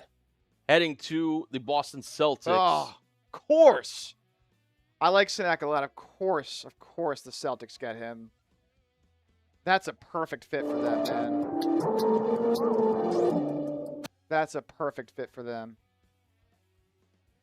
Dope. So we'll put that on screen here in just a moment. Sinak heads to Boston. Yeah, so Sinak worked out for Philadelphia. There's some chatter he could go earlier than the Sixers pick at 22. He obviously falls a little bit here at 27. First freshman to lead Houston in rebounding since 2012. He's got an interesting skill set, man, because he's got some good size at 6'10", 240, but kind of plays more in the perimeter than you would like for somebody with his frame. 8 rebounds a night. 33% from 3. The three-point shot will be big for him because, again, he does like to live on the perimeter a little bit more. Takes a lot of mid-range shots as well. I don't love that shot profile for him. So if the three-point shot can start falling a little bit more, he likes to compare his game a lot to like a Jaren Jackson Jr., who obviously became one of the more elite three-point shooting big men in the NBA. Can Sinak become that? We'll have to see, but he's somebody who really thrives with his defensive upside, with his rebounding ability, with an elite wingspan, more of a play finisher than a back-to-the-basket big, which, I mentioned kind of being that perimeter player a little bit more. Is very aggressive defensively, picked up a lot of fouls at Houston. But, I think given what Boston wants to do, playing their kind of brand of basketball, getting up a lot of threes, and whatnot, I think this is a great pick for the Celtics, unfortunately. A sweet shooting big man, blue chip prospect. He was a 5-star recruit coming out. Finishes everything around the basket. Huge strides forward as a rim protector. Learned one of the best coaches in college basketball at Houston. So, unfortunately, I hate to say it, but I do like this pick for the Boston Celtics. Interested to see what my guy Smitty thinks about this. Thought he was going to be off the board a lot earlier. So, Chris Sinak going here to Boston. That is the report. Now we've got the Brooklyn Nets on the clock here at number 28. As we are almost wrapped up with this entire first round. Kind of crazy how quickly this draft's gone by, Chip. Yeah, it's only been, 3 hours, and we're pretty much done? Pretty much. Look at that. Pretty much. I think we may have gotten the details from the trade up here. Yes, so this is the details on that trade earlier made between the San Antonio Spurs and the Denver Nuggets. A 2026 first-round pick, number 26 overall, in exchange for a second-round pick, number 35 overall, and then a couple of additional, second-round picks in 2028 and 2031. All right, so Denver clearly didn't like anybody all that much at that spot. They pick up a couple extra second-round picks in the future. If you don't like anybody at that draft selection, then completely makes sense. Completely makes sense. Let us know down below in the chat. Obviously, if you haven't voted already on the Philon pick for Philadelphia, make sure you get those votes in. Let us know, too, which other draft do you think was a draft that you were a fan of, if not for Philadelphia? Let us know down below in the chat. So I think I'm liking what Memphis did.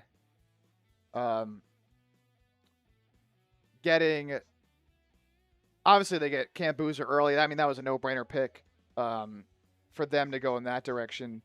They end up getting Ibuka Okori as well. So I like both of those picks. They're obviously going to move off of Ja Morant. I love Okori and Boozer going there to Memphis. I like Detroit.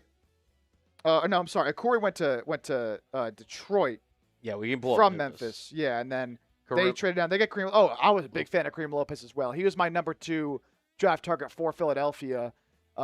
With his skill set, can do a lot of different things in the floor. Played overseas, in a competitive league in the NBL, and so you kind of get your 3 and 4 man of the future here with Boozer and Kareem Lopez. And so I like what Memphis did a lot here. No doubt about it. They're entering a new direction with their organization. Hopefully they get off of Ja Morant and they can find some other assets from that and continue building around what they have. Zach Edey down there at the 5. I mean, Lopez, Boozer, Edey, that's a good start. You obviously need the guards to come around, and I'm sure they'll be working on finding that in the years to come. But I think a good pick there. The Hawks, oh yeah, Flemings and Ejiofor. Oh, this was interesting.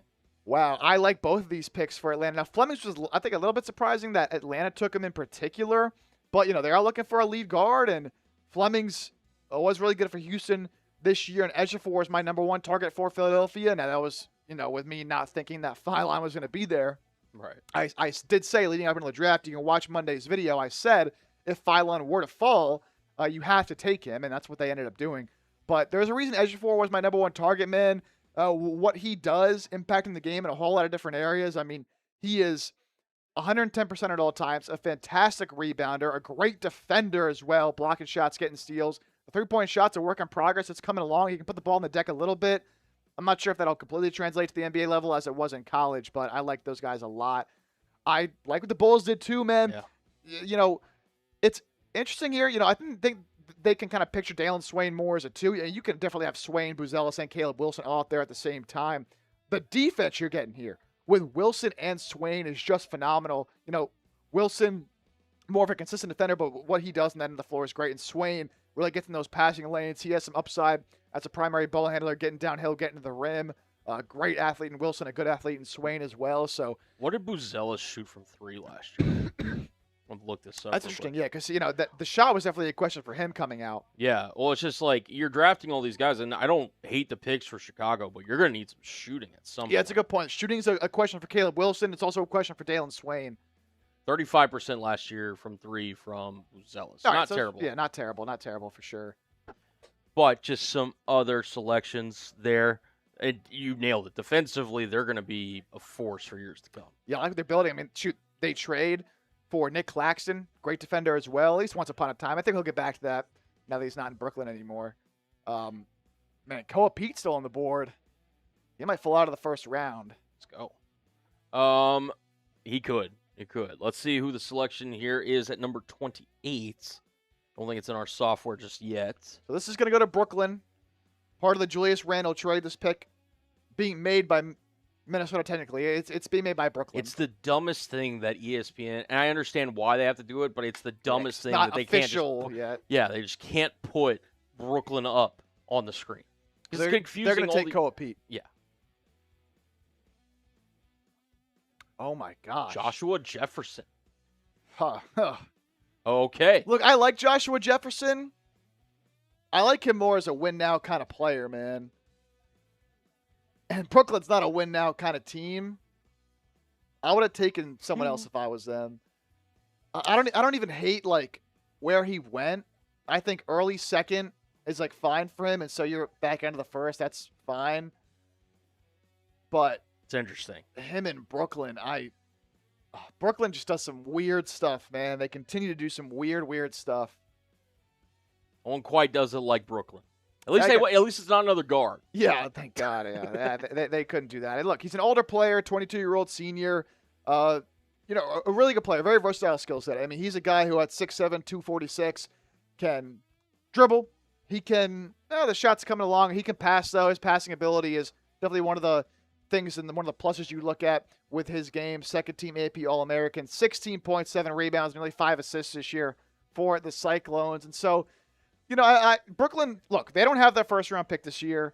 So, they're making moves, trading for Julius Randle, taking a guy in Joshua Jefferson. They took Michael Brown earlier. And so, they're adding talent to this team that was probably the worst roster in the NBA last year. They ended up falling to the 6th pick. But, I like what Jefferson can do. He has the frame. He has the passing ability. That ability as a playmaker definitely intrigues them. The defensive versatility as well. The shooting numbers, though, are going to have to improve. They got a little bit better last year, but certainly still a question mark for him. But the spot-up threes, if he's wide open, he can certainly knock them down. The passing ability, as I mentioned. The defensive versatility, as I mentioned. Good rebounder. So, look, he's a good player. But, how much better is he going to get than what he is right now? I don't really know. I think he's kind of close to a finished product, honestly. Which, for a team like Brooklyn, I get your first-round pick, and there's no reason to lose games this year, but, you're going to lose games regardless. You're a bad team. You're led by Julius Randle and Michael Porter Jr. I mean, that is not a recipe for winning basketball games, I mean, it's man. CTE ball at its finest. That is insane. It But you know what? is. They get an anti-CTE player here in Justin Jefferson. My God. Jordan Jefferson. Might as well be Justin Jefferson. Might as well. He probably start for them. Shoot. Honestly. Final 2 picks coming up here in the first round. You've got Cleveland here on the clock at number 29 before Dallas makes a selection here at pick 30. Feels like for the most part, the draft, there was a couple guys that fell. Obviously, Phylon was the big one that we talked about. Cam Carr, too. Yeah, Carr fell a little Going to the bit. Lakers. I love that pick for the Lakers, man. The Knicks should have just taken him. Yeah. They trade down. They get Sergio Delaria, who, I'm not going to act like I know much about him. The Lakers also just needed younger bodies that could shoot. Oh, and, yeah. And Carr, I think, will fit that to a T. And Delaria is not going to come over, it sounds like, for the Knicks this year, but, it's not like they need him anyways. Yeah. They got Tyler Kolek, baby.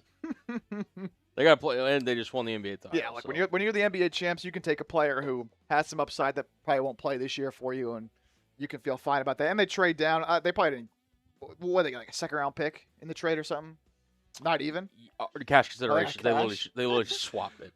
Well, I thought James Dolan was the richest owner in the NBA, man. What's going on? Is he broke? Needs cash? They won't go into the second apron, apparently. So Yeah, well, they got to pay Jalen Brunson soon. That's probably why they need that cash. He's making $70 million a year. he'll have to get paid. Yeah, that's worth it. You win a championship, it doesn't really matter at the end of the day. Yeah. That's what the Sixers got to get to doing. Well, who knows with LeBaron and Phylon, man. Could be Best backcourt. additions. You're the best backcourt in the NBA.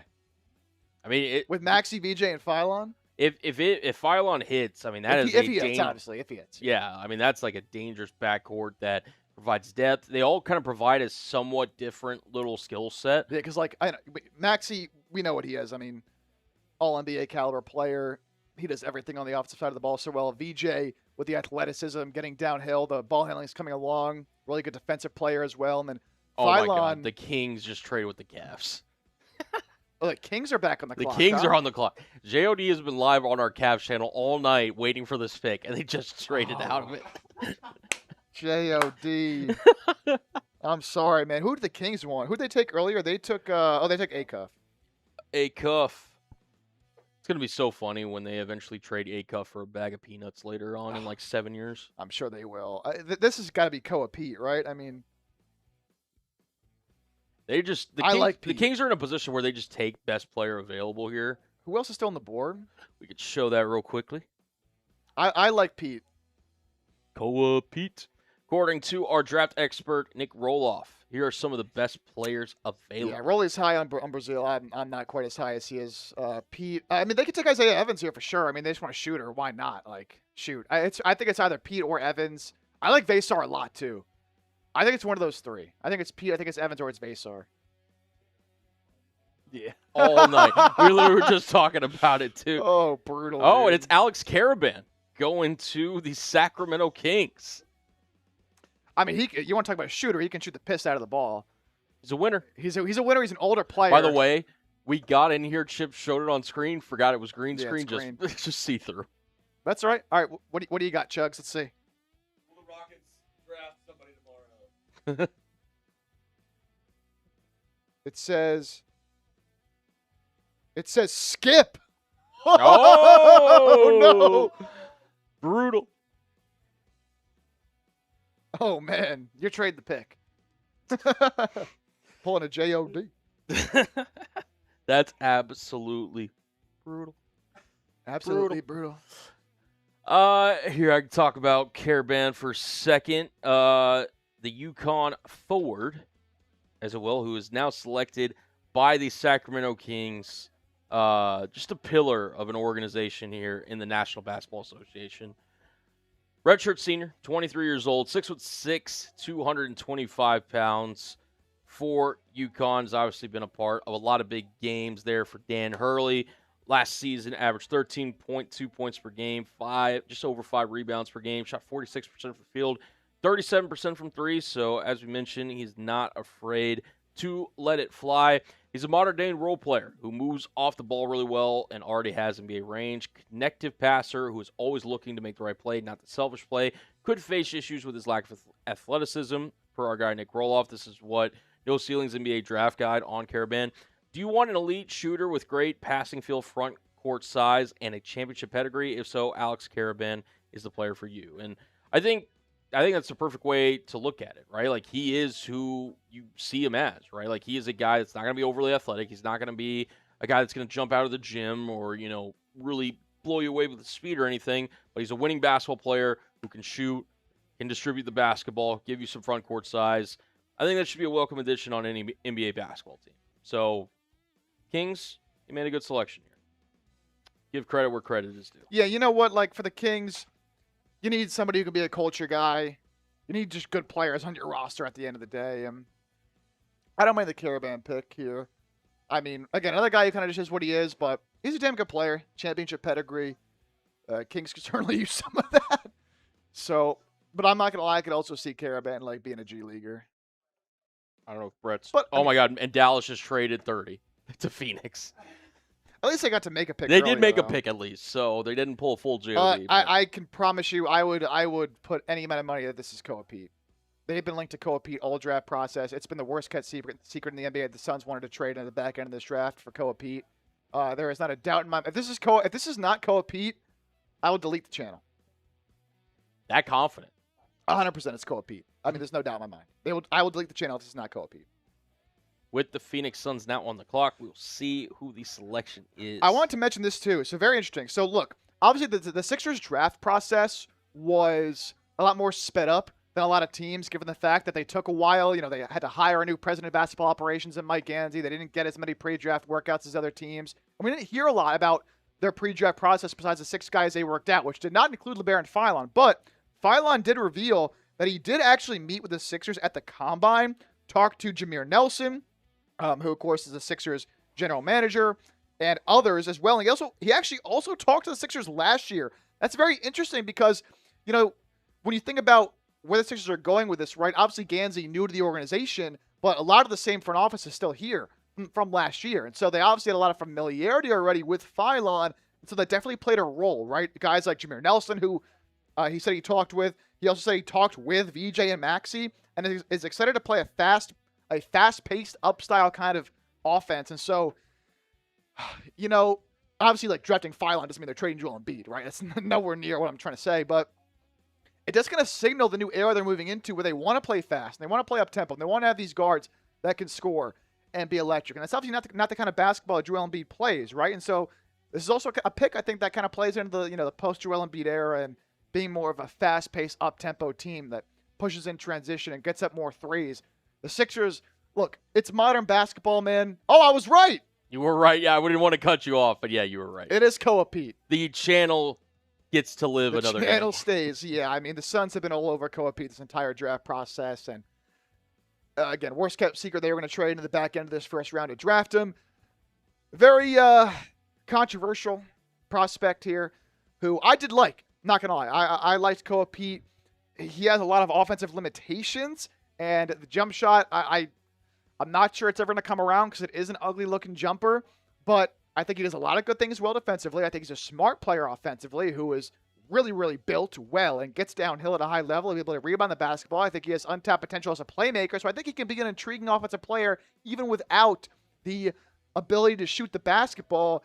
If he can be maybe not an elite-level defender, but a really good defender with his size and his quickness, I think he can be a good player, man. Elite, good athleticism, good strength, good mobility. Again, that connective nature, it's so important in today's NBA. And so we've seen, in today's league, more and more, you can't have one skill players, right? You can't just be good at one thing and that's it. You can't just be a rim protector. You can't just be a shooter. You can't just be a good passer. You have to do other things. And that's why I liked Pete, is because he can do multiple things offensively. And so he has that old school build as a bully, but also the new school skills as somebody who can not really handle the rock per se. He did a little bit in college. I'm not sure he'll be able to do it at the NBA level, but the passing is really important. You can't be a negative passer. That's why someone like Kelly Oubre struggles at times, because he's an awful passer, quite honestly, really, really bad. That's why I like to call Pete. And so that wraps up the 2026 NBA Draft. Round 1 has come to a close. Of course, we'll be live for Round 2. Here's a rundown, if you missed any of the picks, of every selection made tonight. Top 4 went pretty chalk. AJ DeBonta, number 1 to Washington. Darren Peterson, number 2 to Utah. Cam Boozer, number 3 to Memphis. Caleb Wilson, number 4 to Chicago. Then we got Wagler, number 5 to the Clippers. That pick from Indiana. Nets, a little bit of a surprise. Michael Brown going there at number 6. The Kings get their guy in Darius Acuff at number 7. Hawks go Kingston Flemings, their new lead guard there, at number 8. The Mavericks, love this pick going Mo Johnson there at number 9. Braden Burris at number 10. Post Giannis there for the Bucks. Yaxter Lindenberg, love that pick there for the Golden State Warriors. Ade Mara, the big fella, probably the Isaiah Hartenstein replacement there for the Thunder. I like the swing for Nate Ament for the Milwaukee Bucks at number 13. Hans Steinbach, number 14, great rebounder there for the Hornets. Fits in perfectly with what they need. Dalen Swain, a lot of upside as an on-ball scorer there for the Bulls. Like that pick a lot for them. Shooting concerns, though, with him and Caleb Wilson. Bennett Sturts, Grizzlies trade down 1 pick. OKC trades up 1 pick to get Bennett Sturts. What does that mean for the future of Nikola Topic? We shall see, but I think you can never have enough good ball handlers on your squad. And the Pistons are aggressive. They move up for Ibuka Okori. Love that for them as well. They need guys who can take the pressure off of Cade Cunningham. We saw in the playoffs they had literally nobody else in the roster. I mean, they were relying on Dennis Jenkins to be their number 2 ball handler. You just can't do that and win games in the playoffs. And so I like Okori there. Christian Anderson, again, love what Charlotte did. They might be some of my biggest winners at draft. They get that big man down low, do the dirty work, rebound the basketball in Steinbach, and then they get a just lighted up shooter and great playmaker in Christian Anderson to come off the bench. Alan Graves there, I think a good fit for Toronto. I didn't like him at all for the Sixers. I think it's fine there for the Raptors, who are athletic enough to make up for his severe lack of athleticism. I mean, shoot, I guarantee you, you put me up against Alan Graves in any athletic testing skill, I will beat him in every aspect. I'm so serious. Jaden Quaintance there, number 20. I'm not lying. He's an awful athlete. Number 20 there, the Spurs taking Jaden Quaintance. A lot of injury concerns, but certainly a better player than the number 20th overall pick in the draft. Just can he stay healthy? We have no idea.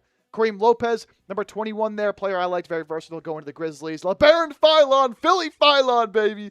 The Sixers at 22, lights it up offensively. Love that pick for them. I think could be a better defender than he showed in his sophomore year. Zubi Ejiofor, another player I liked for the Sixers, going number 23 to the Hawks, like what they did as well. He'll be great for them. Cameron Carr, Lakers trade up 1 spot to get another guy who slid in this draft a little bit.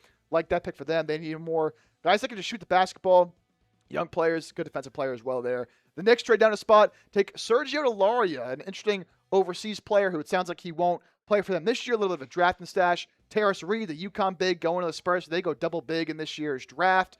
A guy that has some good defensive skills. Chris Sinak, another guy I like for the Sixers.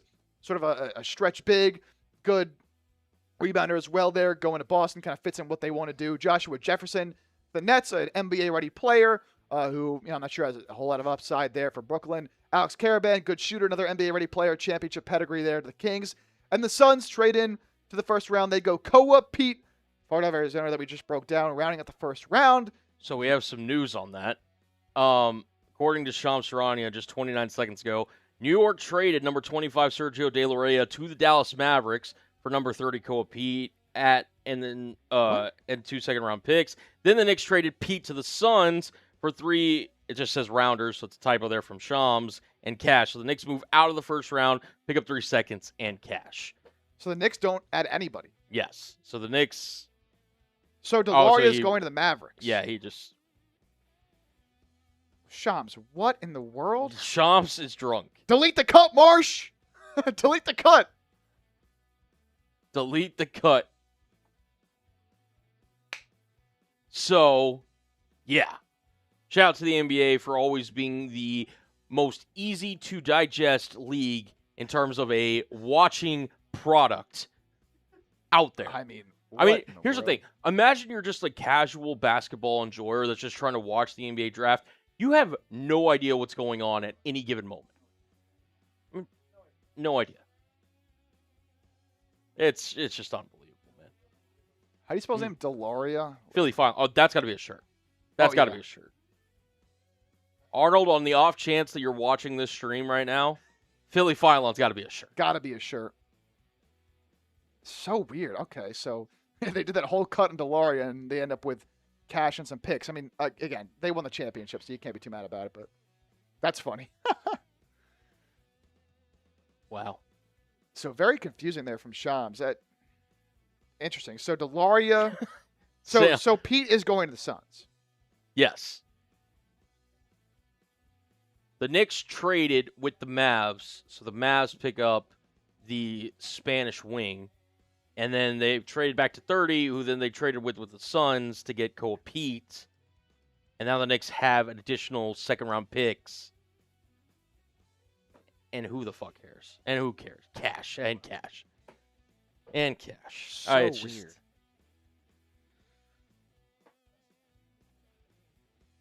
All right, well, that'll do it for the draft. Again, we'll be live tomorrow. Sixers don't have a pick right now in the second round. I would be shocked if they don't figure out a way to get into the second round and get another pick. They need more cost-controlled players on this team. Who are the top players available as we head into day 2 here? Yeah, we can show those to you real quick. We actually, real quick, if we're going to stay live here, we do got to talk about our wonderful friends. Oh, yeah, we'll do this real quick. So we'll just do that, and then we'll get into previewing tomorrow / a little bit. Cool. All right. One last time, we'll tell you guys about our sponsor here. That is Prize Picks. And I keep telling you guys, man, like, whatever sports you like watching, shoot, they even have esports on there, all these different things, culture picks, all that. Like, Prize Picks just makes getting invested in these sporting events so much more exciting. And, with the World Cup on right now, you can get involved in that. Phillies are, I think, right now the hottest team in baseball. I mean, shoot, they have the best record since they fired their manager. Get involved on the action. Win some money with Prize Picks. Pick more or less on 2 to 6 player stat projections. Choose flex play, power play. You can win yourself some money. And with the new social feeds feature, if you're kind of new to the app and you don't really know exactly what direction you want to go in with your picks, you can give me a follow on the app at JChip and see my lineups. You can also follow other celebrities. I'm not a celebrity, but you can follow celebrities on there. You can follow your friends as well. Copy lineups with just one click. And I keep mentioning the versatility of this app and how many different ways you can win some money, right? So for events like this, like the NBA draft, they do this for the NFL draft and a bunch of other events as well. You can make picks of who's going to be the number 1 overall pick. When is this player going to be drafted? How many ACC players will be drafted? Or what team will draft Koa Pete, for example? And so Phoenix was number 2 on there for most likely team to draft Koa Pete. So you would have cashed in at about 4x on that selection if you did take Phoenix to draft Koa Pete. I should have done that knowing all the talk, but I was nervous Philadelphia was going to take him. But that is how Prize Picks works. And if you're a new user, we have a great offer for you. Download the Prize Picks app today. Use code HMA when you play your first $5 lineup to receive $50 on lineups. Again, code HMA when you play your first $5 lineup to get an extra $50 in lineups with Prize Picks. That link hanging out in the chat right now, thanks to my guy Colin, is also in the description of today's show. So as we head into day 2, here are some of the best players available. I do expect Philadelphia to hopefully get into the second round. Trayvon Brazil there. I like Isaiah Evans a lot. I think a team is going to get a really good player there. And if nothing else, if the other aspects of his game don't come along, you at least know Isaiah Evans is going to be a really good shooter at the next level, which has some value as well. And showed some flashes on the ball this year at Duke. Malik Thomas has been a guy that got some first-round buzz. I really like Henry Vasar as a very versatile, skilled big who can shoot the ball, pass the ball as well. Not, the greatest interior presence, not a great rebounder, but does block a lot of shots. Baba Miller got some chatter as well as a late-round, first-round pick out of Cincinnati. I wouldn't be surprised if he goes off the board pretty quickly. In round number 2, he could be a target for the Knicks. So I bet the Knicks go Isaiah Evans with the first pick in the second round. Tyler Nickel, guard out of Vandy. Richie Saunders dealt with an injury at the end of his tenure there with BYU, but another guy that should go earlier in the second round, Otega Owe, guard out of Kentucky. Some other names here. Jaden Bradley has been a guy that's gotten a lot of buzz as a second-round pick. I doubt Sixers go another guard. They probably want to go another big there, but we'll see. Emmanuel Sharp, a good shooter out of Houston as well. Some other guys, Jacoby Gillespie, Kadir Copeland, Seth Trimble, Aaron Kruma. I hope I said that right. Dylan Mitchell. How many Dylan Mitchells are there going to be in the draft? Oh, my God. I feel like there's a Dylan Mitchell every year. And then Ryan Conwell, guard out of Louisville. Am I tripping? Didn't the Thunder draft a Dylan Mitchell a couple years ago? Not Dylan Mitchell, but AJ Mitchell. I swear there was a I swear there was I had a to look Dylan over. I had to. He's somebody. He's a champion. I swear. Am I going crazy? Dylan Jones, yeah. They drafted maybe him. that's him. And they traded him, right? Yeah. Yeah. Maybe that's what I'm thinking of. I don't know Well, why. no, they actually traded him to Portland. He got cut, and then he signed with the Knicks. Oh, okay. All right. Well, Two-time champ. He well, is. those are some of the top guys available. We'll see if Philadelphia makes a move. If they do make a move, it's got to be at the top of the draft. Dude, if they can, trade some. They have so many future second-round picks. You don't need all these. If you could trade some future second-round picks, get up to the top of the draft, and land Henry Vasar, A+++++ draft. It legitimately took Shams like 3 or 4 takes to get that tweet right. He Yeah, finally got it right. Like, what is he doing, dude? He is drunk. Another update. Okay, so this is his latest tweet. He says, New York traded number 25, the number 25 pick, Sergio Delaria, to the Mavericks for number 30, Koa Pete, and 2 second-round picks.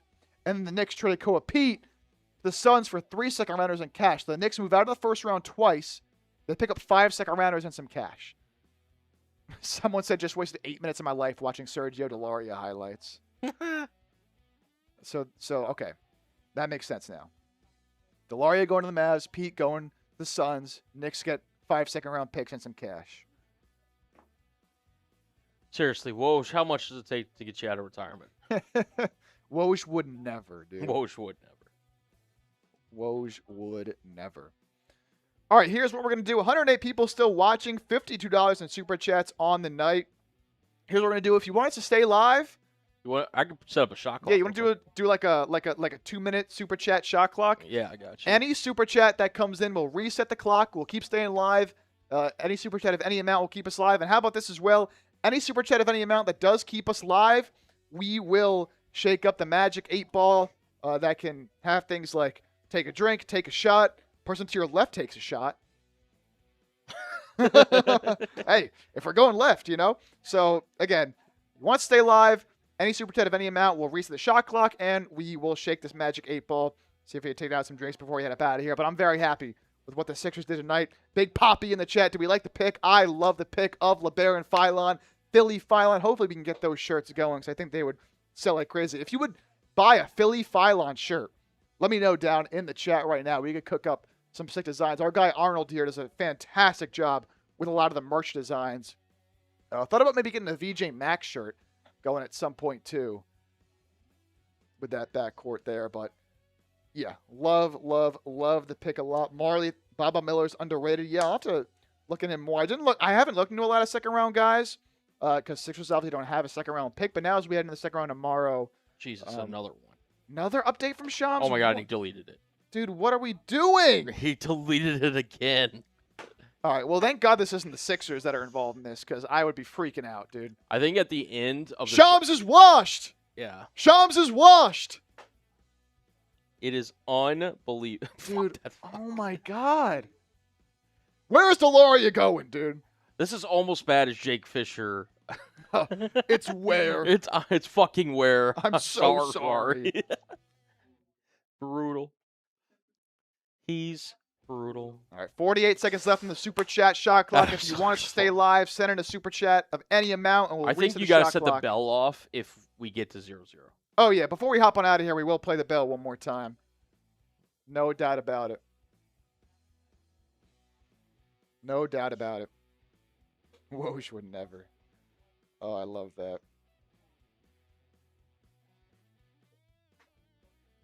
I didn't even know he was traded. Just a brutal back end of the first round, dude. You know what happened? The Sixers took Philon and threw everything off. They really did. Threw everything off. NBA teams were scrambling. They didn't know I what mean, they the were fact doing. that he fell that far was the whole reason our stream crashed. Yeah, that was ridiculous. Oh, the man. stream couldn't believe it. Live stream couldn't handle the fact that Philon was still there. It wasn't processing things right. Tino, you missed just an absolute I don't even know what to call It was a disaster. it. It was a disaster. Could have been. It could have been really worse. bad. Could have been It a lot could've- worse. So our stream, like, it just randomly went to like all black. It just completely cut off everything. Live stream froze. Yes. It all crashed. Done.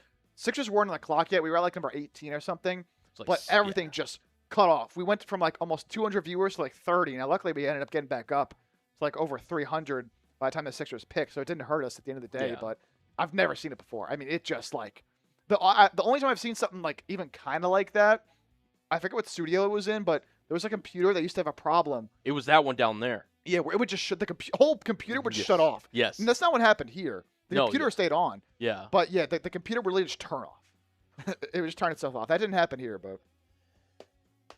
All right. Yeah. All right. Clock is done. You got to hit the bell. Clock is done. We're going to sign off here in a second.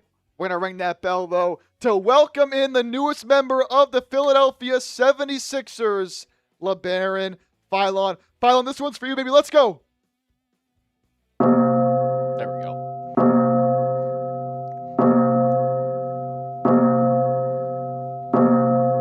Bring him in. Bring him in, LeBaron Philon, baby. B-Doc, I just watched his video. Where's Philon? Said, let's go. Let's get to work, Philly. He wants a Philly cheesesteak. Philon did also mention how excited he is to play with VJ, with Maxey, and with Embiid as well. I just want to relay this real quick before we sign off because I saw a quote he had about Embiid.